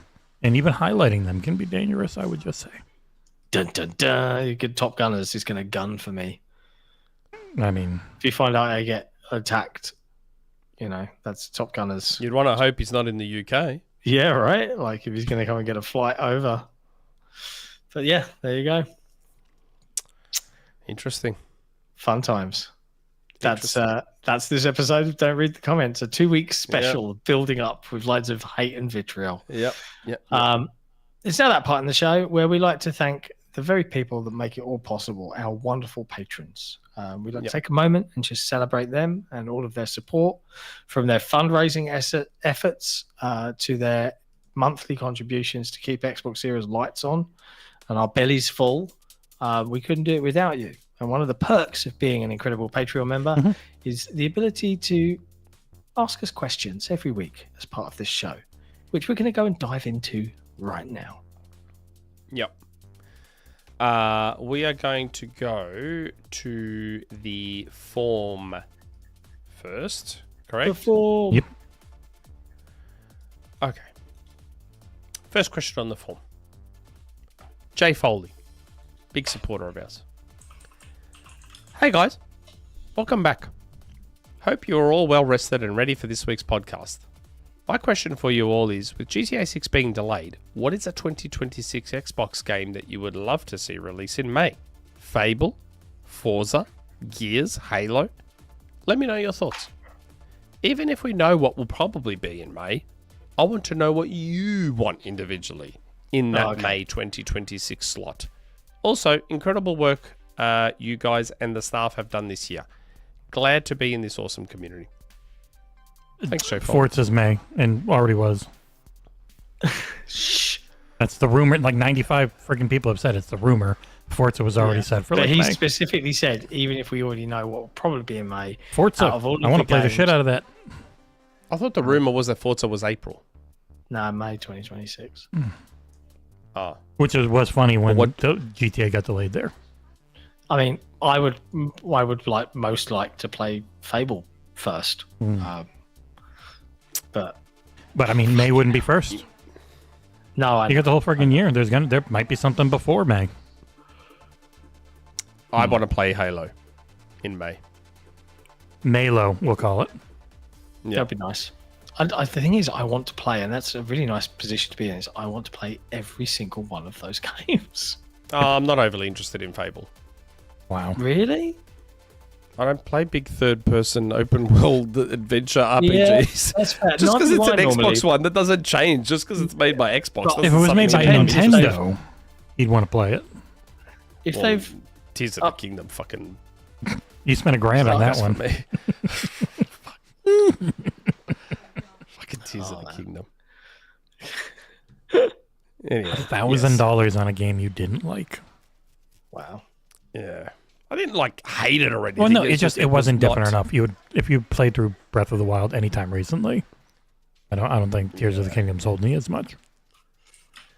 So yeah, Fable again. If it's just this big, open, 50-hour, fucking, I'm not interested. I'm just not. I don't care if it's got great graphics. Like if it's that same kind of formula, then I just have no interest. Oh, look, if it's a shorter, I don't know, 15 to 20-hour thing, then maybe. But I mean, you can make the Outer Worlds shorter if you just Golden Bath it. Those games just are better if you do everything generally.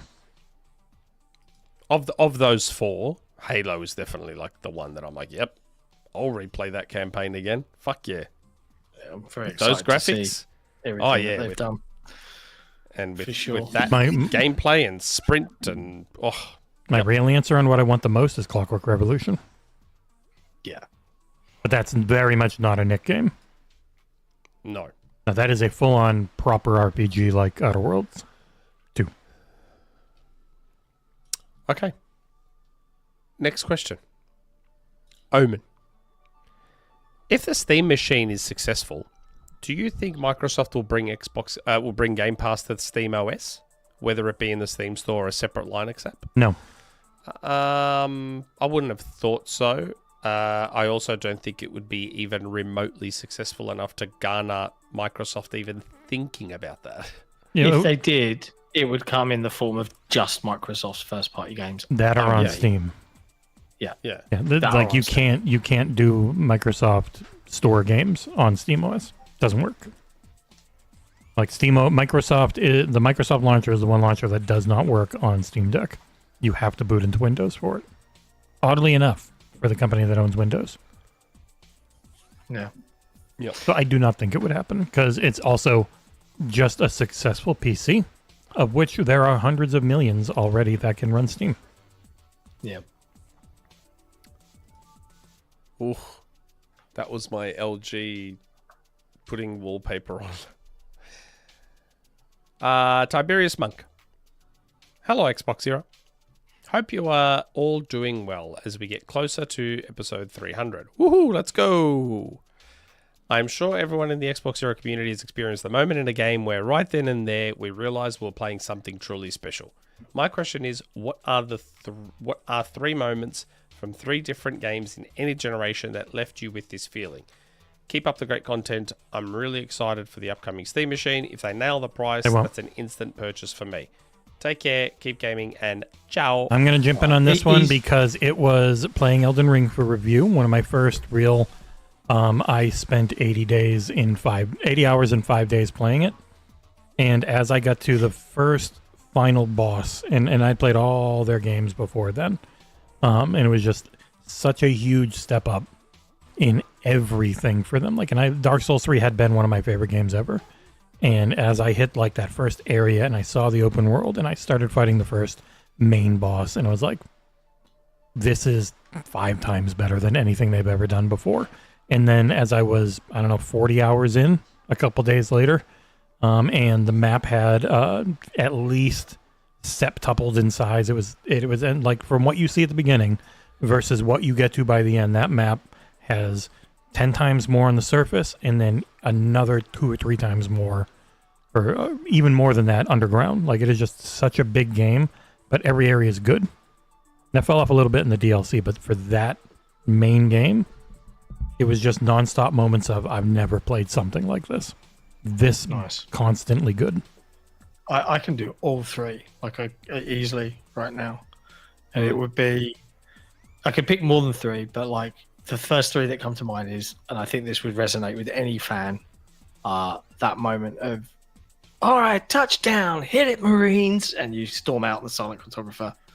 First time playing twin stick shooters that felt good, like on a console. Graphic fidelity, just like the sheer scale of everything. What, fuck me, this is amazing. So good. Second one, Mass Effect 2. going through the Omega Relay for the first time, I was on the fucking edge. Like, just that whole cutscene, the vibes, the feeling of like truly my team were at risk and every choice I'd made was going to have an effect on whether I would survive or not. Amazing. And I would probably throw recently Blueprints in there, and just that feeling of going through it and figuring these things out for the first time and connecting those dots. It was pure video game heaven for me. Loved it. There you go. It's 3. Halo, when the level Halo, where you're first landing and then you're looking up and you can see the ring going up into the Good sky choice. and all the trees everywhere, and I was like, oh my god, this is gonna be so This cave good. is not a natural formation. Yeah, so Halo was one. A more recent, because I'm trying to think of more recent ones, like, because I'm trying to use the frame of knowing right there and then you're about to, not after the fact you played something special, while you're playing it you played something special. Prince of Persia: The Lost Crown, like, realized very early on, I'm like, fuck, I'm gonna love this game so much. It's so good. And the OG God of War, like the OG God of War, almost right at the start, getting out and fighting the Hydra, and I'm like, yeah, fighting the Hydra, and this is just this fucking giant 3-headed, was it 3-headed? I can't even remember. 2 or 3-headed Hydra. This one, I can't. It was 2005, man, literally 20 years ago. And you're like fighting this thing and slamming its head into the masts of the boat that you're on, and I was like, oh my god, this is. I have a thing for games that wow you with their sense of scale. And the OG God of War games did that so brilliantly. 3, when like when you realize what you're climbing on, like that whole, the pullback. When you realize you're on a Titan, and I'm like, man, this shit is fucking unreal. Like, I love shit like that when games do that to you. And I don't think any game did it better than the OG God of War games. The OG ones. Yeah. The new ones, the old ones. The main thing for Half-Life Alyx that makes it probably my favorite game ever. And the thing that the first time you do it and you realize this is something different is you can jump in that game and not want to, it doesn't bother you at all. Because every other VR game I'd ever played with any type of jumping, just instantly, even the best ones are like, ooh. But that one, I felt nothing. Like, it was very obvious. Okay, if I can jump in VR and feel fine, then they have done a lot of work, and I bet you it only gets better. And it did. Like, it's just pretty damn near perfect. It makes me very sad that they said we're not currently working on any VR projects. Oh. Maybe they're working on something else. It's deadlock. Yeah. Is that 3 from everyone? No, I gave 2. I mean, I guess one more if I got to go older, because Elden Ring could technically count as last gen. Would be the Mass Effect 2 when you're going through the Omega. Oh shit. Faith. God, Knights of the Old Republic is incredibly old. The twist about who you were. Yeah. That would be Who like were you? that was like, oh. You were. It turns out you were one of the bad guys you heard about all the time after having amnesia. Oh, okay. Yeah. But amnesia doesn't really work that way. But it's Star Wars. It's already space magic. So. But hold on, with Knights of the Old Republic, did you find that out at the end? I remember it was pretty late. I think. Yeah. Oh, see, I was trying to, like, for me, I was trying to think of games where you knew early on you were playing something special, rather than after the fact. Oh, Otherwise, I would have said the Bioshock. level of that game's actual narrative and voice acting, not the most amazing thing today, but right off the bat, you're like, man, who is this BioWare? What is this? This is pretty, because like the gameplay was still very real-time pause, like you can cue your moves and they do them. So that wasn't crazy, but having this level of visual fidelity was pretty damn nice on Xbox. And like the voice acting and all that time, especially when it was pretty early for that.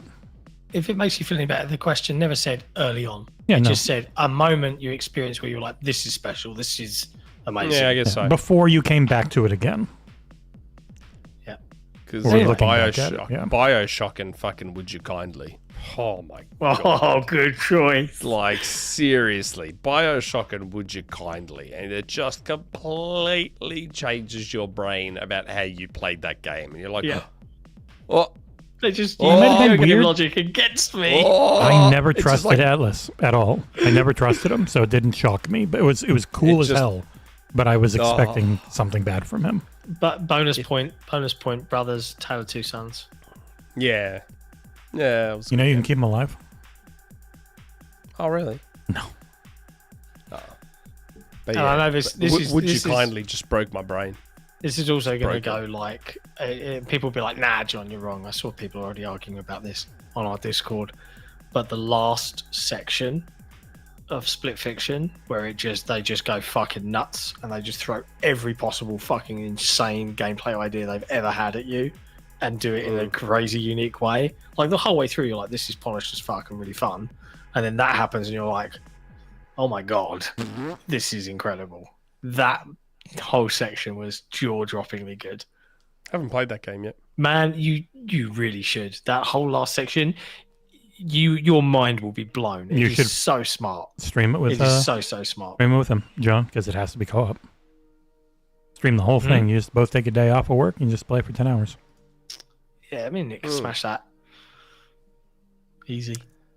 Okay. Good question. Next question. Lazar Wolf. Nick got a PC handheld and all of a sudden started playing more games than ever. How many new games would he end up playing with a Steam machine? Hardly any. You don't have a big Steam Well, library. Yeah, my Steam library, I say it in my video. I don't have a big Steam library. It's like less than 300 games, where my Epic library is 600 games. Like, that's where the majority...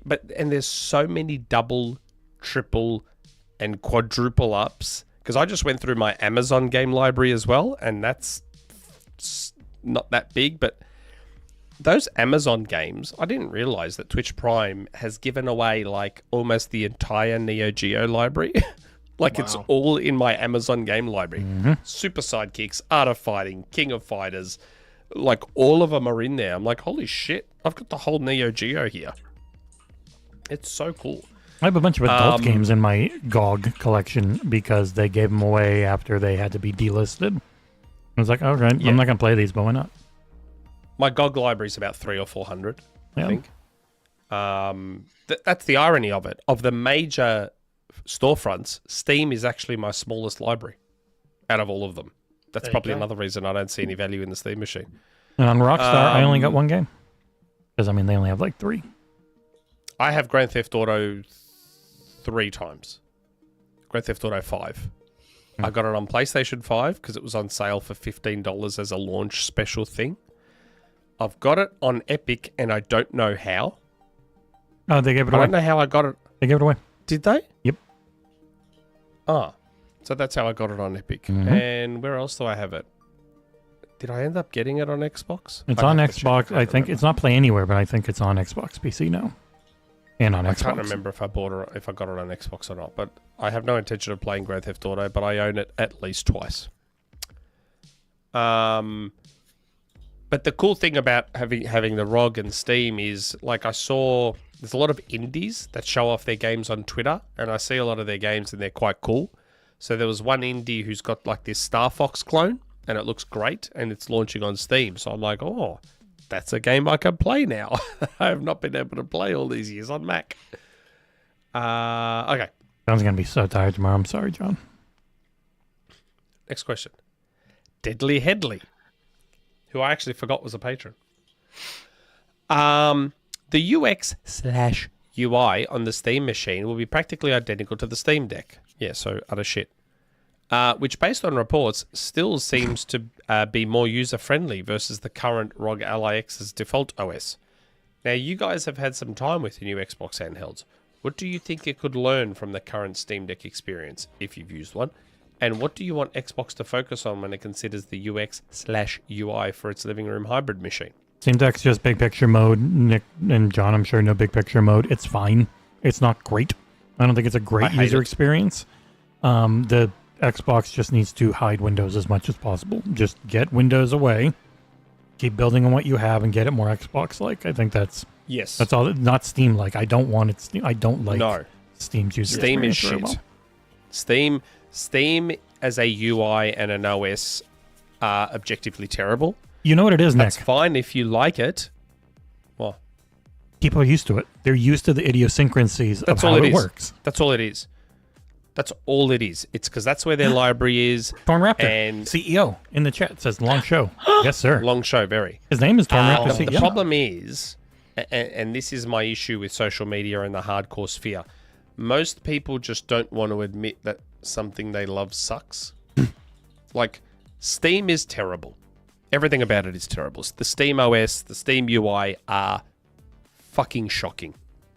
As someone who used to be a graphic designer and all that sort of stuff, I'm like, bro, who the fuck came up with this? What is this?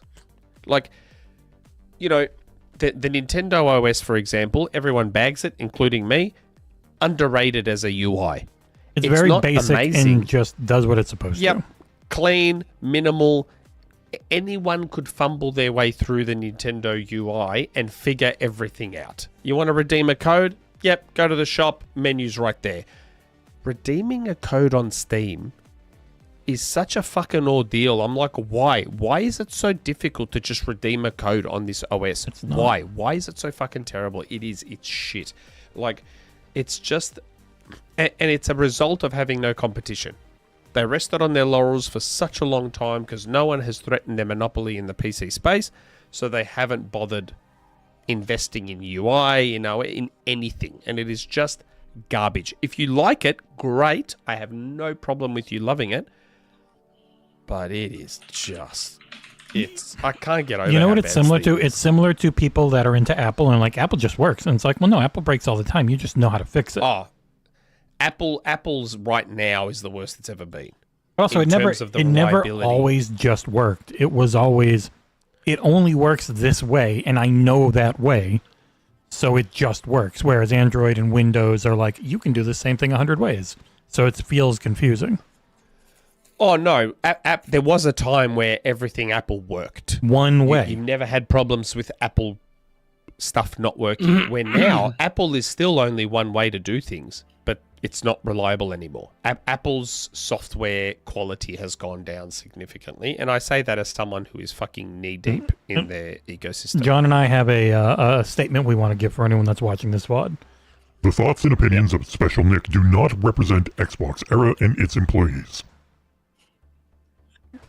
Why should it? We don't want the Steam fanboys coming after us.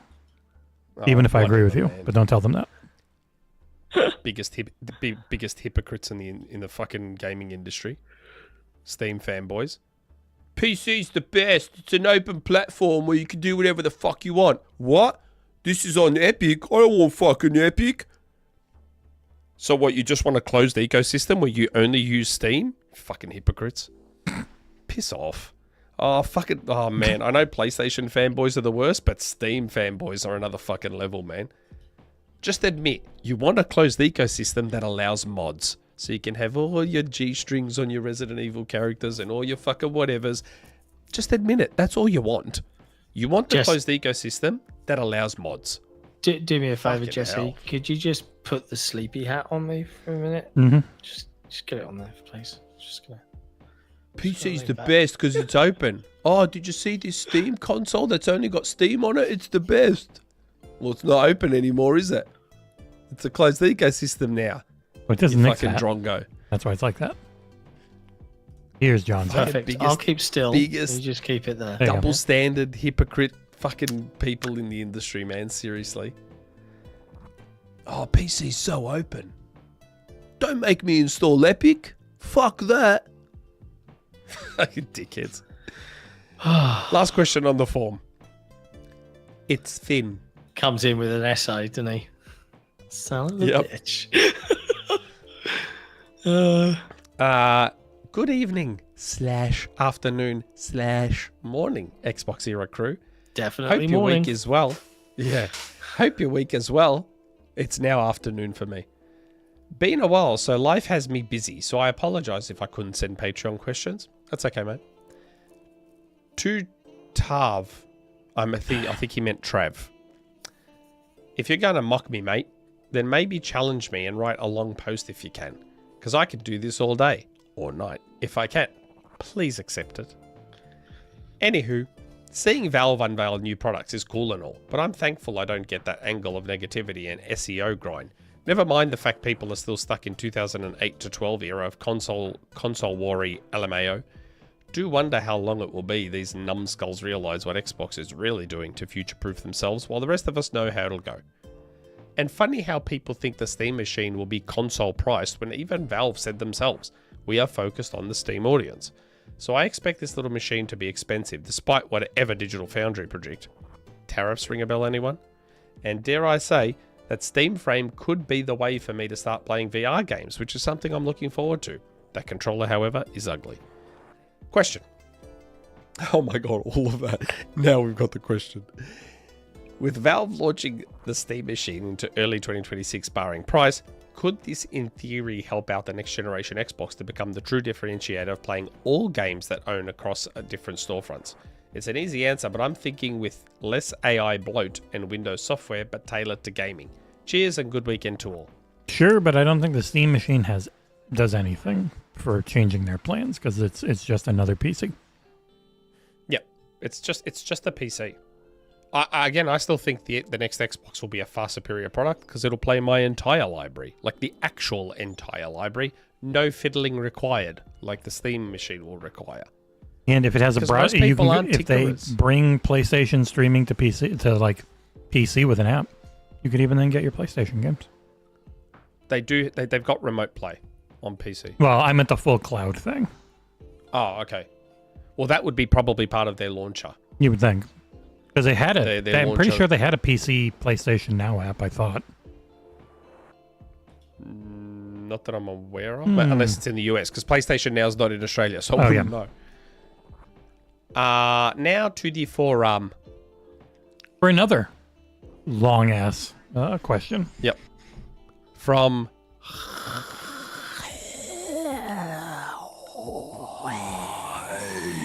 Hytham G. Okay. So, let's say for the Halo Remake games going forward is this. Let's say not only we are getting returning weapons that are rumoured, but maybe some equipment gear for Halo Remake games, like the new weapons, enemies, and vehicles for the Halo Remake games.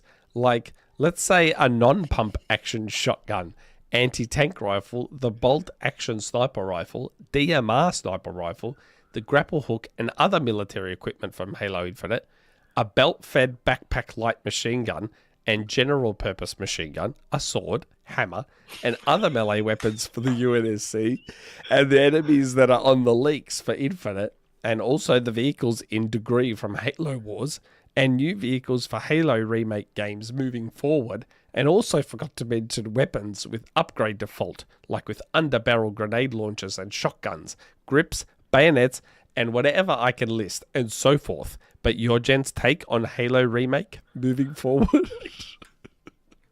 Oh, man. Well, the rumor is that they're going to have other weapons from other Halo games, aren't they? Yeah, eight weapons from other Halo games, including the needle rifle. Oh, really? Yeah, from Reach. Which is cool. I like that. I don't mind that. I've got no issue with that. I'm not sure about what else they might bring in, because they've already told us. So, I don't know what the other 8 weapons are going to be, but I don't know. I don't think that they're planning on weapon upgrades and things like that for this remake. Nor is there a guarantee they do any other Halo remakes. Wars. I doubt it. I could be wrong. I don't know. I honestly don't know. I've not played it. P.S. What about hyperbolically for Halo 2 and 3 remake moving forward with characters and the storyline, and let's say Halo 4 and 5 remake? Like maybe the Guardians, the Banished, Prometheans, the Storm Covenant, and whatever the things I can list, so on and so forth. So yeah, one of those things, but your gents' take? I don't think remakes are a given. I don't think they'll remake 4 and 5. No. 2 and 3 makes sense. 4 and 5. 2 and 3 would just be one game. You actually make that full game that 2 was supposed to be. Because 2 is not great on its own. You reckon? No, it should be. I'm not saying it would. 2. But if you want 2 2 is to actually shit. be good, you need to actually just have 3 be in it as well. Because that's the only 2. thing that could make 2 better. And you got to rebalance a lot of it. 2. Because it wasn't very fun to play. 2 is crap. 2 is crap. Okay. Next question. Jesse Brother. Happy Podcast 288. And welcome back, part-time players. Horror continues to have an awesome year. It started with Sinners, then we got Weapons, and now Frankenstein. I need to watch Frankenstein.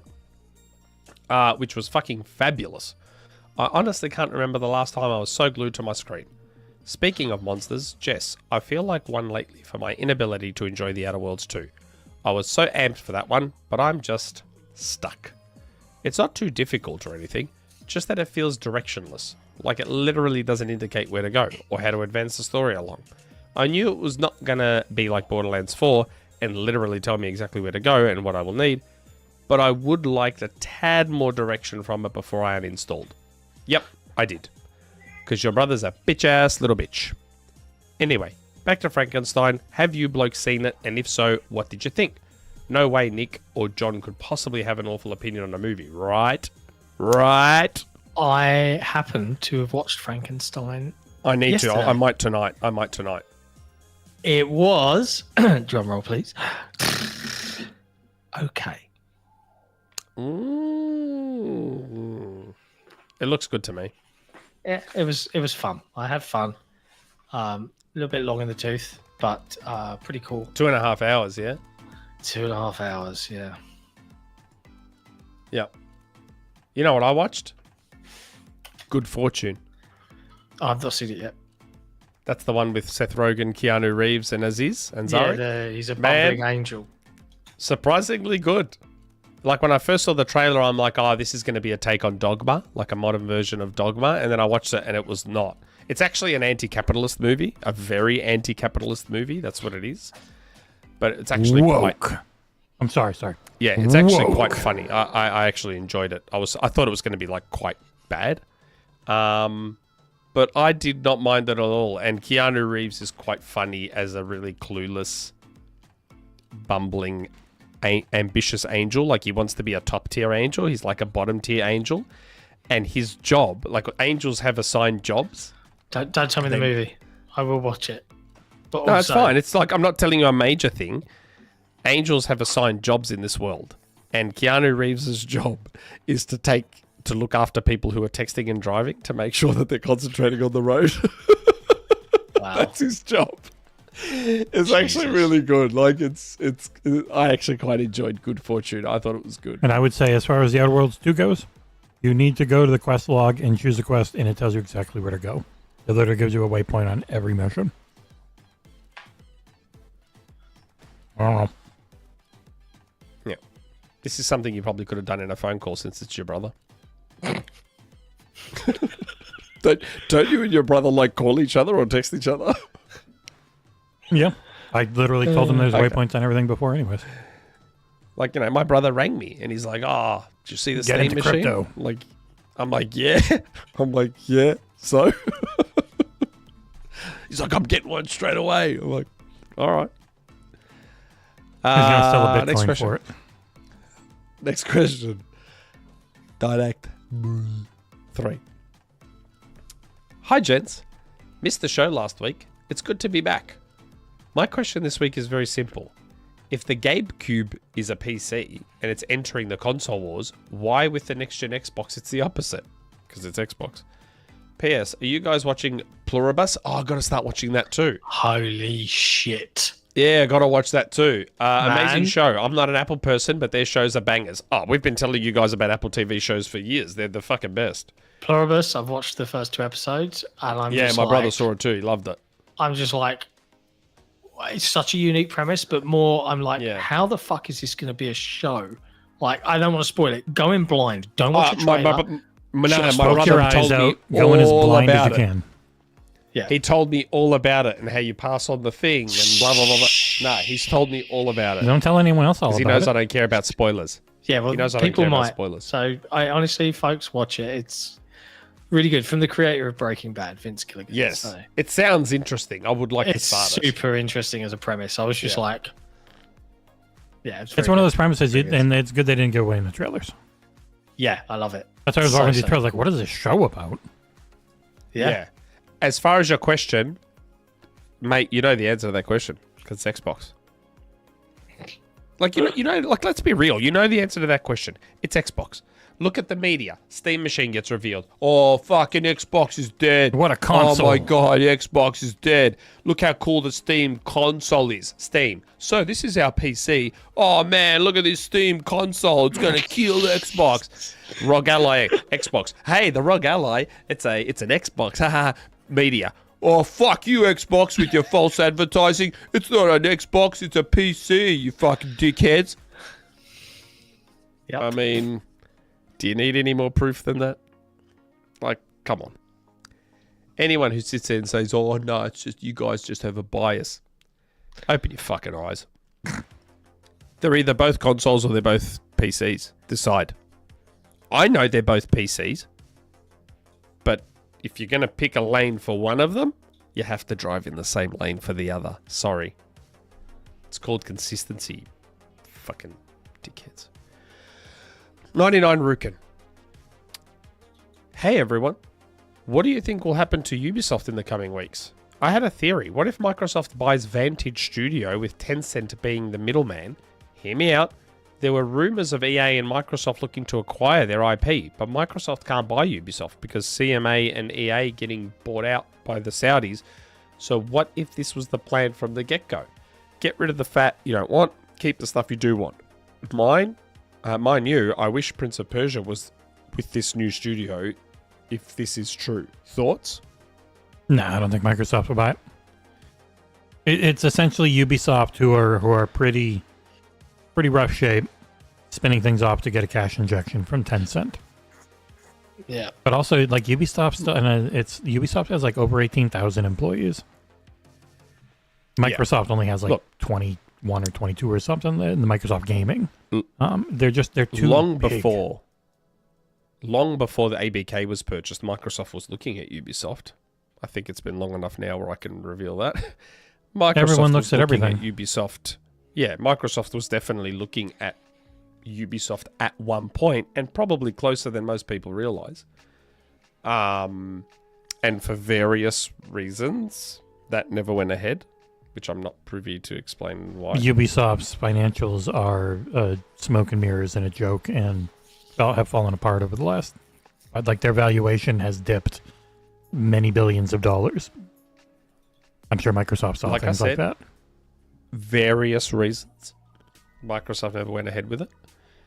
But they were definitely having a look at one point, but I don't think they would now. Not after what's gone on. And the amount of people that work on those franchises alone is many thousands. If you're gonna buy this stuff, like, it's insane how many people work on those Ubisoft games. So you're not just buying an IP for like cheap. You also have to. You'd be buying many thousands of workers that you have to then pay and stuff. Yeah. I personally would have preferred Ubisoft over ABK, but that's selfishly preferred it. That's just for me, because they've got more IPs and stuff that I give a shit about than... They've got Splinter Cell, they've got Prince of Persia, they've got more IP that I care about than ABK does. Immortals Phoenix Rising is amazing. Last question. Good old Collingwood.